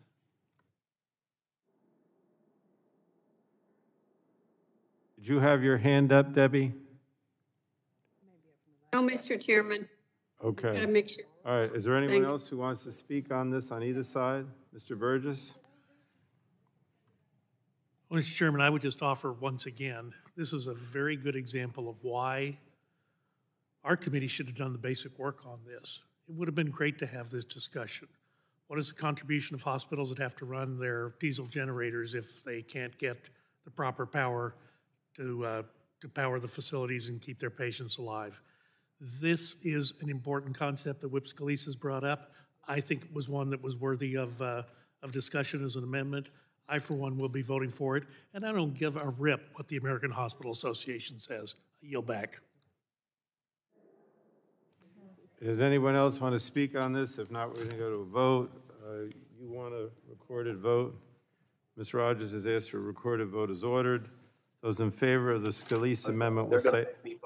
Just hold while I get this vote done. What was that? I think that was Mr. Doyle. Oh, that was Mr. Doyle. Okay, recorded vote is ordered. Those in favor of the Scalise amendment will say aye. Those opposed to the Scalise amendment will say no, and the clerk shall call the roll. Mr. Rush.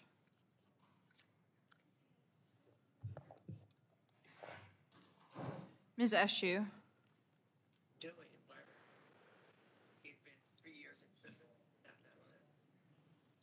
Ms. Hannah, you're DeGette. muted. Yeah, I think she's muted. Mr. Eshoo, you want to, can you see her now? Eshoo of California votes no. Ms. Eshoo votes no. Ms. DeGette. DeGette votes no. Ms. DeGette votes no. Mr. Doyle.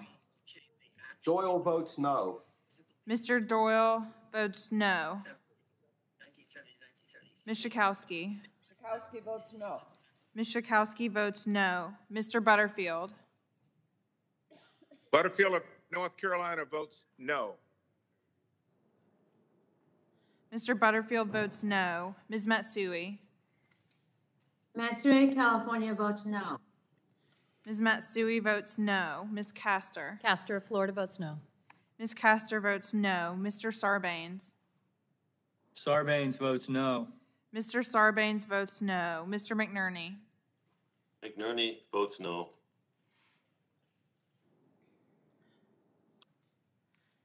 Mr. McNerney, could you repeat your vote? I didn't see you.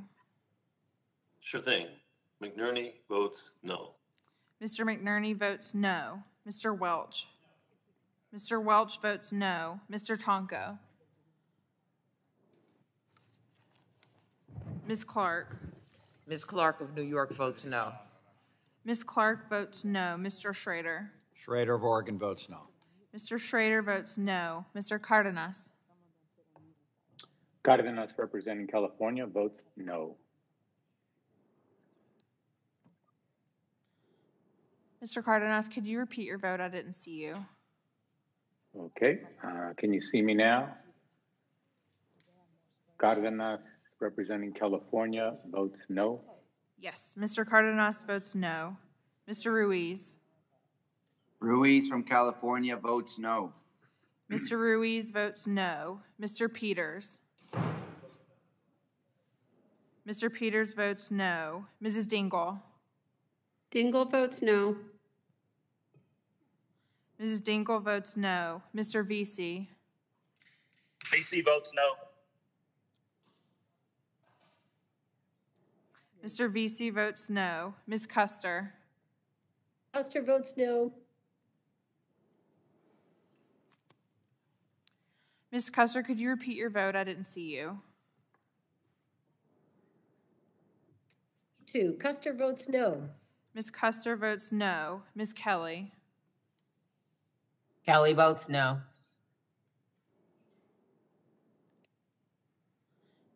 Ms. Kelly, could you repeat your vote? I didn't see you. Kelly votes no.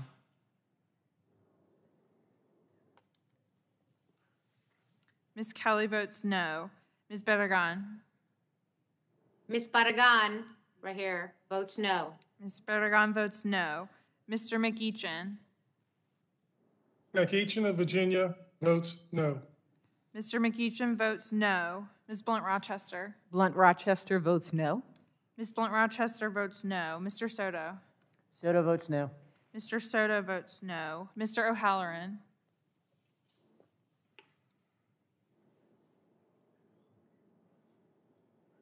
Ms. Rice. O'Halloran votes no.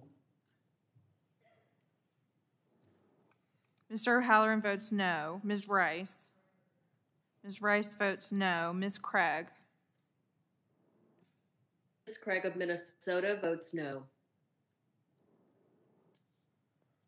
Ms. Craig votes no. Ms. Schreier. Schreier votes no. Ms. Schreier votes no. Ms. Trahan. Trahan votes no. Ms. Trahan votes no. Ms. Fletcher. Fletcher votes no. Ms. Fletcher votes no. Mrs. Rogers.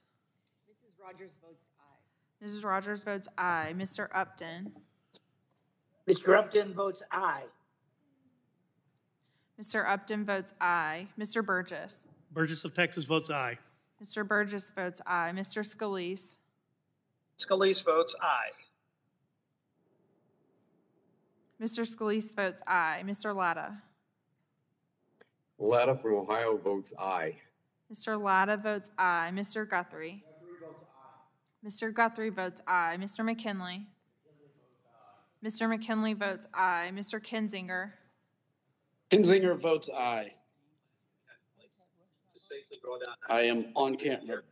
Mr. Kinzinger votes aye. Mr. Griffith. Mr. Griffith votes aye. Mr. Bilirakis. Mr. Bilirakis votes aye. Mr. Johnson. Mr. Johnson votes aye. Mr. Long. From Dunklin County in the great state of Missouri, Mr. Long votes aye. Mr. Long votes aye. Mr. Bouchon. Mr. Bouchon from Indiana votes aye. Mr. Bouchon votes aye. Mr. Mullen. Votes aye. Mr. Mullen votes aye. Mr. Hudson. Mr. Hudson votes aye. Mr. Wahlberg. Wahlberg votes aye. Mr. Wahlberg votes aye. Mr. Carter. Mr. Carter votes aye. Mr. Duncan. Mr. Duncan votes aye.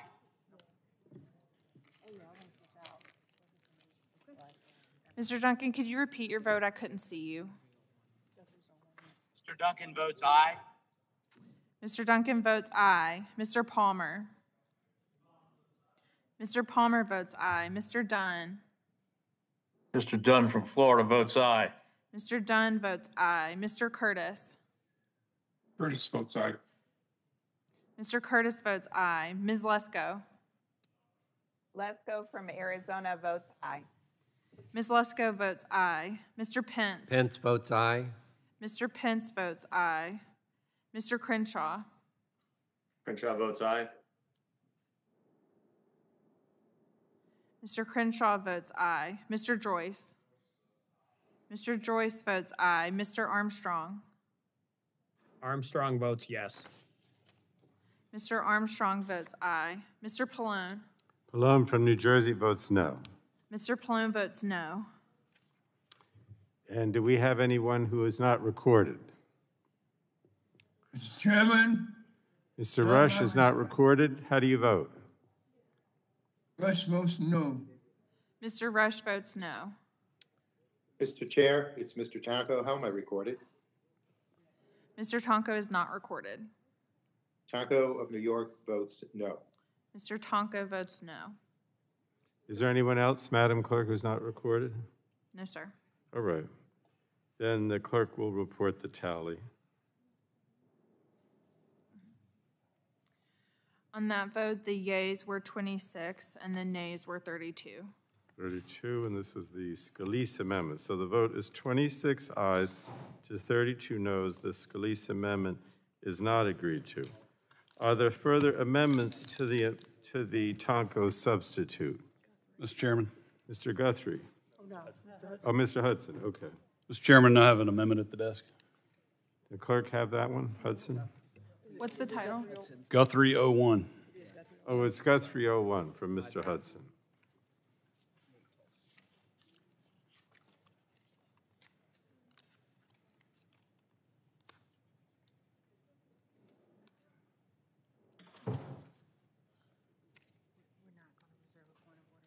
Yes, I have it. You have it? The clerk will report the amendment. Amendment to Subtitle A, offered by Mr. Guthrie of Kentucky, page 32, after line. And without objection, the reading of the Guthrie Amendment will be dispensed with. And Mr. Hudson is recognized for 5 minutes. Thank you, Mr. Chairman. As Fort Bragg's congressman, I've seen firsthand how vulnerabilities in an interdependent electrical power grids and natural gas pipelines that support our installations has the potential to jeopardize our Army readiness. From Hurricane Florence, which hit North Carolina in 2018, to the Colonial Pipeline cyber attack at the beginning of this year, ensuring installations' energy resilience is a vital component to maintaining critical missions. My amendment will prohibit the EPA administrator imposing or collecting a fee from an owner or operator of a facility that is required to sustain critical missions on or near a military installation. The fact is, installations like Fort Bragg in my district and Fort Knox in my colleague Brett Guthrie's district must always be prepared. When the president dials 911, the phone rings at Fort Bragg. This capability has been seen as recently as August, when the 82nd Airborne Division paratroopers, who are part of the Global Response Force, were mobilized for deployment to Afghanistan within 18 hours to help with the evacuation of U.S. personnel and Afghan allies that were left behind. Bottom line, this proposal does not quantify the effect this new tax would have on actually reducing methane emissions, including stifling investments in leak monitoring technology. I'd like to see this committee do more to understand the potential national security implications of this proposal. Frankly, if we'd had hearings in the subcommittee and the committee level, this is one of the issues we could have hashed out. Unfortunately, Mr. Chairman, that we've moved so quickly into this markup, we haven't even had hearings. We haven't had a chance to discuss issues like this. You know, I can remember when you were the ranking member, I had a little ceiling fans bill. Everybody agreed it was a good bill. There were 2 regulations coming into effect in the same year that affected 2 different components of a ceiling fan. My bill said let them come out on the same date. It was important to the industry. Critical stakeholders all agreed. The Senate, where most good ideas go to die, actually passed this by UC. Yet you, sir, as ranking member, insisted we have a subcommittee hearing. And so we did that, and we delayed passing that bill. In this case, we have a bill that literally is the most expensive piece of legislation in the history of the United States. This bill spends more money than the combined GDP of Mexico and Canada, more than both countries spend combined. I think we should have had a hearing. I think there are some really important implications like this national security implication. So I would ask my colleagues, please support this amendment so that we can protect these important installations. I yield back. Will the gentleman yield? I'd be happy to yield to Mr. Guthrie. Thank you, thank you for yielding. Thank my friend from North Carolina for yielding. And thank you, Mr. Chairman. You know, you would think that you would have to deal with this with the military installation, but the amendment says the administrator shall impose and collect a fee from the owner or operator for each applicable facility that is required to report methane emissions, and Fort Knox is required to report methane emissions. And when Fort Knox was going energy independent, where they could go off the grid and take care of themselves because of the geography, the natural geography in Kentucky, geology in Kentucky allows them to have their own wells. We actually had to negotiate. I had Secretary Zinke and Secretary Esper negotiating whether or not Fort Knox have to pay the Bureau of Land Management fees to be able to go energy independent. So this is something real, and so it's not just can't be dismissed. We have evolving threats, threats to our homeland. We have threats to the Colonial Pipeline attack. We had an ice storm in Kentucky where Fort Knox was off the grid because our grid went off during an ice storm. That's why Fort Knox decided they had to pursue being energy independent so that they could stay on the grid, even when we have natural disaster in our area. They're a leader in this effort. They get their energy from a variety of sources, with geothermal, thermal, and solar, but the mostly natural gas production on post because of our geology. They have 26 gas wells. And Fort Knox has conducted exercises because of their energy resilience. Within 10 to 15 minutes, they can be completely on their own and off the local grid. This amendment would exempt military installations like Fort Knox from the methane fee. And by exempting military installations and their energy resilience programs, this amendment will help ensure the U.S. military continues to have reliable access to energy, even during emergency situations. And so I just want to stress, we literally had to negotiate with Secretary Zinke and Esper so the Department of Defense didn't have to pay the Department of Bureau of Land Management a fee to use the gas that's in there, was on their post. So I will yield back to my friend from North Carolina. Mr. Chairman, I yield back. Thank you. I don't know what's going on with the clock. We'll try to fix it. I recognize Mr. Peters for 5 minutes. Thank you, Mr. Chairman. I'll be brief so you don't need that clock. I do oppose this amendment. The carve-out is not necessary. If a military installation, which, by the way, the military installations have been intrepid leaders in energy innovation and reducing greenhouse gases, but if they're using natural gas, I'd expect they don't want to pay suppliers for gas that's wasted or leaked. And that's what this methane fee applies to. The fee is simply telling owners and operators to pay for their excess methane pollution, which comes from natural gas that never makes its way to consumers. The amendment would do nothing more than undermine the important investments made by this bill, investments that will improve the lives of everyday Americans by reducing the amount of air pollution in their communities. I urge my colleagues to join me in voting for clean air and opposing this amendment. I yield back. Thank you, Mr. Peters. Anyone else want to speak on Mr. Carter? Recognized for 5 minutes. Mr. Chairman, I move to strike the last word. Gentleman's recognized. Mr. Chairman, I rise in support of the amendment because nothing is more important than ensuring our national security. The number one responsibility of our federal government is to protect our homeland. Plain and simple, we cannot jeopardize the safety and security of Americans in the name of climate goals. Transitioning away from the reliable energy of natural gas, as this bill is blatantly trying to do, would put Americans at risk. As my colleagues have already pointed out, wind and solar energy does not provide the certainty, reliability that is absolutely necessary for our military to carry out missions across the globe. My district along Georgia's coast hosts every branch of the military. The submarines at Kings Bay Naval Base, home to an important leg of our nuclear triad, can't afford to question the reliability of their energy sources. Fort Stewart, one of the largest Army bases in the country, not only provides the quick strike ability to defend our country from threats across the globe, but is also home to thousands of families. They cannot afford to worry about where the electricity is coming from. As Representative Scalise pointed out as well, Russia and China do not have to abide by these kind of limitations. I urge my colleagues to not subjugate our military to these logistical questions when much greater challenges face our country, and support this amendment. And I yield back. Do we have anyone else that wants to speak?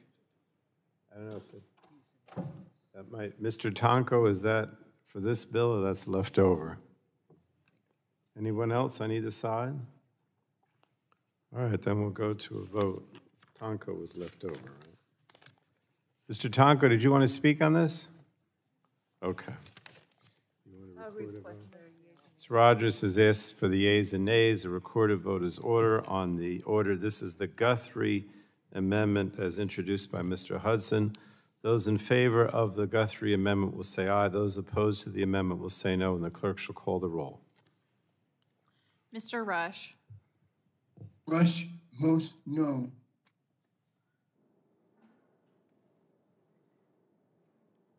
Mr. Rush votes no. Ms. Eshoo. Eshoo of California votes no. Ms. Eshoo votes no. Ms. DeGette. DeGette votes no. Ms. DeGette votes no. Mr. Doyle. Doyle votes no. Mr. Doyle votes no. Ms. Schakowsky. Ms. Schakowsky votes no. Mr. Butterfield. Butterfield of North Carolina votes no. Mr. Butterfield votes no. Ms. Matsui. Matsui of California votes no. Ms. Matsui votes no. Ms. Castor. Castor of Florida votes no. Ms. Castor votes no. Mr. Sarbanes.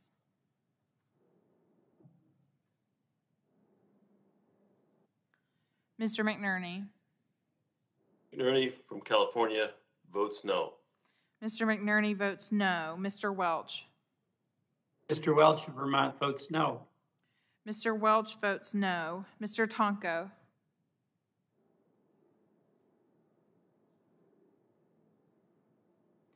Ms. Clark. Ms. Clark of New York votes no. Ms. Clark votes no. Mr. Schrader.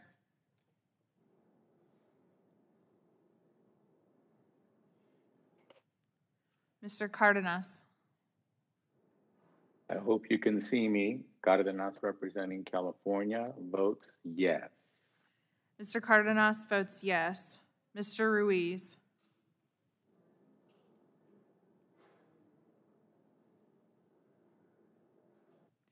Mr. Peters. Mr. Peters votes no.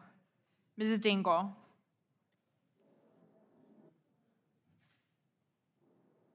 Dingle votes. Can come back to me in a minute, please. Let me just repeat again. We're voting on the Guthrie amendment as introduced by Mr. Hudson. Okay, Cardenas, Dingle votes no. how am I recorded, Cardenas? How is Mr. Cardenas reported? Mr. Cardenas voted yes.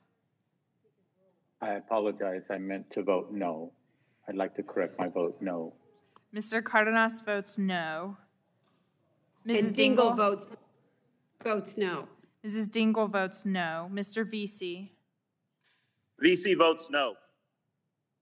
Mr. VC votes no. Ms. Custer. Custer votes no. Ms. Custer votes no. Ms. Kelly. Kelly votes no. Ms. Kelly votes no. Ms. Barragan. Miss Barragan votes no. Ms. Barragan votes no. Mr. McEachin. McEachin of Virginia votes no. Mr. McEachin votes no. Ms. Blunt Rochester. Rochester votes no. Ms. Blunt Rochester votes no. Mr. Soto.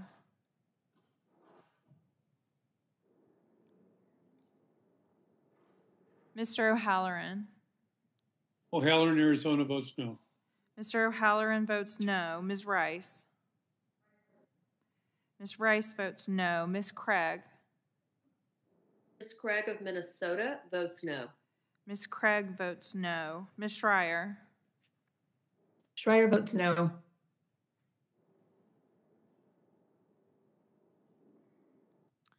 Ms. Schreier, could you repeat your vote? I didn't see you. Yeah, Schreier votes no. Ms. Schreier votes no. Ms. Trahan. Trahan votes no.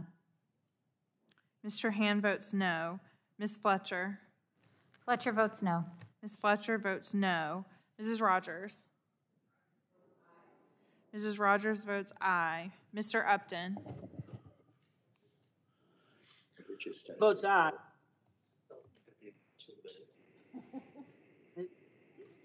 Mr. Upton votes aye. Mr. Upton votes aye. Mr. Burgess. Votes aye. Mr. Burgess votes aye. Mr. Scalise. Scalise votes aye. Mr. Scalise votes aye. Mr. Latta.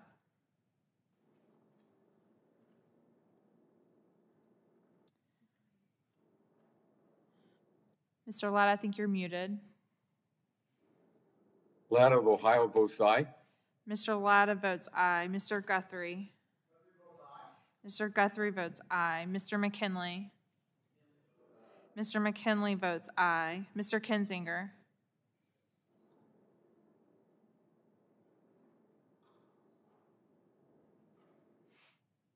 Mr. Griffith. Mr. Griffith votes aye. Mr. Bilirakis. Mr. Bilirakis votes aye. Mr. Johnson.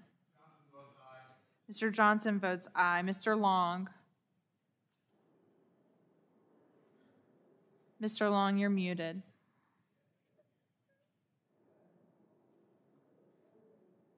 Long votes aye. Mr. Long votes aye. Mr. Bouchon. Bouchon from Indiana votes aye. Mr. Bouchon votes aye. Mr. Mullen. Mullen votes aye. Mr. Mullen votes aye. Mr. Hudson. Hudson, North Carolina votes aye. Mr. Hudson votes aye. Mr. Wahlberg. Wahlberg of Michigan votes aye. Mr. Wahlberg votes aye. Mr. Carter. Mr. Carter votes aye. Mr. Duncan. From the highways and byways to the great Palmetto State, Mr. Duncan votes aye. Mr. Duncan votes aye. Mr. Palmer. Mr. Palmer votes aye. Mr. Dunn. Mr. Dunn of Florida votes aye. Mr. Dunn votes aye. Mr. Curtis. Curtis votes aye. Mr. Curtis votes aye. Ms. Lesko. Lesko from Arizona votes aye. Ms. Lesko votes aye. Mr. Pence. Pence from Indiana votes aye. Mr. Pence votes aye. Mr. Crenshaw. Crenshaw votes aye. Mr. Crenshaw votes aye. Mr. Joyce. Mr. Joyce votes aye. Mr. Armstrong. Armstrong votes yes. Mr. Armstrong votes aye. Mr. Pallone. Pallone from New Jersey votes no. Mr. Pallone votes no. I think we had Mr. several. Chairman, how am I recorded? Is that? Sarbanes. Mr. Sarbanes is not recorded. Mr. Sarbanes is not recorded. How do you want to vote? Sarbanes votes no. Mr. Sarbanes votes no. Mr. Chairman. Yes. Mr. Chairman, how am I recorded? Ruiz Mr. from Taco? California. Mr. Schrader is not recorded? No? Mr. Schrader is not recorded. Mr. Schrader votes no from Oregon. Mr. Schrader votes no.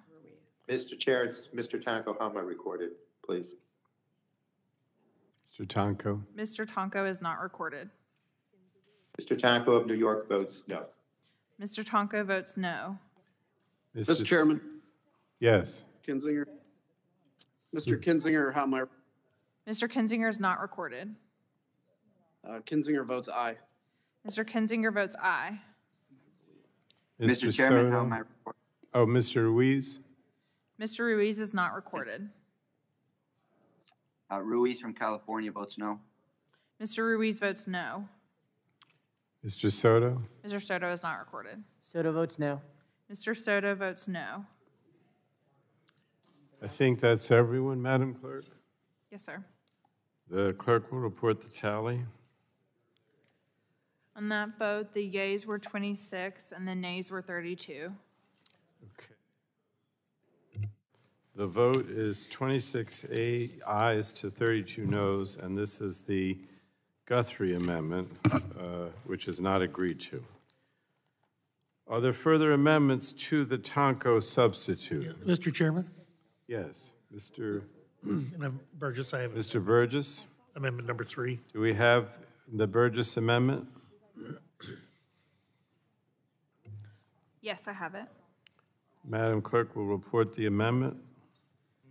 Amendment to Subtitle A offered by Mr. Burgess of Texas, page 9. Without objection, the reading of the Burgess amendment will be dispensed with, and the gentleman from Texas is recognized for 5 minutes. Thank you, Mr. Chairman. This amendment deals with what could be referred to as stranded gas, natural gas that is produced in the oil field where energy is produced, that there's not a viable mechanism for getting it to market.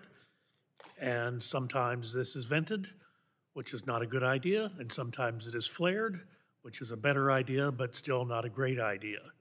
This amendment would provide a mechanism to get that stranded gas to the market by providing it some of the same type of generous financial treatment that we provide to wind and solar. So here's the deal. This provides $5 billion to use natural gas that is otherwise stranded, flared, or released into the atmosphere to be used instead to generate electricity. The biggest challenge to reducing methane emissions is not a lack of will, but sometimes it can be infrastructure.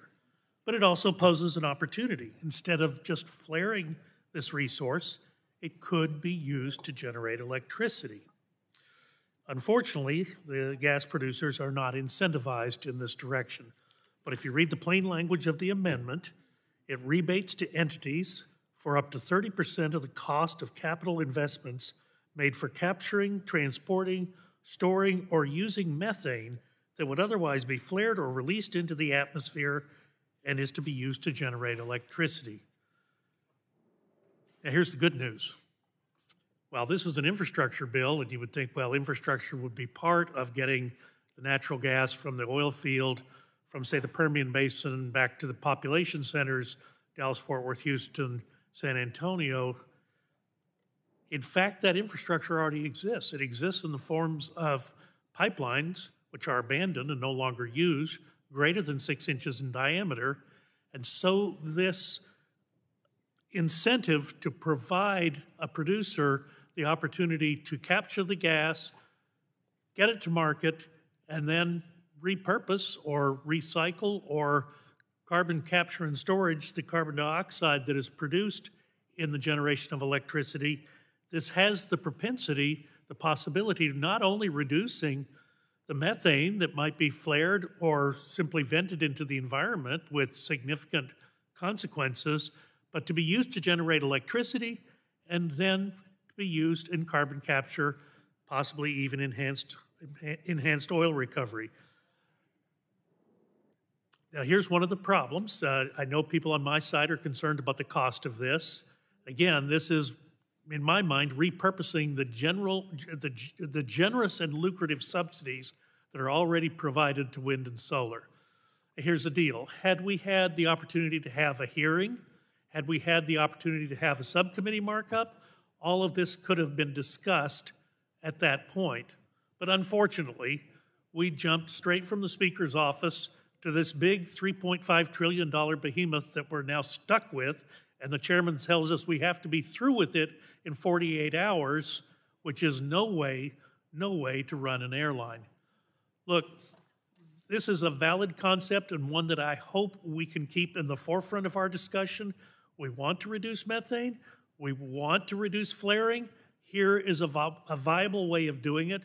This study that was done by the Texas Railroad Commission that determined the number of unused pipelines from the Permian back to the population centers of Texas is one that is readily available. And this is the type of exercise I think we should be looking at. But because we didn't have the opportunity for proper hearings, we didn't have a markup in subcommittee, members haven't had a time to adequately digest this conceptually, I will offer this and withdraw the amendment at this time, but count on seeing it again at some point in the future, and I'll yield back.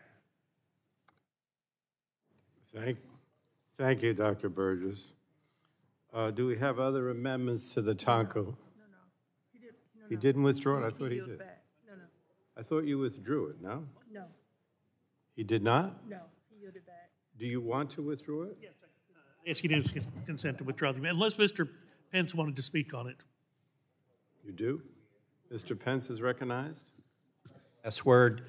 I'd just like to make a few comments in support of what industry innovation and how that has happened in the coal industry and all across the pipeline, motor fuel industry for decades and decades. And I'd just like to applaud Dr. Burgess for bringing this idea forward. And I'll be happy to be part of that as we move forward. And with that, I yield back. Mr. Chairman, I ask unanimous consent to withdraw the amendment.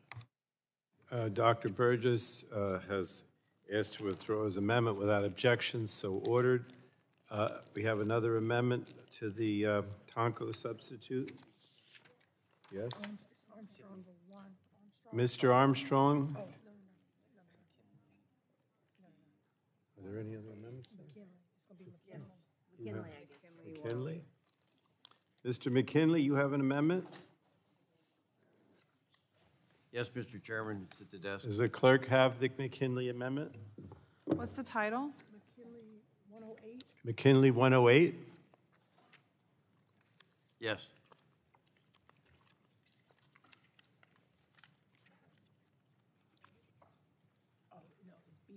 I'm sorry, it's, Madam Clerk, it's B108.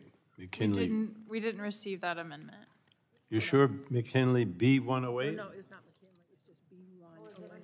It's just B108, no name. Oh, B like boy, 108. yes, I have that. You have it. The clerk will report the amendment. Amendment to Subtitle A offered by Mr. McKinley of West Virginia.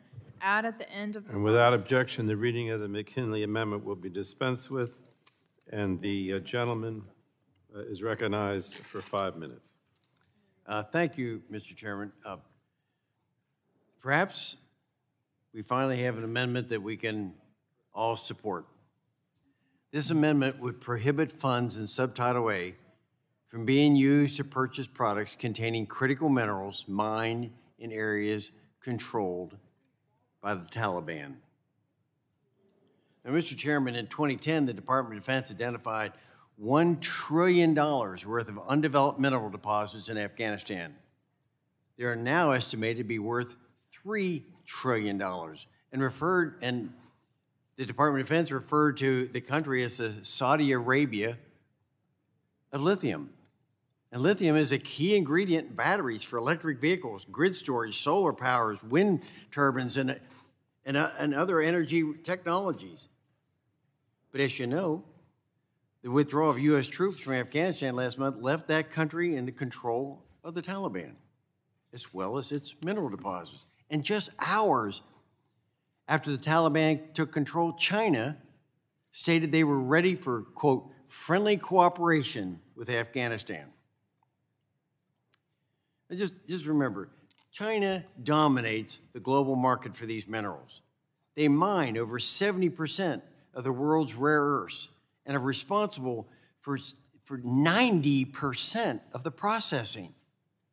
China already has a 30-year lease on an Afghan copper deposits, and China's interest in Afghan minerals will continue to grow. Mr. Chairman, eliminating the U.S. reliance on the Chinese and Taliban for minerals is a bipartisan issue that all of us should be able to support. China previously threatened to cut off supplies of the rare earth elements to the United States in 2019, and Congress should never let the United States be vulnerable like that again. Mr. Chairman, I urge adoption of my amendment and request a recorded vote. Does anyone else want to speak on the McKinley? The gentlewoman from Delaware, Ms. Blunt Rochester, is recognized for 5 minutes. Thank you, Mr. Chairman. I move to strike the last word. Gentlewoman's recognized. To all of my colleagues, no one on this side of the aisle disagrees that the issues we must address regarding the extraction of critical minerals. However, these are challenges with solutions. Throughout this Congress, Democrats have been working to develop these solutions. The bipartisan infrastructure bill, for instance, includes vital measures championed by members of this committee that will develop a domestic supply chain for critical minerals processing, manufacturing, recovery, and recycling. Given my colleague's interest in addressing critical minerals supply chain issues, I look forward to his vote in support of the bipartisan infrastructure bill. In addition, this administration has taken decisive action to stop the import of goods whose components were produced under forced labor. This critical decision sends a clear signal that the United States does not, I repeat, does not tolerate harmful labor practices abroad. I look forward to working with my colleagues who are eager to address this topic. But this amendment is nothing more than a distraction from what we're trying to do here today, make vital, long overdue investments to tackle the climate crisis. I hope my colleagues on both sides of the aisle share this sense of urgency and join me in opposing this amendment. I yield back. Thank you, gentlewoman. Ms. Rogers is recognized for 5 minutes. Thank you, Mr. Chairman. I move to strike the last word. Gentlewoman is recognized. We've all witnessed with sadness and anger the Taliban's takeover of Afghanistan as a result of the failure of the Biden-Harris administration. Almost immediately following the Taliban's takeover, the reaction by the People's Republic of China was to strengthen commercial relationships there. We closed our embassy. China and Russia have theirs open. We've heard testimony in a number of hearings detailing the growing reliance on critical minerals and related processing from China and its affiliates as the United States uses more solar, wind, battery technologies, and related components. This rush to green in many ways is a rush to trade our energy security that we finally gained, energy independence in 2020, for reliance on China and other adversaries. News in recent weeks that the Taliban are sitting on an estimated $1 trillion in minerals, including critical minerals, explains the Chinese Communist Party's rush to close the relationship with the new regime. This subtitle spends some tens of billions of dollars in a slush fund for renewable technologies, and if we're not careful, those funds will enrich our adversaries and increase our energy and economic security risk. A vote for this amendment is a vote for American supply chains and against the Taliban and Chinese enriching themselves on the backs of hardworking American families. Vote yes. I yield back. Gentlewoman yields back. Does anyone else on either side? You have Mr. Ruiz and Mr. Armstrong, you both have your hands up. Is that old? You want to speak on this? All right. Anyone else want to address this McKinley amendment?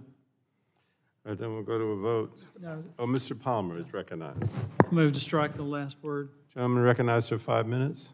I just want to point out that in our move, this rapid move to renewable energy grid that the Biden administration anticipates and that my Democrat colleagues anticipate cannot be accomplished without a almost total reliance on China.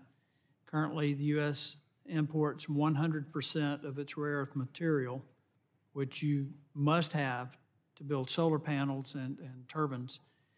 80% of those are imported from China. Given the current permitting regime, regulatory regime imposed by this administration, there's no way that we're going to get our mining operations, our refining operations, our manufacturing operations for renewables developed in a timely manner to meet the goals of my Democrat colleagues and the Biden administration to achieve a major pivot toward renewables. So with all due respect to my distinguished colleagues on the other side of the aisle, what's going on in Afghanistan and China will wind up dominating the mining operations for rare earth materials and other materials in Afghanistan. This is going to be an enormous problem for the United States, primarily because we're not developing our own rare earth materials, mining, refining, and manufacturing operations at a rapid enough pace to not be in danger of being basically held hostage by China. That I yield back. Thank the gentleman. Anyone else want to speak on the McKinley amendment? He asked for a recorded vote, I think. All right, we will go to a recorded vote. Recorded vote is ordered on the McKinley amendment. Those in favor of the amendment will say aye. Those opposed to the amendment will say no, and the clerk shall call the roll. Mr. Rush. Rush votes no. Mr. Rush votes no. Ms. Eshoo. Eshoo of California votes no. Ms. Eshoo votes no. Ms. DeGette. DeGette votes no. Ms. DeGette votes no. Mr. Doyle. Doyle votes no. Mr. Doyle votes no. Ms. Schakowsky. Ms. Schakowsky votes no. Mr. Butterfield. Butterfield votes no. Mr. Butterfield votes no. Ms. Matsui. Matsui of California votes no. Ms. Matsui votes no. Ms. Castor. Castor, Florida votes no. Ms. Castor votes no. Mr. Sarbanes. Mr. Sarbanes votes no. Mr. Sarbanes votes no. Mr. McNerney. McNerney votes no.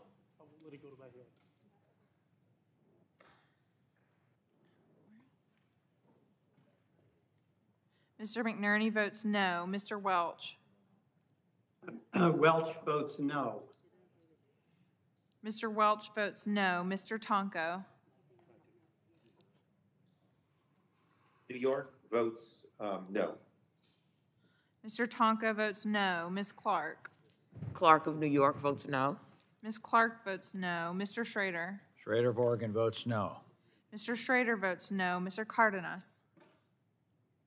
Cardenas, representing California, votes no. Mr. Cardenas votes no. Mr. Ruiz. Ruiz from California votes no. Mr. Ruiz votes no. Mr. Peters. Mr. Peters votes no. Mrs. Dingle. Dingle votes no. Ms. Dingle votes no. Mr. Vesey. VC votes no. Mr. Vesey votes no. Ms. Custer. Custer votes no. Ms. Custer votes no. Ms. Kelly. Kelly votes no. Ms. Kelly votes no. Ms. Barragan. Barragan votes no.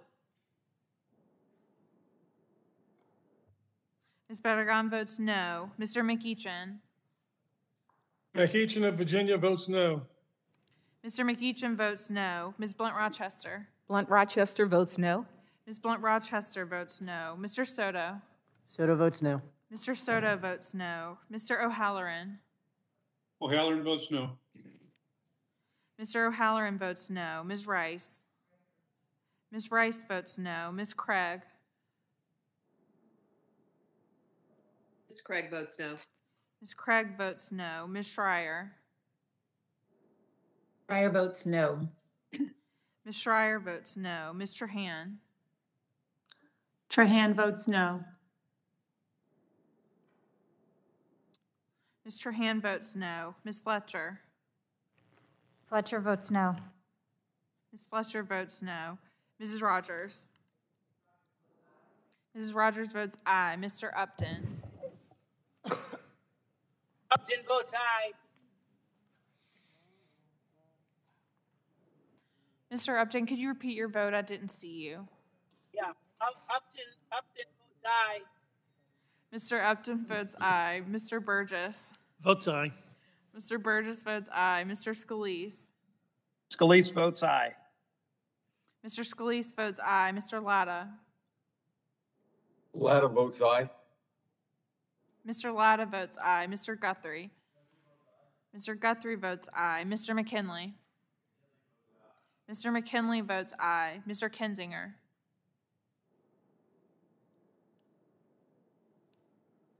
Mr. Griffith?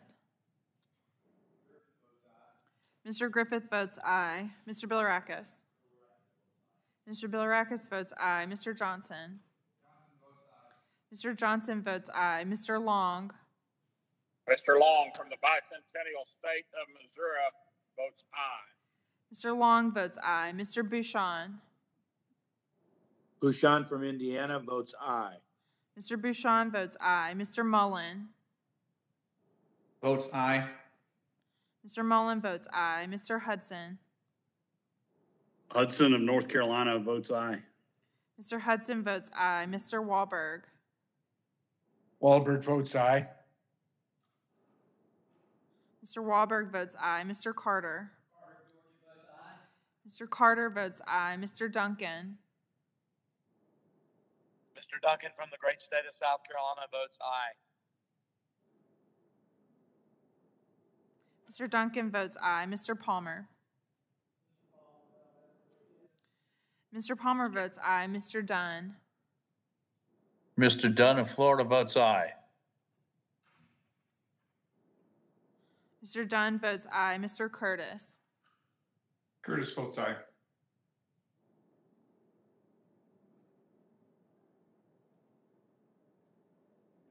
Mr. Curtis votes aye. Ms. Lesko? Lesko of Arizona votes aye. Ms. Lesko votes aye. Mr. Pence? Pence of Indiana votes aye. Mr. Pence votes aye. Mr. Crenshaw? Crenshaw votes aye. Mr. Crenshaw votes aye. Mr. Joyce? Joyce votes aye. Mr. Joyce votes aye. Mr. Armstrong? Armstrong votes yes. Mr. Armstrong votes aye. Mr. Pallone? Mr. Pallone votes no. Do we have anybody who we missed? Mr. Schrader? I'd like to change my vote. Mr. Schrader wants to change? How is he recorded? Mr. Schrader voted no. Like to be recorded yes. Mr. Schrader votes aye. Schrader votes aye. I think Kinzinger voted, didn't he? Mr. Kinzinger is not recorded. He's at the hearing in Foreign Affairs. What do you want to do?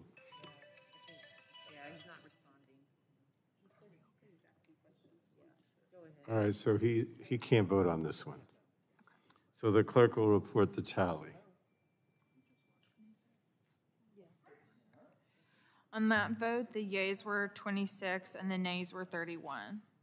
31, okay, so this is on the McKinley amendment. The vote is 26 ayes to 31 noes, and the amendment is not agreed to. Is that correct?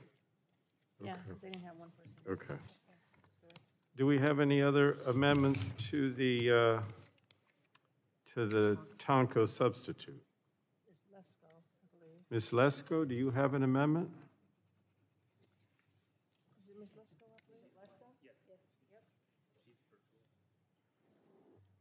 Ms. Lesko? Yes, what subtitle are we in? This is the first print on air pollution. I don't know. think I have one in subtitle A. Yeah, it's Title A, right? It's Title A. Do we know what hers is? Go to Curtis. You want to go to Curtis? All right, we're going to pass and go to Curtis, if that's okay? Mr. Chairman, I'm ready if that's appropriate. And yours, what's yours labeled? Curtis Amendment number 1. The clerk have that? No, they just switched to Curtis. Is it Curtis, is this 12A or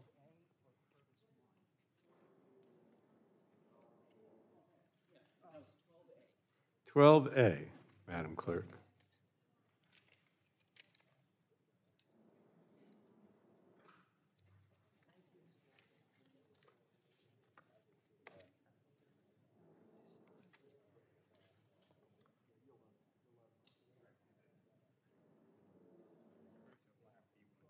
No, it's 12A, no preemption. No? You have it, Thule? I have it. Madam Clerk, will read, report the amendment.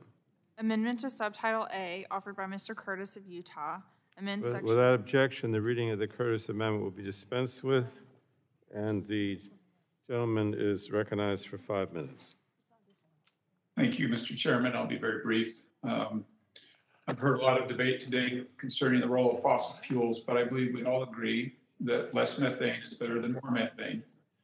Now, I've already spoken about my opposition to this tax, but that said, my amendment would at least improve this new tax by ensuring these funds are used to reduce methane emissions, not money for random projects at the EPA, by giving the funds directly to the state where the methane emissions were taxed rather than to the EPA. Now, I'd like to point out 2 very important reasons why I think this is a better distribution of these funds. First, those closest to the methane Mr. Curtis, would you just their unique equipment. Mr. Curtis, would you just suspend for a moment? What's the problem? Sure. I think he is too. He's talking Curtis 01, not 12A. We think we have the wrong amendment, Mr. Curtis. Let's wait a minute. Let's All right. see what we're doing. Wait. Got it. Yeah, no preemption. I think he's reading something else. I think he is too. What do you want to do? Well, we've already called up 12A. Which one is it? 12A. It's your amendment, Mr. Curtis, but not the one you're talking about. No preemption. It's the one that deals with no preemption. Right. So the one we had intended to call up deals with. Do you want to deal with? Do you want to do the other one or not? The one on no preemption. So my preference is to do the one that I was intending, which is dealing with the allocation of funds. All right. So can we just withdraw that one, Madam Clerk, at his request? Yes. All right. So Mr. Curtis has asked unanimous consent to withdraw his amendment without objection. So ordered. And now what's the other one? Curtis 01 is the one he wants to bring up. You have that? That I just read Curtis 01. Oh, so she read Curtis 01. Let's have her read Curtis 01. Curtis_01. That's what I read. We did have the right one? That was the right one. All right, I'm sorry. I'm sorry, John. I guess we did have the right one. Let's start over again. All right, the clerk will report Curtis 01. Let's just make sure we know what we're doing here. Go ahead. Hold on.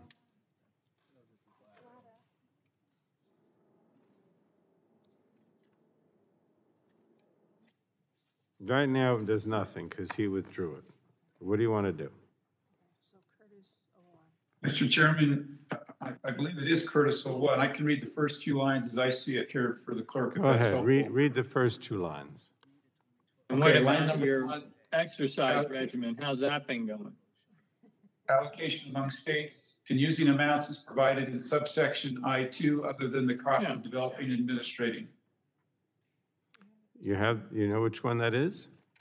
You just have to dedicate some regular time.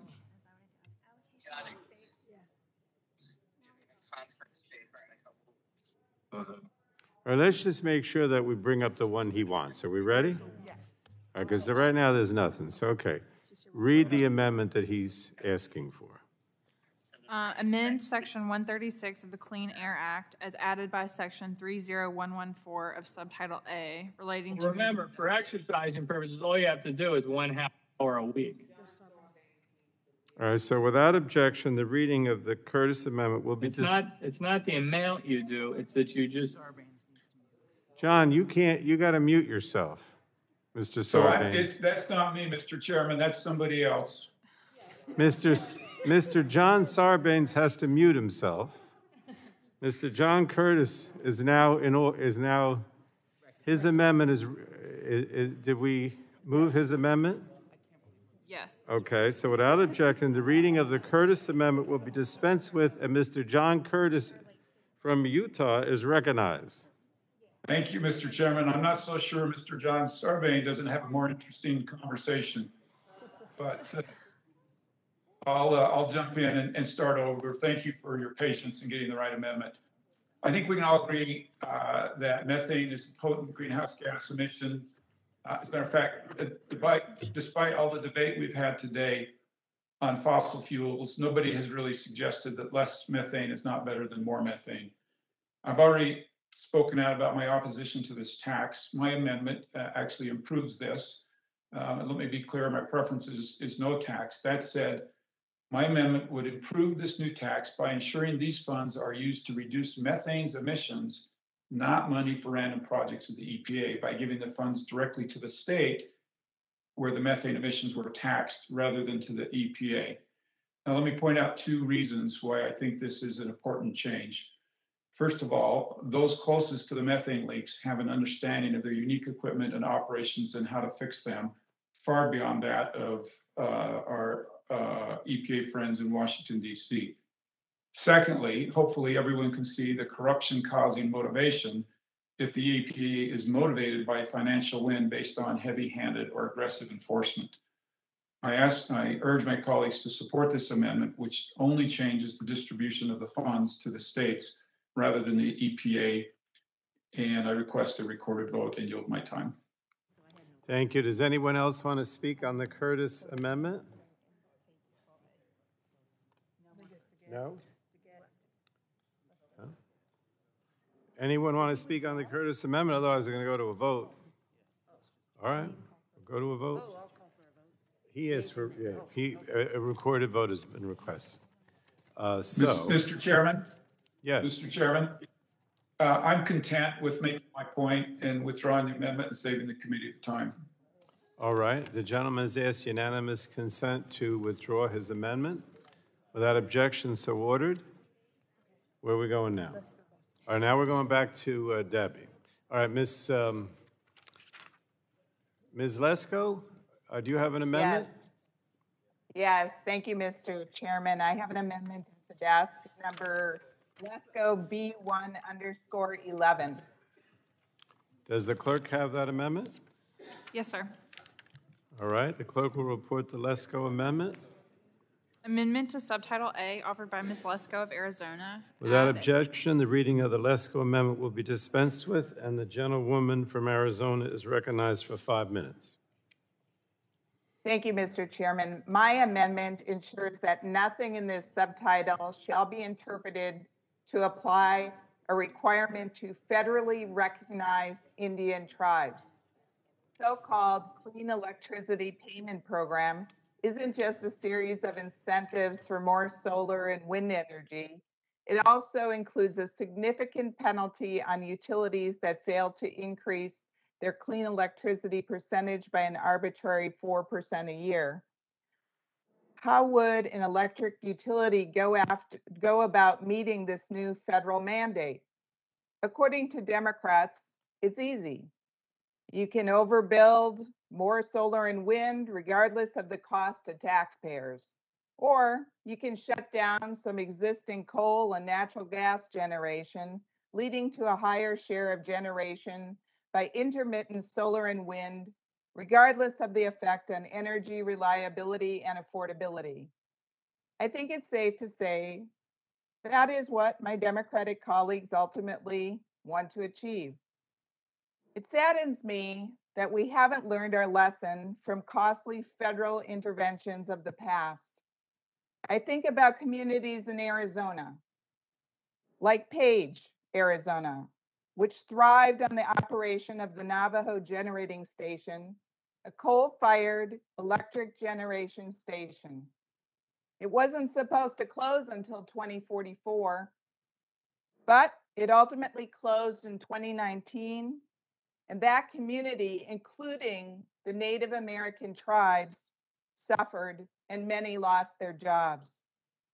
Earlier this year, when the Biden administration announced a temporary suspension of U.S. oil and gas leasing and permitting on federal lands, it exempted tribal lands. I believe that this bill is extremely costly and bad for our country, but the least we can do is apply the same logic used by the Biden administration and ensure that costly requirements in this bill do not apply to federally recognized Indian tribes. I urge a yes vote on my amendment, and I yield back. Thank you, Mr. Chair. Thank the gentlewoman. Ms. Clark is recognized for 5 minutes. Mr. Chairman, I move to strike the last word. Gentlewoman is recognized. Mr. Chairman, Subtitle A makes critically important investments in public health, communities across the nation, and in combating climate change. These investments will provide much-needed resources to our Native communities across the country. New clean vehicles, air quality monitoring, pollution reduction projects, and grants to cope with wildfires. All of these investments and more will help Native Americans with public health and dealing with pollution. In addition to these investments, the subtitle appropriately collects a fee on methane emissions from polluting industries. At a time when it's critical that we invest in solutions to the climate crisis, unfortunately, my Republican colleagues want to go backwards. This amendment is unnecessary and seeks to solve a problem that doesn't exist. So I want to urge my colleagues to vote no. And if my colleague, if there's more that we can do to assist my colleague in addressing these issues, we look forward to working with her, but this is not a solution to what we're trying to get accomplished here. With that, Mr. Chairman, I yield back. Thank you. Does anyone else want to speak on the Lesko amendment? Anybody virtually? All right, then we're going to move to a vote. She's requested a recorded vote, I believe. All right. So, a recorded vote is ordered. Those in favor of the Lesko amendment will vote aye. Those opposed will vote no, and the clerk shall call the roll. Mr. Rush.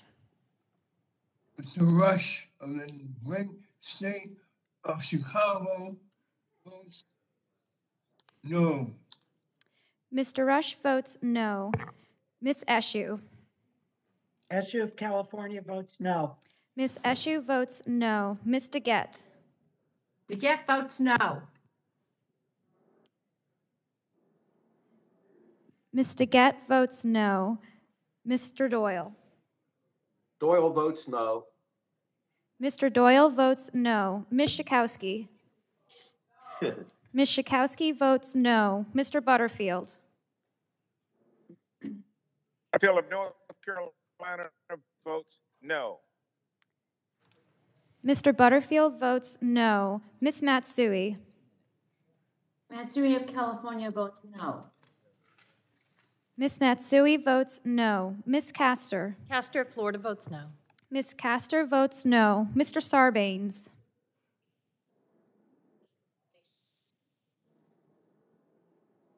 Mr. McNerney. McNerney, California, no.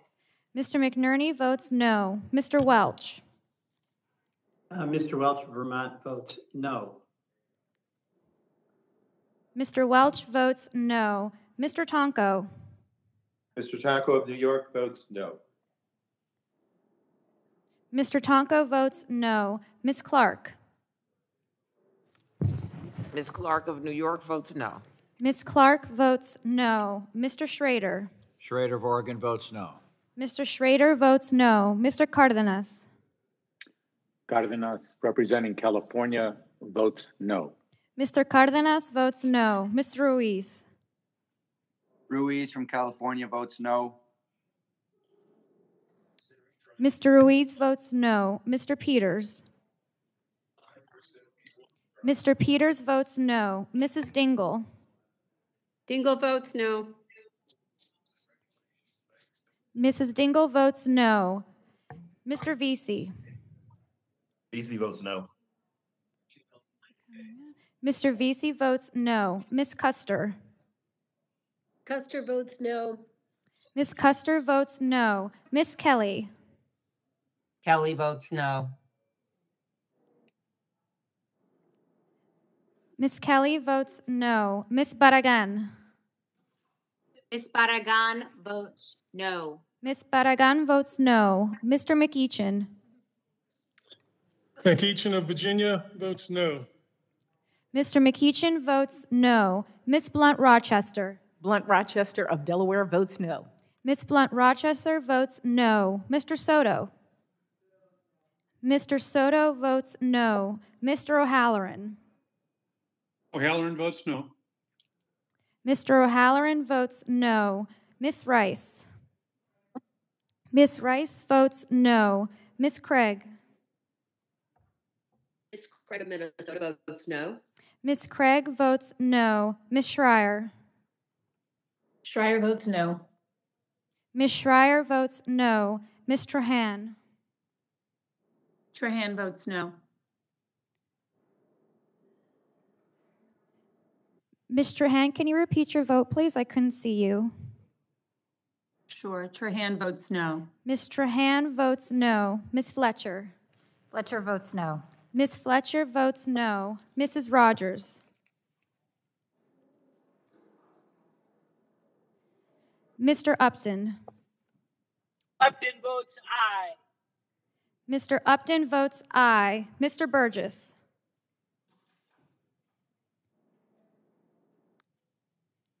Mr. Scalise. Scalise votes aye. Mr. Scalise votes aye. Mr. Latta. Latta votes aye. Mr. Latta votes aye. Mr. Guthrie. Mr. Guthrie votes aye. Mr. McKinley. Mr. McKinley votes aye. Mr. Kinzinger. Kinzinger votes aye.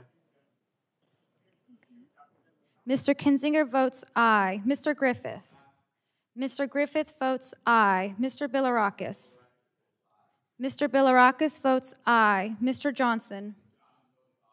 Mr. Johnson votes aye. Mr. Long. Long votes aye.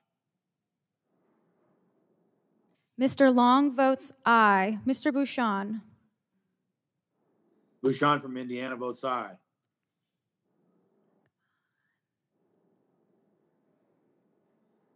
Mr. Bouchon, do you mind repeating your vote? I couldn't see you.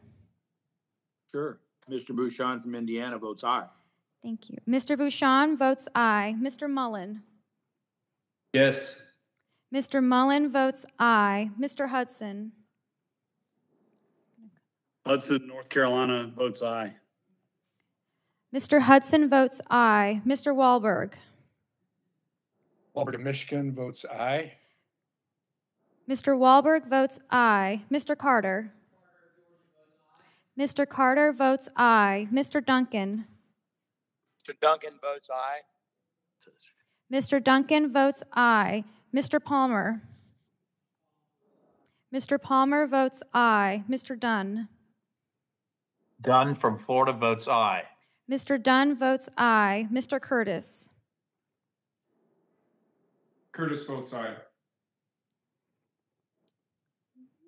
Mr. Curtis votes aye. Miss Lesko. Lesko from Arizona votes aye. Miss Lesko votes aye. Mr. Pence. Pence votes aye. Mr. Pence votes aye. Mr. Crenshaw. Crenshaw votes aye. Mr. Crenshaw, can you please repeat your vote? Crenshaw votes aye. Thank you. Mr. Crenshaw votes aye. Mr. Joyce? Joyce from Pennsylvania votes aye. Mr. Joyce votes aye. Mr. Armstrong? Armstrong votes yes. Mr. Armstrong votes aye. Chairman Pallone? Pallone from New Jersey votes no. Chairman Pallone votes no. We have members that are not Mr. Chairman, recorded. how am I recorded? Mr. Sarbanes is not recorded. Sarbanes votes no. Mr. Sarbanes votes no. Mr. Burgess? Mr. Burgess isn't recorded. You want to wait for him? Mrs. Rogers is not recorded as well. Mrs. Rogers votes aye. Mrs. Rogers votes aye. Just wait a minute, we'll check on Burgess.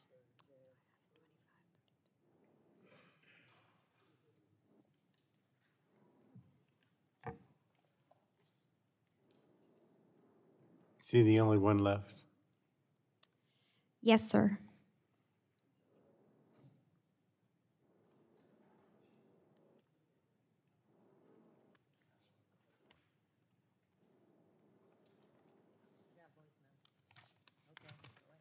All right, we're not getting him. Let's, the clerk will report the tally.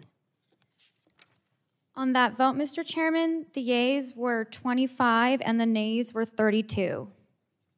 And this is the Lesko amendment. So the vote is 25 ayes to 32 noes. The Lesko amendment is not agreed to. Are there further amendments to the Tonko substitute? Mr. Chairman. Mr. Latta is recommended. Well, Mr. Latta, what's the amendment? Yes, it's Latta underscore 02. Does the clerk have that? Yes, sir. All right, the clerk will report the Latta amendment.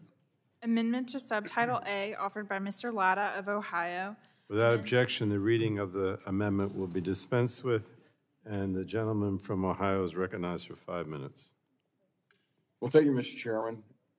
And my amendment would require the administrator of the Environmental Protection Agency to conduct a study to determine the likelihood of increased national average heating costs during the winter months, projected over 10 years, if the methane pollution fee established by the bill is implemented. A student of basic economics will tell you that implementing this fee, or the natural gas tax, as should be called, on the fossil fuel industry will inevitably result in higher energy costs for American consumers. Energy sources like natural gas are some of the most reliable in providing heat and electricity to households across the country. In fact, according to the Energy Information Administration, about half the homes in the United States use natural gas for heating. Because of the importance of natural gas to keep Americans warm and the lights on during the coldest months of the year, it is essential that there is transparency in how this fee will impact their wallets. If the majority is interested in transparency and gaining an understanding of how these proposals will impact everyday Americans, they should join me in adopting this amendment. And Mr. Chairman, at this time, I'm going to withdraw the amendment, but I think it's absolutely essential that we look at this into the future as how this will affect Americans. So I withdraw the amendment. Thank you. Mr. Latta has asked unanimous consent to withdraw his amendment. Without objection, so ordered. We have further amendments to, you have one? Yes, I do. Ms. Rogers has an amendment at the desk. Do you? What's the title? Inflation to Title A.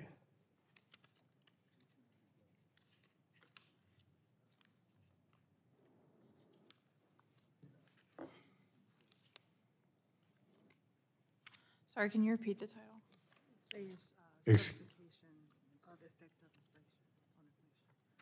It says certification of effect on inflation. Section 3, certification of effect on inflation.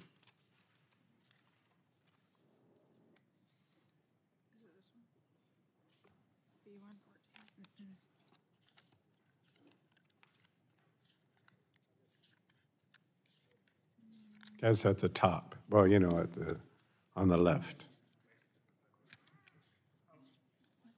Inflation.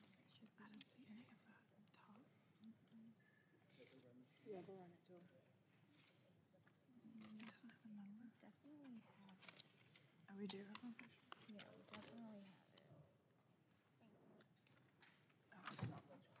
Okay.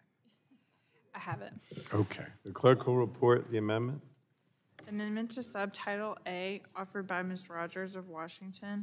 Without objection, the reading of the amendment will be dispensed with. Mr. Chair, I reserve a point of order on the amendment, please. Mr. Tonko reserves a point of order, and the ranking member is recognized for 5 minutes. Thank you, Mr. Chairman. I move to strike the last word. The gentlewoman is recognized. This amendment is simple. It prevents any of the reckless spending and the almost $40 billion in reckless spending from the subtitle from being expended until the EPA administrator certifies to Congress that it will not lead to a further increase in inflation for energy prices. This proposal has already dramatically increased cost on Americans. The spending that that the majority has already expended recently has already caused a dramatic increase on costs for Americans. It's the highest in a decade. Gas prices in my home state of Washington have increased 70% over the last year. The consumer price index for all energy price and costs have increased almost 25%. The irresponsible taxes and the slush funds in this subtitle will make things even worse. Every subtitle of this reckless tax and spending spree is going to burden American families with even more, making more costs, making energy, medical care, food, transportation, and everyday household goods unaffordable. This shouldn't be a partisan issue. Last year, I joined with several of my Republican and Democrat colleagues, including several members of this committee, in sending a letter to Speaker Pelosi and Leader McCarthy asking them to address the fiscal health of our nation and bring our out-of-control spending under control. I'd like to ask unanimous consent to enter that letter into the record. Without objection, so ordered. Thank you. I urge support of this amendment to save Americans from rampant inflation, and I yield back.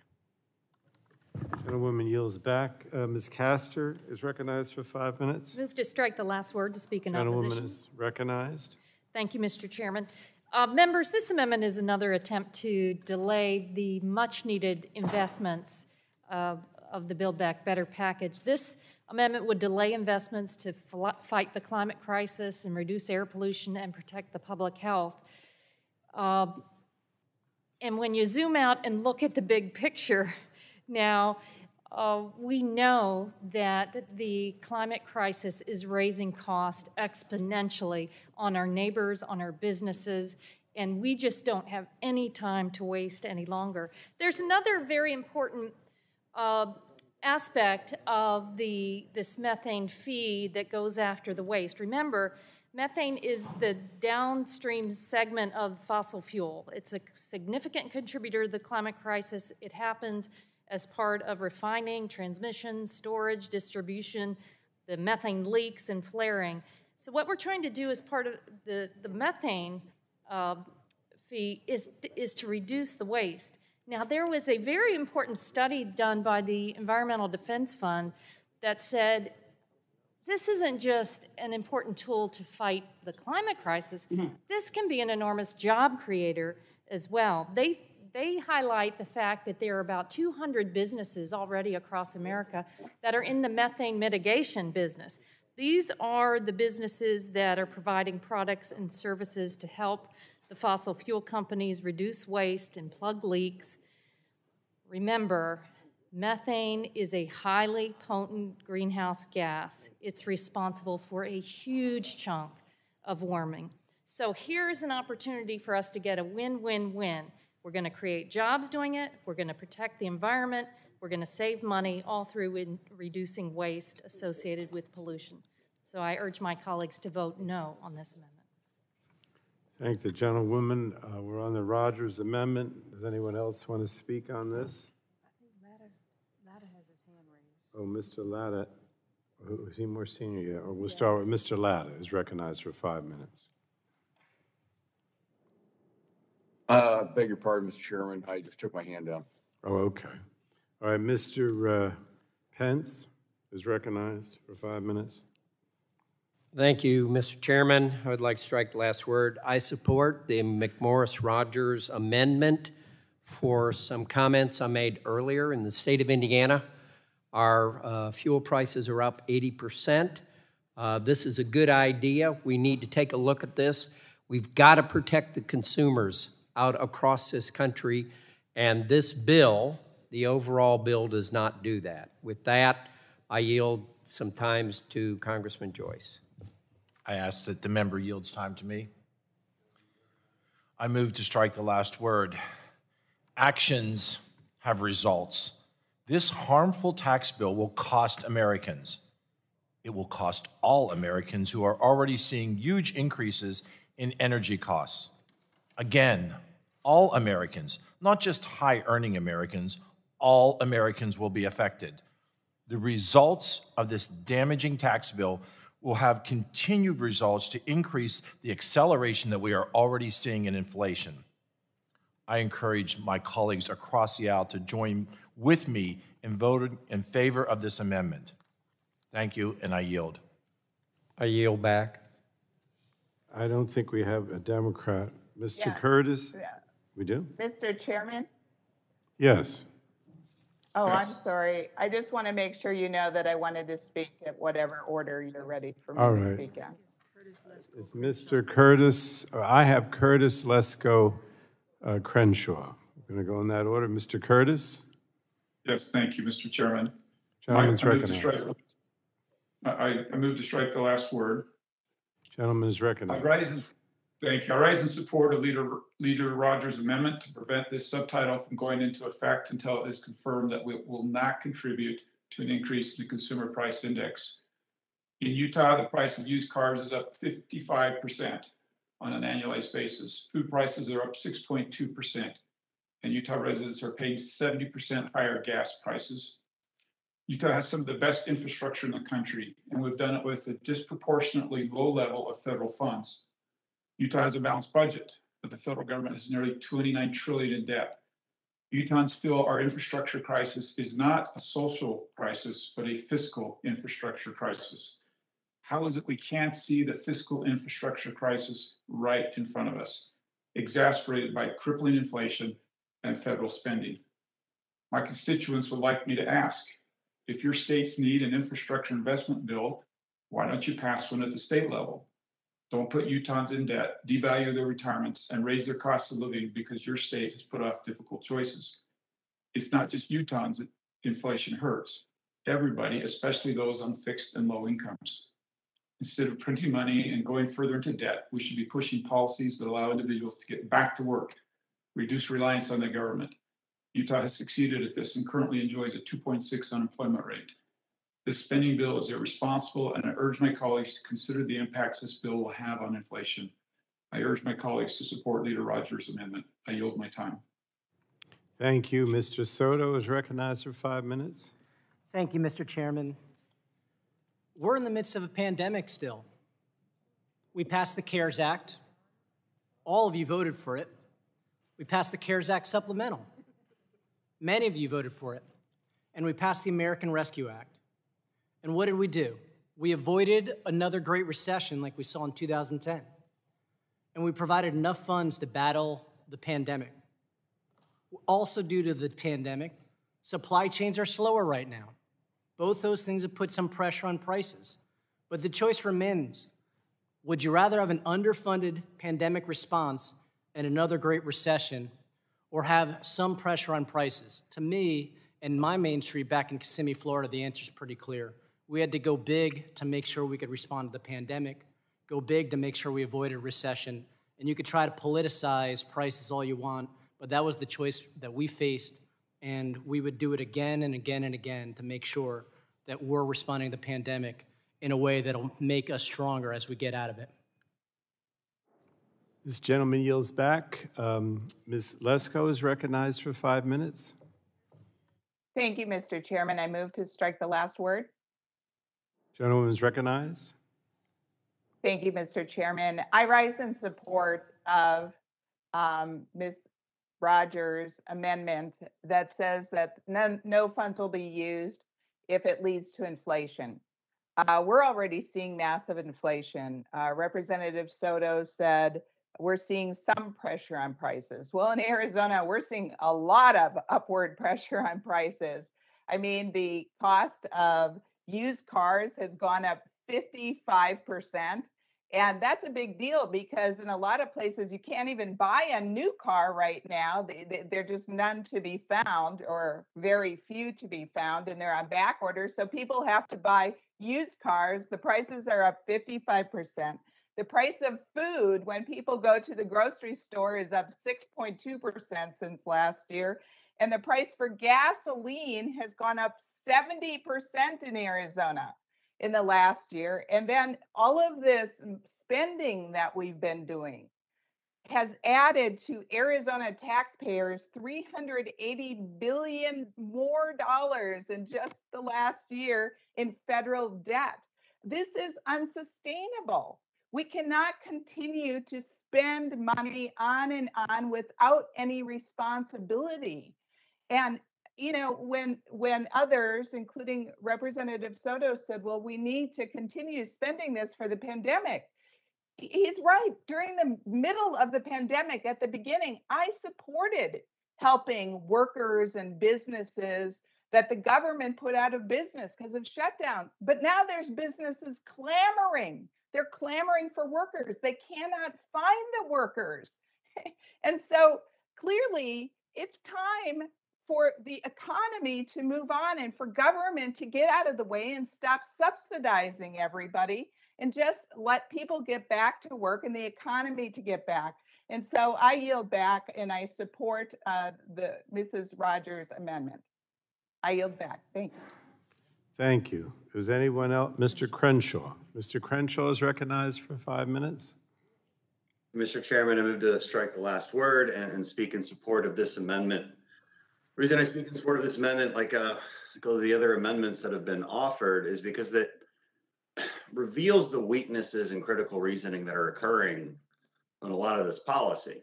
And what I mean by that is a complete lack of assessment of the costs and benefits of what we're doing. Seems to be an appetite to impose enormous costs on American society, and no question of what benefits you might derive from those costs.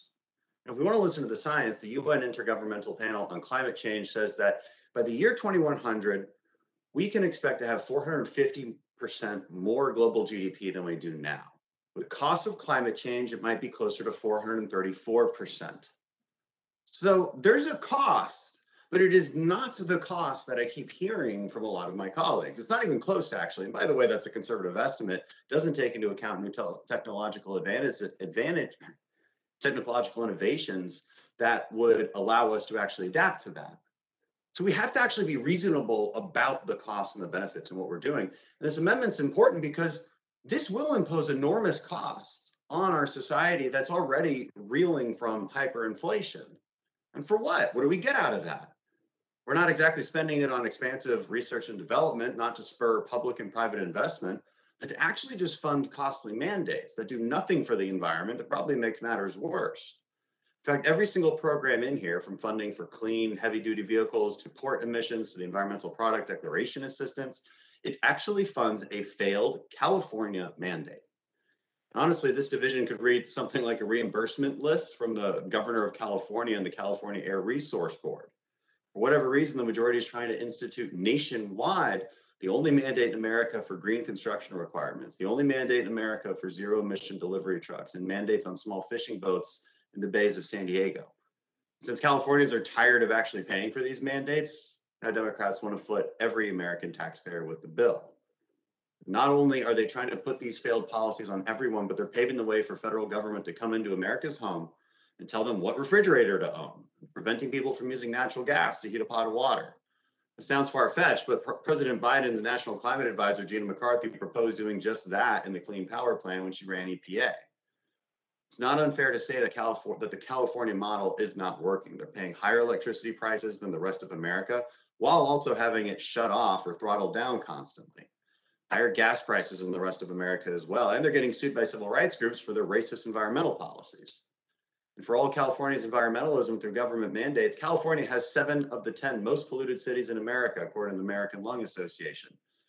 It's almost like top-down government just doesn't work.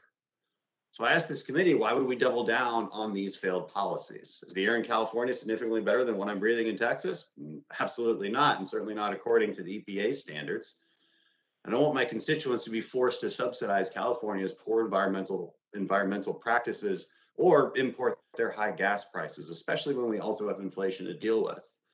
Instead of looking for real solutions to protect the environment, we're going to double down funding California's failed mandates. And I have to say, I'm very disappointed in my Texas colleagues for supporting some of these measures. You know your constituents are going to be hurt by this. You shouldn't be supporting these. And I can't believe we're doing it with a straight face. Thank you, Mr. Chairman. I yield back. Thank you, Mr. Crenshaw. Mr. Wahlberg, you put your hand up. Oh, Peter? No? Is there a Democrat? All right, we go to Mr. Wahlberg. Recognized for 5 minutes. Strike the last word to support the ranking members. Gentleman's recognized. Thank you. I think it's an absolutely necessary amendment, especially since it seems like we are really unwilling to look at the continuing challenge, the tax that we're putting on society itself. You know, my Republican colleagues in Michigan, as well as I would hope some of my Democrat colleagues, would be very concerned about doing something like what we're attempting to do, and increasing the debt. You know, I look at the figures, and I see additional debt coming from this approach today would be $540 billion. Price of used cars up 57%. Price of food 6.3%. Price of gas up 80%. All of that speaks, of course, to the auto industry, which is Michigan. This is the motor capital of the world, and yet these costs continue to go on. And for my friend and colleague from Florida say that we had to do all of this in order not to melt down. How do we know that? Certainly we had to do the CARES Act. Most of us did that for short term. We knew that there was potential of our citizens understanding the science, hearing the best reasoning would do what was necessary, but we've continued to spend. And if we continue to do this, I mean, talking about Florida, additional debt, $1.2 trillion. Price of used cars up 56%. Price of food up 4.8%. Price of gas up 74%. Do you really think that the majority of constituents want to see that continue? I mean, if we're intent on doing what we shouldn't be doing here, I'll admit that's where I'm coming from.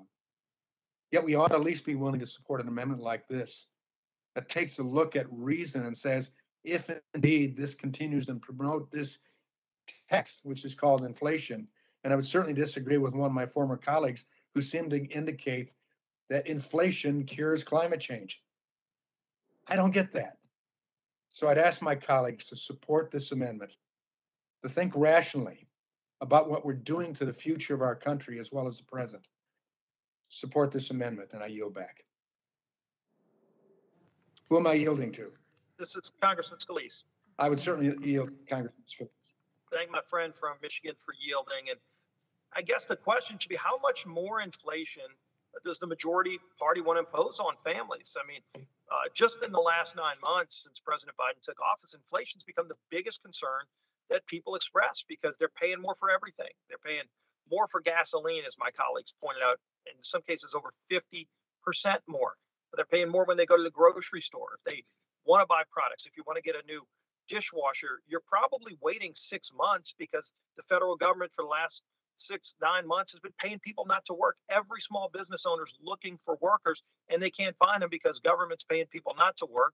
They're paying them more than what they were making when they were working. They're telling them they don't even have to pay their rent. Inflation's through the roof. And then you're going to add tax hikes on top of that. I want to strongly support my colleague, the ranking member's amendment, because what Ms. McMorris-Rodgers is saying is the same thing a lot of families are saying. Enough with all the spending, enough with all the taxes, enough with all the inflation. Look, this tax that she's suspending is only one of the many taxes in this package. Our committee isn't looking at all of the other taxes. You go look at what a corporate rate increase will do to kill jobs in America, to raise costs on families here. All you're doing here with increasing American natural gas, you're just shipping more jobs to China. Go look at what China emits to make the same. Well, let's say you're making steel in Pennsylvania. You should want to make more steel in Pennsylvania, because if they make that steel in China, they're emitting 5 times more carbon because they're exempted from all of these crazy radical ideas. They just are. It's a fact. So if carbon emissions are what you're worried about, you should be getting John Kerry, the climate czar, instead of flying around the world lecturing on how bad America is. He should be flying to China and telling them to actually get control of their environment like we've gotten control of ours. We've been reducing emissions in America through smart technology. And then you wreck our economy and send those jobs somewhere else, they're going to emit more carbon. It all ends up in the same place. I think people get this. They just want to spend money. That's why y'all want this tax. It's to spend more money, but the spending is what's driving inflation already. You add more spending, more taxes, you will only get even more inflation, and families have had enough. They're fed up. Let's at least stop, put a pause on the spending and on the inflation. I support this amendment, and I yield back the balance of my time. Gentlemen, Mr. Wahlberg, are you yielding back? I'm yielding back. Who's that? Yes, okay. So we're on the Rogers amendment. Does anyone else want to speak on this? Mr. Carter is recognized for 5 minutes. Mr. Chairman, I move to strike the last word. Recognized. Mr. Chairman, many of my colleagues have hit on this point, but I'm glad Ranking Member Rogers has introduced this amendment because inflation is such a big issue. Inflation is nothing more than taxation, and it's gone up every month of Joe Biden's presidency. Producer Price Index jumped 8.3% year over year, according to the Labor Department in August, a new record high.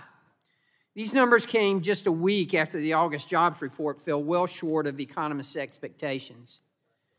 The U.S. economy added only 235,000 jobs in August compared to an expected 720,000.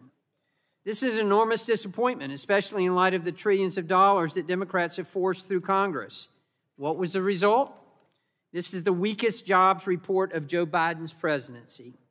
8.4 million Americans remained unemployed in August. 8.4 million. Yet there are 10.5 million job openings. The number of unfilled job openings has remained far above the 48-year historical average of 22%. Instead of encouraging employment, Democrats and the Biden administration are doing everything they can to create cradle-to-grave entitlements that will cost trillions of dollars and keep Americans on the sidelines. This bill will spend an additional $3.5 trillion on policies that will kill American jobs, increase taxes, and make inflation even worse. The ranking member's amendment would be a small fix to this bill to ensure Americans do not face further cost. Thank you, Mr. Chairman, and I yield back. Does anyone else want to speak? All right. Oh, yes, Mr. Palmer is recognized for 5 minutes. I move to strike the last word, and I speak in support of this amendment. Gentleman's recognized. I'd like to point out that the Federal Reserve says they don't expect higher inflation to stick around once more people are back to work. But the Socialist Democrat policies that have already been implemented and that will be included in this bill are paying people not to work. So I don't think we can expect inflation to come down, according to what the Fed says. I also want to point out that, as I've already pointed out, that energy costs are driving inflation. Energy costs are in every product and service American families utilize. They're buried in the cost of the product and service, and it's increasing cost that has a much bigger impact, disproportionately so, on lower income families. Inflation is the highest in over a decade, and it's the highest increase in the Consumer Price Index in 29 years. Now, one of my colleagues said that inflation and costs have been going up every year because of the climate crisis. I just want to point out that the Consumer Price Index has been at or below 3% every year, all the way back to 1992 until this year. And I do agree that there is a crisis that's driving this jump in the Consumer Price Index and inflation. It's the Biden administration crisis, along with the crisis created by the Socialist Democrats, who are continuing to try to implement energy policy that will be devastating to the average family in the United States. It's beyond me. I know my colleagues are very intelligent people. I have a high regard for the intelligence that they have, but it's beyond me that whatever mathematical formulas they're using doesn't lead them to support some of the amendments that have been offered here, because all of us are paying higher prices. And a lot of the people I represent, all of the people I represent are paying higher prices. And we're hurting people with these policies. So I think this is an amendment that on the surface, every member of Congress ought to support. With that, I yield back. Okay. Anyone else? All right, so we're on the Rogers Amendment. You want to record a vote? And a recorded vote is ordered. I think Ms. Dingle wanted to talk. Ms. Dingle, is your hand up for this? I am voting. I'm in the middle. Bobby, are you looking to speak, or you just? Looks like Ms. Dingle and Mr. Gett. All right, let me just make sure. Did Ms. Dingle or Mr. Gett want to speak on this? Ms. Dingle, would you, I'm sorry, you're recognized for 5 minutes. Thank you, Mr. Chairman. I move to strike the last word to speak in opposition to this amendment. Gentlewoman is recognized. This amendment is nothing more than another political stunt that would delay much-needed investments in this bill. This amendment would delay investments to fight climate change, reduce air pollution, and protect public health, something that I think we all feel pretty desperate about right now. Pending a certification from EPA that the provisions will not lead to inflation. That is not what we need right now. Inflation is a serious concern. I share it like everybody, but this administration is taking it very seriously, and they're addressing it very seriously.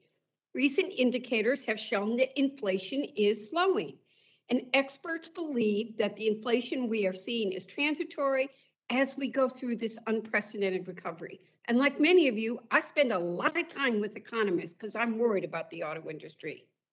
Let me be clear, this bill is an important part of that recovery. The investments in this bill will support our economic recovery and the revitalization of our infrastructure.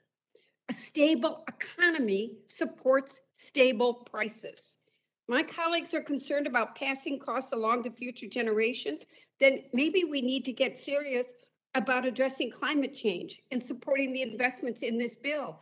My district cannot handle. When they hear thunderstorm, they go into a total state of panic. I want to get them to stop panicking. The climate crisis is here, the costs are unsustainable, and it's only going to get worse. I urge my colleagues to vote against these continued efforts to filibuster the implementation of these much needed programs and to support the underlying bill. I yield back, Mr. Chairman. Thank you. Ms. DeGette, did you? No. Not Okay. Mr. Gett, but now Mr. Joyce. Mr. Joyce, you're recognized for 5 minutes. Mr. Chairman, I move to strike. Who? All right, Mr. Joyce is recognized. Mr. Chairman, I move to strike the last word. I'd like to yield my time to Mr. Palmer, my colleague from Alabama. I thank the gentleman for yielding. And I just want to point out, and again, I don't know why this is not obvious. Inflation is not transitory if energy costs keep going up and if people will not go back to work. It's just not going to happen. And people, my colleagues keep bringing up air pollution. I just want to point out that since 1980, our GDP has gone up over 690%. Vehicle miles traveled has gone up 112%. Population's gone up over 30%.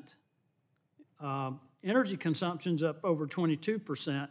But I want to just share with you what's happened in emissions.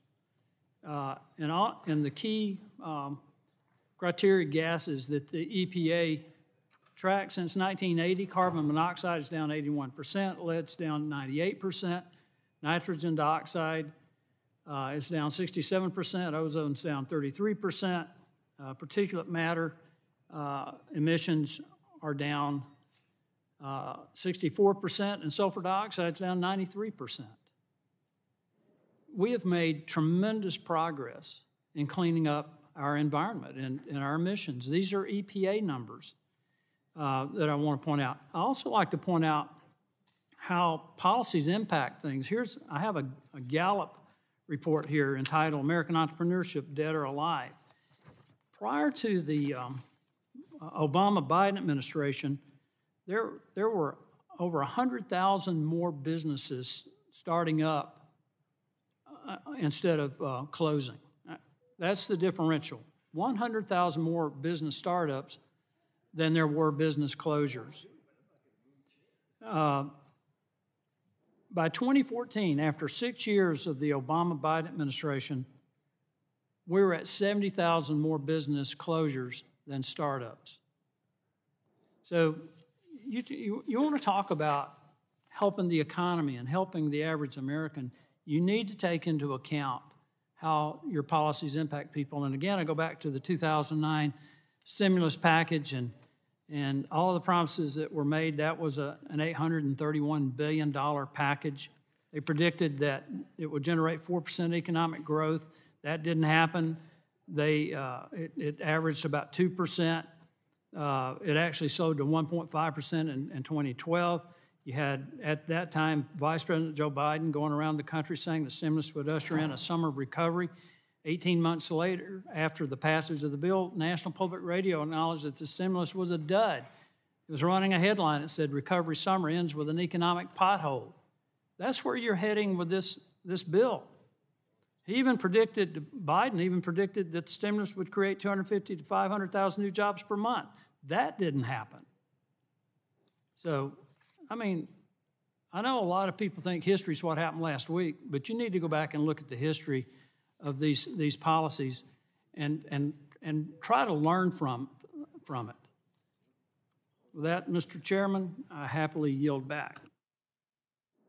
The time is Mr. Joyce. Do you want to say something? Mr. Chair, I yield back. All right. Anyone else? Nobody else has their hand up virtually, right? All right. Then we're going to go to a vote on the Rogers amendment. The gentlewoman has asked for a recorded vote. A recorded vote is ordered. Mr. Chair? Yes. I withdraw my... Oh, I'm sorry. Thank you for withdrawing your point of order, Mr. Tonko. Recorded vote is ordered on the Rogers amendment. Those in favor of the amendment will say aye. Those opposed to the amendment will say no, and the clerk shall call the roll. Mr. Rush. Rush votes no. Mr. Rush votes no. Ms. Eshoo. Eshoo of California votes no.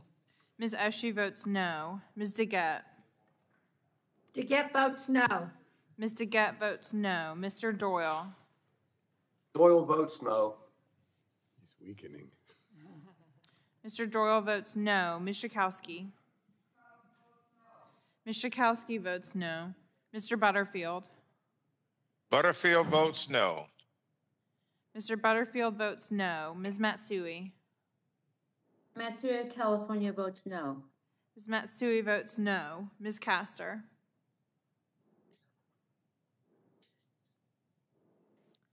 Mr. Sarbanes. Sarbanes votes no.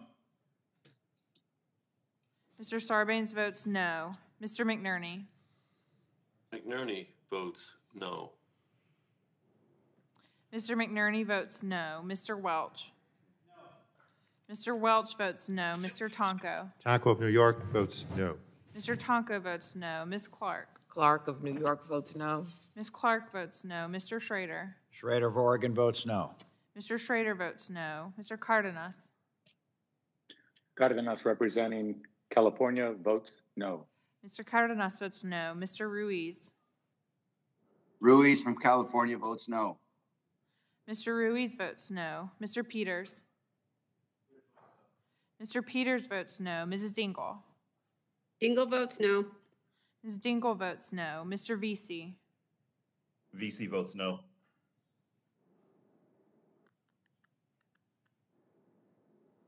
VC votes no. Mr. Vesey votes no. Ms. Custer. Custer votes no. Ms. Custer votes no. Ms. Kelly. Kelly votes no.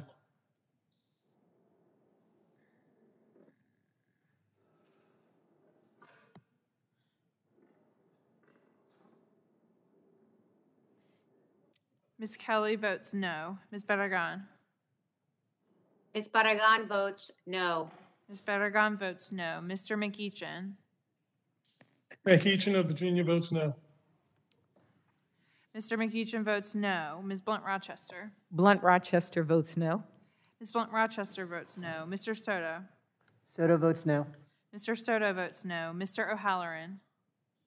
O'Halloran votes no. Mr. O'Halloran votes no. Ms. Rice. Ms. Rice votes no. Ms. Craig. Ms. Craig votes no. Ms. Craig votes no. Ms. Schreier. Schreier votes no. Ms. Schreier votes no. Mr. Hand. Trahan votes no. Mr. Hand votes no. Ms. Fletcher. Fletcher votes no. Ms. Fletcher votes no. Mrs. Rogers. Mrs. Rogers votes aye. Mr. Upton. Upton votes aye. Mr. Upton votes aye. Mr. Burgess.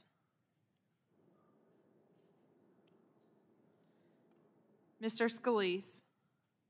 Scalise votes aye.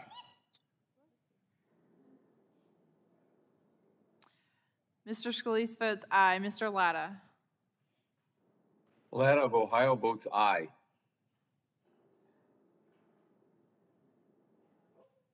Mr. Latta votes aye. Mr. Guthrie. Mr. McKinley. Mr. McKinley votes aye. Mr. Kinzinger. Kinzinger votes aye. Mr. Kinzinger votes aye. Mr. Griffith. Mr. Griffith votes aye. Mr. Bilirakis. Mr. Bilirakis votes aye. Mr. Johnson. Mr. Johnson votes aye. Mr. Long. Long votes aye. Mr. Long votes aye. Mr. Bouchon. Bouchon from Indiana votes aye. Mr. Bouchon votes aye. Mr. Mullen. Mullen votes yes. Mr. Mullen votes aye. Mr. Hudson. Hudson, North Carolina votes aye. Mr. Hudson votes aye. Mr. Wahlberg. Wahlberg votes aye. Mr. Wahlberg votes aye. Mr. Carter. Mr. Carter votes aye. Mr. Duncan. Mr. Duncan of South Carolina votes aye. Mr. Duncan votes aye. Mr. Palmer. Mr. Palmer votes aye. Mr. Dunn. Mr. Dunn of Florida votes aye. Mr. Dunn votes aye. Mr. Curtis.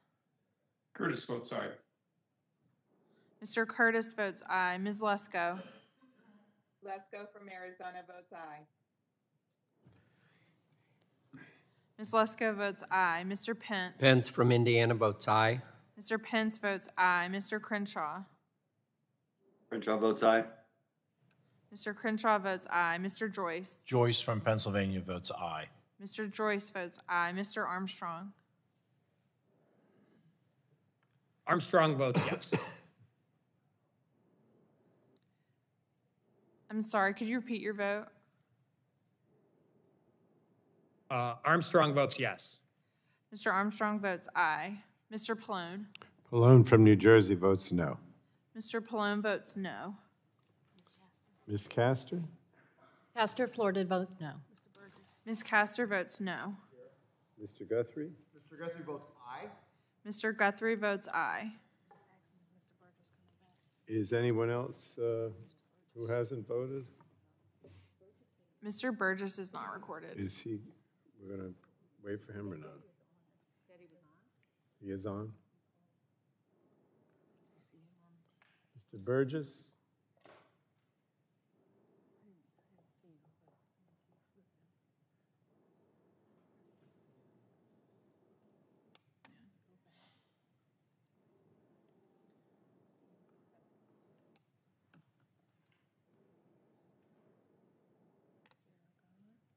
I see him here. All right, I guess we're going to move on. The clerk will report the tally. And this is on the Rogers Amendment. On that vote, Mr. Chairman, the yeas were 32 and the nays were 25. Sorry. Wait a minute, it's the opposite, right? The opposite. The nays were 32 and the yeas were 25. The nays are 32 and the yeas are 25, correct? All right, so on the Rogers Amendment, the vote is 25 ayes to 32 noes, and the amendment is not agreed to. Do we have further amendments to the Tonko Amendment in the nature of a substitute? No further amendments? All right, then let's go to, you want to record a vote on the names? No, we don't. Okay. Right? Or so if there's no further debate or amendments, we will proceed to a vote on the amendment in the nature of a substitute to the committee print subtitle A, Budget Reconciliation, Legislative Recommendations Relating to Air Pollution. And please unmute your, well, we've already done that. All those in favor of the amendment in the nature of a substitute to the committee print subtitle A, Budget Reconciliation, Legislative Recommendations Relating to Air Pollution will signify by saying aye. Aye. Aye. All those opposed, I'm sorry. All those opposed will signify by saying no. No. No. In the opinion of the chair, the ayes have it. Okay. Now, on final, though, you want a roll call, right? Yes. Okay. All right. So the amendment in the nature of a substitute to the committee print subtitle A, Budget Reconciliation, Legislative Recommendations Relating to Air Pollution is agreed to. Now we're going to go to the question on approval and transmitting to the Committee on Budget the committee print subtitle A, Budget Reconciliation, Legislative Recommendations Relating to Air Pollution, as amended. I move the committee do now approve and transmit the recommendations of this committee and all appropriate accompanying material, including additional supplemental minority or dissenting views, to the House Committee on Budget in order to comply with the reconciliation directive included in Section 2002 of the concurrent resolution on the budget for fiscal year 2022, S-Con Res 14, and consistent with Section 310 of the Congressional Budget and Impoundment Control Act of 1974. Okay, all those in favor of that will signify by saying aye. But you want to have a recorded vote. Okay, so a record, now we got to do a recorded vote. Recorded vote is ordered. Please, all those in favor will signify by saying aye. Those opposed will say no, and the clerk shall call the roll. This is final passage of the air pollution print, okay? Madam Clerk? Mr. Rush. Rush votes aye. Mr. Rush votes aye. Ms. Eshoo. Eshoo of California votes aye. Ms. Eshoo votes aye. Ms. DeGette. DeGette votes aye.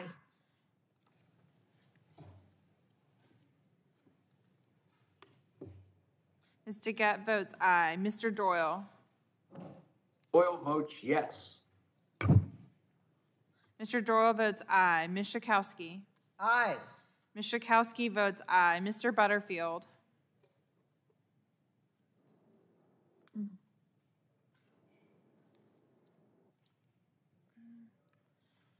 Ms. Matsui. Matsui votes aye. Ms. Matsui votes aye. Ms. Castor. Ms. Castor votes aye. Ms. Castor votes aye. Mr. Sarbanes. Yes, Chris. Sarbanes votes aye. Just wanted to let you know they'll take Mr. Sarbanes votes aye. Mr. McNerney. Oh, well, McNerney votes aye.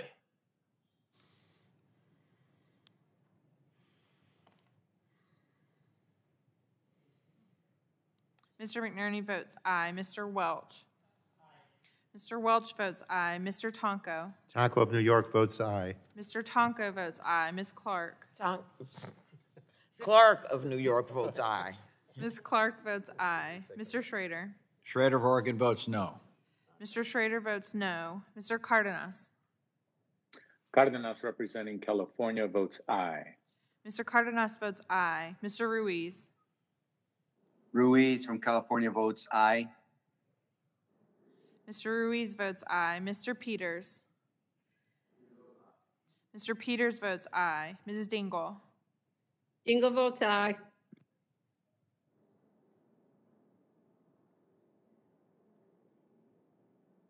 Ms. Dingle votes aye. Mr. Vesey. Vesey votes aye.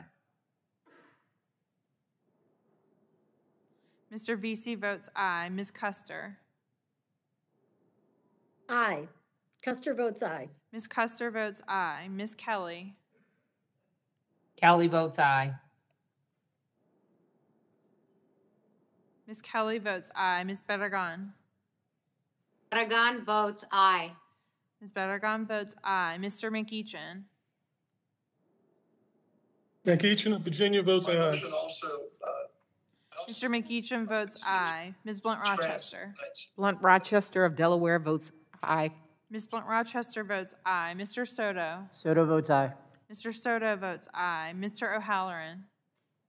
O'Halloran votes aye. Mr. O'Halloran votes aye. Ms. Rice. Ms. Rice votes aye. Ms. Craig. Craig of Minnesota votes aye. Ms. Craig votes aye. Ms. Schreier. Schreier votes aye. Ms. Schreier votes aye. Ms. Trahan. Trahan votes aye. Ms. Trahan votes aye. Ms. Fletcher. Fletcher votes aye. Ms. Fletcher votes aye. Mrs. Rogers. Mrs. Rogers votes no. Mr. Upton. Mr. Upton votes no. Mr. Upton votes no. Mr. Burgess.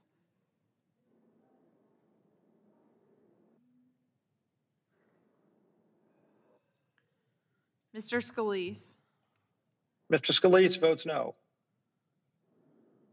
Mr. Scalise votes no. Mr. Latta. Latta votes no. Mr. Latta votes no. Mr. Guthrie. Mr. Guthrie votes no. Mr. McKinley. Mr. McKinley votes no. Mr. Kinzinger. Kinzinger votes no.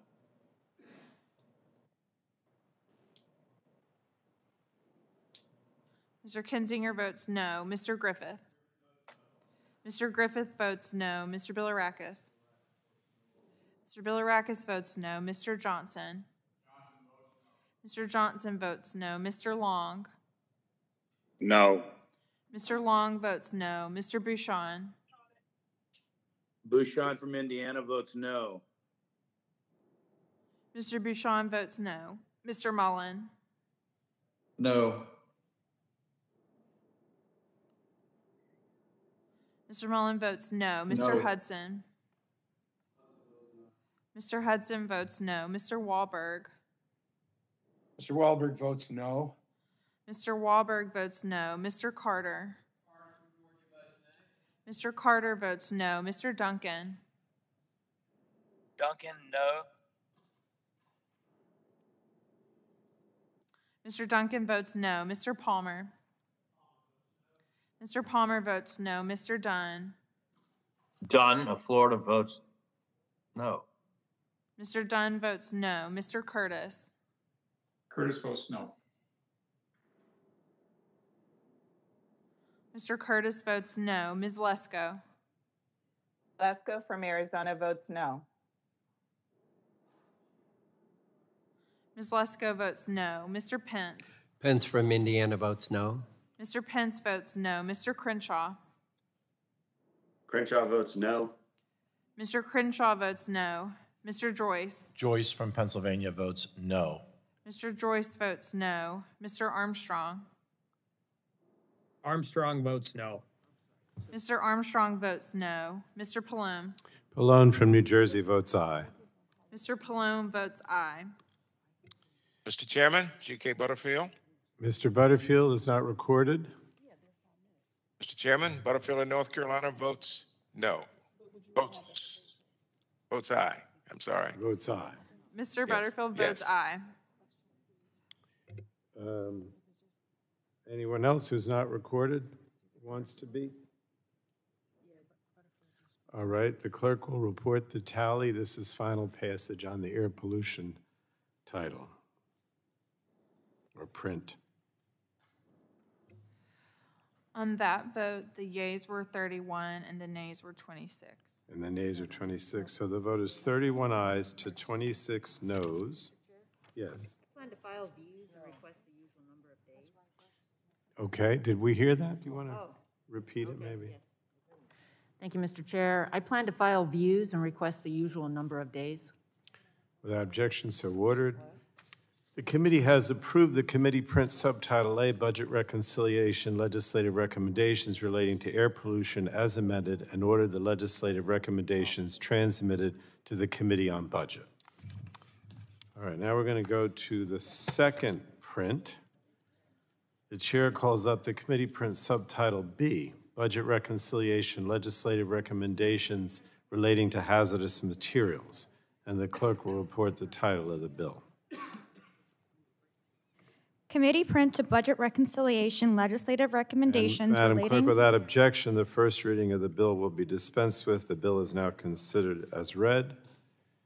And without objection, the bill is considered as read and open for amendment at any point. Mr. Chair. Mr. Tonko is recognized for an Ains. Is that? I have an amendment in the nature of a substitute at the desk labeled subtitle B01. Clerk has that. Yes, sir. Clerk will report the amendment. Amendment in the nature of a substitute to committee print for subtitle B offered by Mr. Without Tonko of New objection, York. Madam Clerk, the reading of the amendment will be dispensed with, and Mr. Tonko is now recognized for 5 minutes. Thank you, Mr. Chair. This subtitle would provide nearly $16 billion in investment to clean up contaminated sites, reduce waste, reduce exposure to toxics in schools, and empower disadvantaged communities to address environmental injustice. The first section provides some $10 billion to implement the Comprehensive Environmental Response, Compensation, and Liability Act at federal facilities on the national priority list. Those sites where federal agencies cause serious, dangerous contamination pose a risk to public health and our environment. It is the federal government's responsibility to clean up that contamination, and these investments will fund significant cleanup progress. There are currently 175 federal facilities on the national priority list. The need for these funds is significant and pressing. I am proud we were able to include this investment. The second section provides funding through an important title of the Toxic Substances Control Act to reduce exposures to toxic substances in our schools. The Ains before us increases the amount of funds that we are devoting to this purpose to $50 million. The third section will refund important activities and projects to reduce waste and increase recycling. This committee has always embraced the effort to reduce, reuse, and recycle, and I think we are all aware of the significant need for investment to improve and increase waste reduction and recycling. The last section of this bill would provide landmark funding for a new environmental and climate justice block grant program, which will provide much-needed investments in our disadvantaged communities. The funds will support community-led projects to address environmental injustices. For far too long, disadvantaged communities have borne a disproportionately large burden of pollution and have received a disproportionately small portion of federal investments in environmental quality. The landmark investments in this section can have a huge impact. I thank all my colleagues who worked to develop this section, including Representatives Ruiz and McEachin. Apart from the increases in funding to address toxics in schools, this Ains contains technical changes to the bill, mainly in response to technical assistance that we have received from EPA. I urge my colleagues, Mr. Chair, to support this amendment and the underlying print. And with that, I yield back. Thank you, Mr. Tonko. Is the ranking member want to be recognized? Or recognize Ms. Rogers for 5 minutes. Yes, Mr. Chairman, I would like to strike the requisite number of words. Gentlewoman is recognized for 5 minutes. Mr. Chairman, I rise in opposition to subtitle B, and I urge my colleagues to do as well. A brief look at this subtitle, like the entirety of this effort, is breathtaking as I consider the sweeping changes being forced upon Americans, unprecedented on so many fronts. How it picks winners on the tab of losers, printing record amounts of money to reward political allies, creating a system where the federal government gets special rules apart from citizens, and providing more command and control by the unelected, unaccountable. Importantly, this subtitle's out-of-control spending levels dwarf historic funding for these programs, and the subtitle doesn't contain any accountability measures. We must stop fooling ourselves that the size of the check equals the quality we receive, and we must have transparency to be able to track spending, measure results, and know what we're getting for our money. Record spending and printing of money has already raised record price increases on working families. Spending trillions on a wish list will only make rising costs worse. The American people sent us here to solve problems, not just spend us into debt. Turning to the specifics of this subtitle, Mr. Chairman, the $10 billion in this subtitle to fund Superfund site cleanups is almost 7 times the amount of money annually given to Superfund. And just as concerning is that this funding isn't focused on remedial cleanup actions, so I'm going to be concerned that it's going to be wasted on endless site studies and lawyer fees. It's only being spent on federal sites, and it's not prioritized for sites based on their level of risk to the community. Superfund money should go to cleaning up the most risky sites, regardless of whether the federal government is responsible, particularly that they don't otherwise have the backing to get cleaned up. But the reckless spending doesn't end there. Section 30202 provides $50 million. Ms. Rogers, can we just suspend too much talking over here? Mr. Kessler, we would like to hear the ranking member. Sorry. Yes. Thank you, you Mr. can continue. Chairman. Thank you. Section 30202 provides $50 million for programs related to school siting selection, community outreach, and environmental health programs. Yet this law's funding authorization expired almost 9 fiscal years ago. And I cannot remember any hearing on this program. More reckless federal spending that will drive up inflation without accountability. Section 30203 of Subtitle B appropriates $750 million for grants to eligible entities to reduce waste and promote recycling. One of the big concerns here is that this section disregard for the free enterprise, including trying to create market demand and opportunities for certain commodities, regardless if there's a viable one. Section 30204 appropriates $5 billion to award grants to, quote, benefit disadvantaged communities as defined by the administrator. What does that mean? In a previous version, this program directly aided low-income and disadvantaged communities. But now EPA is being given enormous discretion to define and determine who benefits from this program. In addition, Subtitle B specifically awards public funding to community groups for advocacy at the federal and state level, and also anything else that EPA thinks is a good idea. This is dangerous. Congress should not be funding private groups to lobby, regardless of who they are, nor to create a situation where private parties become policy contractors that ratify outcomes the agency wants and which skirt the Hatch Act. Congress shouldn't treat this funding like petty cash for EPA to raid anytime it seems like a good idea, and especially when it's benefiting political allies and radical environmentalists who have no concern over job losses or rising costs on low and middle-income families. For these reasons, Mr. Chairman, I urge opposition to this subtitle. Thank you. What I wanted to, can I have a? Yep. All right. So we have, well, I'd like to finish anyone who wants to speak on the underlying aims, but then after we're done, we have to take a 10-minute break, only 10 minutes, because we have to, the digital team has to switch to a new stream due to YouTube stream time constraints. But I'd like to finish with anyone who wants to speak on the underlying aims, and then when we come back, we'll do the amendments. Does anyone else want to speak on? Yes, Mr. Schrader.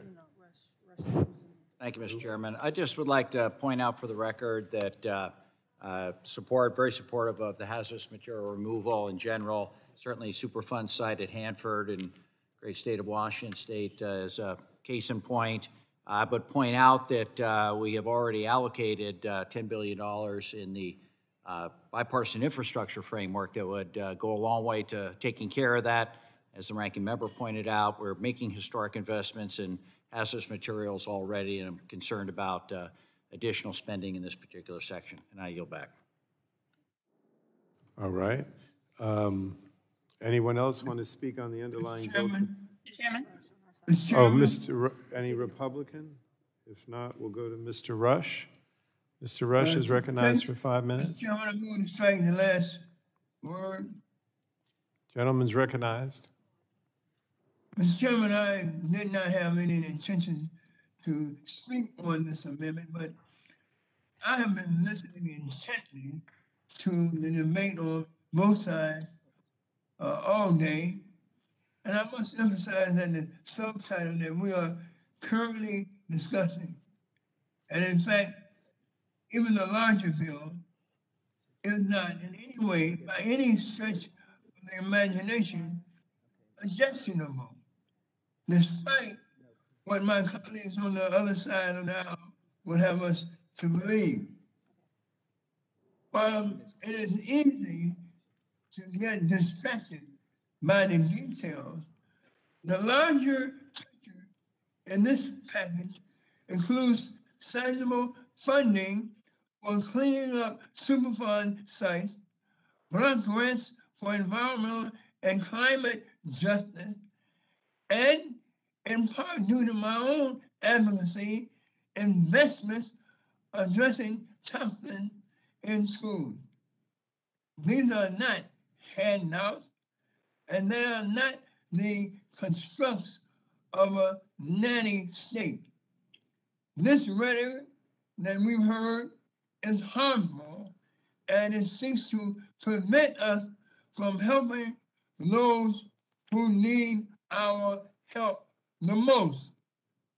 In truth, this subtitle is absolutely grounded in the fundamental principle of helping those whose health and whose well-being is suffering through no fault of their own. This subtitle attempts to finally take action to protect those who live near polluted areas. And Mr. Chairman, according to the EPA, those communities that are located close to polluted areas are more likely to be made up of Black and brown households. These communities continue to suffer from the worst legacies of pollution.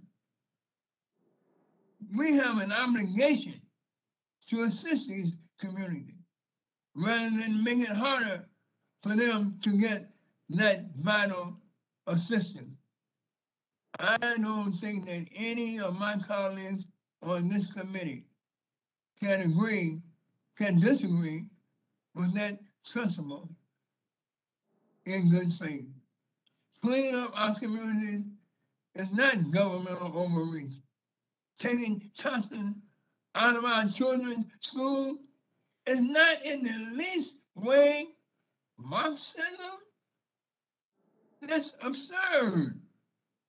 Reducing the amount of waste dumped into the landfill will not cause inflation. It is simply taking noble and common sense action for the common good. Mr. Chairman, I support this amendment, and I yield back the balance of my time. Thank you. Anyone else who wants to speak on the Ains? Mr. Chairman, Miss, Kim Schreier. okay, yeah, do we have a Republican? If not, Ms. Schakowsky would be next, and then we'll go to Dr. Schreier. Go ahead. Jan, I'm sorry, Ms. Schakowsky is recognized for 5 minutes. Thank you, Mr. Chairman. I move to strike the last word. Gentlewoman's recognized. For far too long, environmental justice communities have had to bear the brunt of the consequences of the climate crisis. These communities disproportionately come into contact with hazardous substances, toxic chemical emissions, and other pollutants that are often emitted alongside greenhouse gases. They are also disproportionately affected by worsening natural disasters and weatherization. What were once record high temperatures, floods, and wildfires are now occurring more frequently and with increased intensity. This bill includes a $5 billion investment in grants for community-led projects that will help those most impacted by the climate crisis. It is time to provide these communities and allow them to drive conversations about solutions. I urge my colleagues to support the full $5 billion for environmental justice communities and climate justice block grants. And I look forward to continuing our work to ensure a more just and equitable future for all. Thank you, and I yield back my time. Thank you. Ms. Schakowsky, would you yield to Rep. Berrigan for your remaining time? I would gladly yield. Thank you, Ms. Schakowsky. Thank you, Mr. Chairman, as well for having this hearing on this important issue. Subtitle B has a $5 billion investment in environmental and climate justice grants, by far the largest ever. With this investment, we will empower environmental justice communities to lead projects that reduce pollution and bring climate justice solutions to communities first and first by the climate crisis. This will mean climate resilient solutions such as clean energy microgrids to keep the power on during extreme weather events like heat waves and hurricanes. It means community solar projects that local jobs save money on electric bills, like the recent solar project on the Wilmington Senior Center in my district. It means green infrastructure to prevent flooding and to protect communities from extreme heat. These long overdue investments will give environmental justice communities the resources to fight for a safe climate and a clean environment. I urge support. I thank my friend, Ms. Schakowsky, and I yield back to her. Thank you.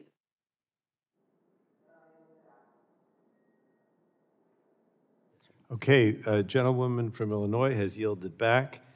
So now we go to Dr. Schreier is recognized. Well, unless there's a Republican, we go to Dr. Schreier. Oh, I had said Schreier first, though. Let's do Schreier, and then we go to Ms. Clark, all right? Thank you, Mr. Chairman. I move to strike the last word, and I wanted to speak in support of the investments this legislation makes to reduce waste in our communities and improve our nation's recycling infrastructure. Local governments are the backbone of our nation's recycling system, assuming nearly full responsibility for the cost of residential recycling education, collection, and operation, not to mention figuring out the marketplace for the recycled materials. Each municipality is governed by different rules, and in many places, recycling isn't even an option, and this must change. Domestic recycling and waste management is in desperate need of investment and modernization. The amount of waste we produce only continues to grow. And if we do not take steps to reduce our gross overconsumption of single-use plastics, we are on course to generate over 12 billion metric tons of plastic waste by 2050. This issue is particularly critical as there's no longer a market overseas for our plastics, increasing the demand on local infrastructure and forcing us to look for alternative domestic solutions to handle our own waste stream here at home. So strengthening recycling infrastructure and markets for recycled materials within communities across the nation is imperative to increasing the economic and environmental viability of our recycling system. That's why earlier this year, I worked to secure $55 million in this year's budget for the EPA's Post-Consumer Materials Management Infrastructure Grant Program, which provides needed federal funding to help strengthen local recycling programs. And I am so excited that Build Back Better Act builds on this work and further addresses these challenges by providing $750 million to the EPA to award grants to help communities modernize their recycling infrastructure, expand access to composting, reduce food waste, and encourage manufacturing and disposal practices that reduce waste. Together, all these investments will provide local governments and communities with the resources they need to create a more resilient and expansive U.S. recycling system. Thank the chairman and my colleagues for including these investments in this legislation. I look forward to continuing to fight for investments that uplift our communities. Thank you, Mr. Chairman. I yield back.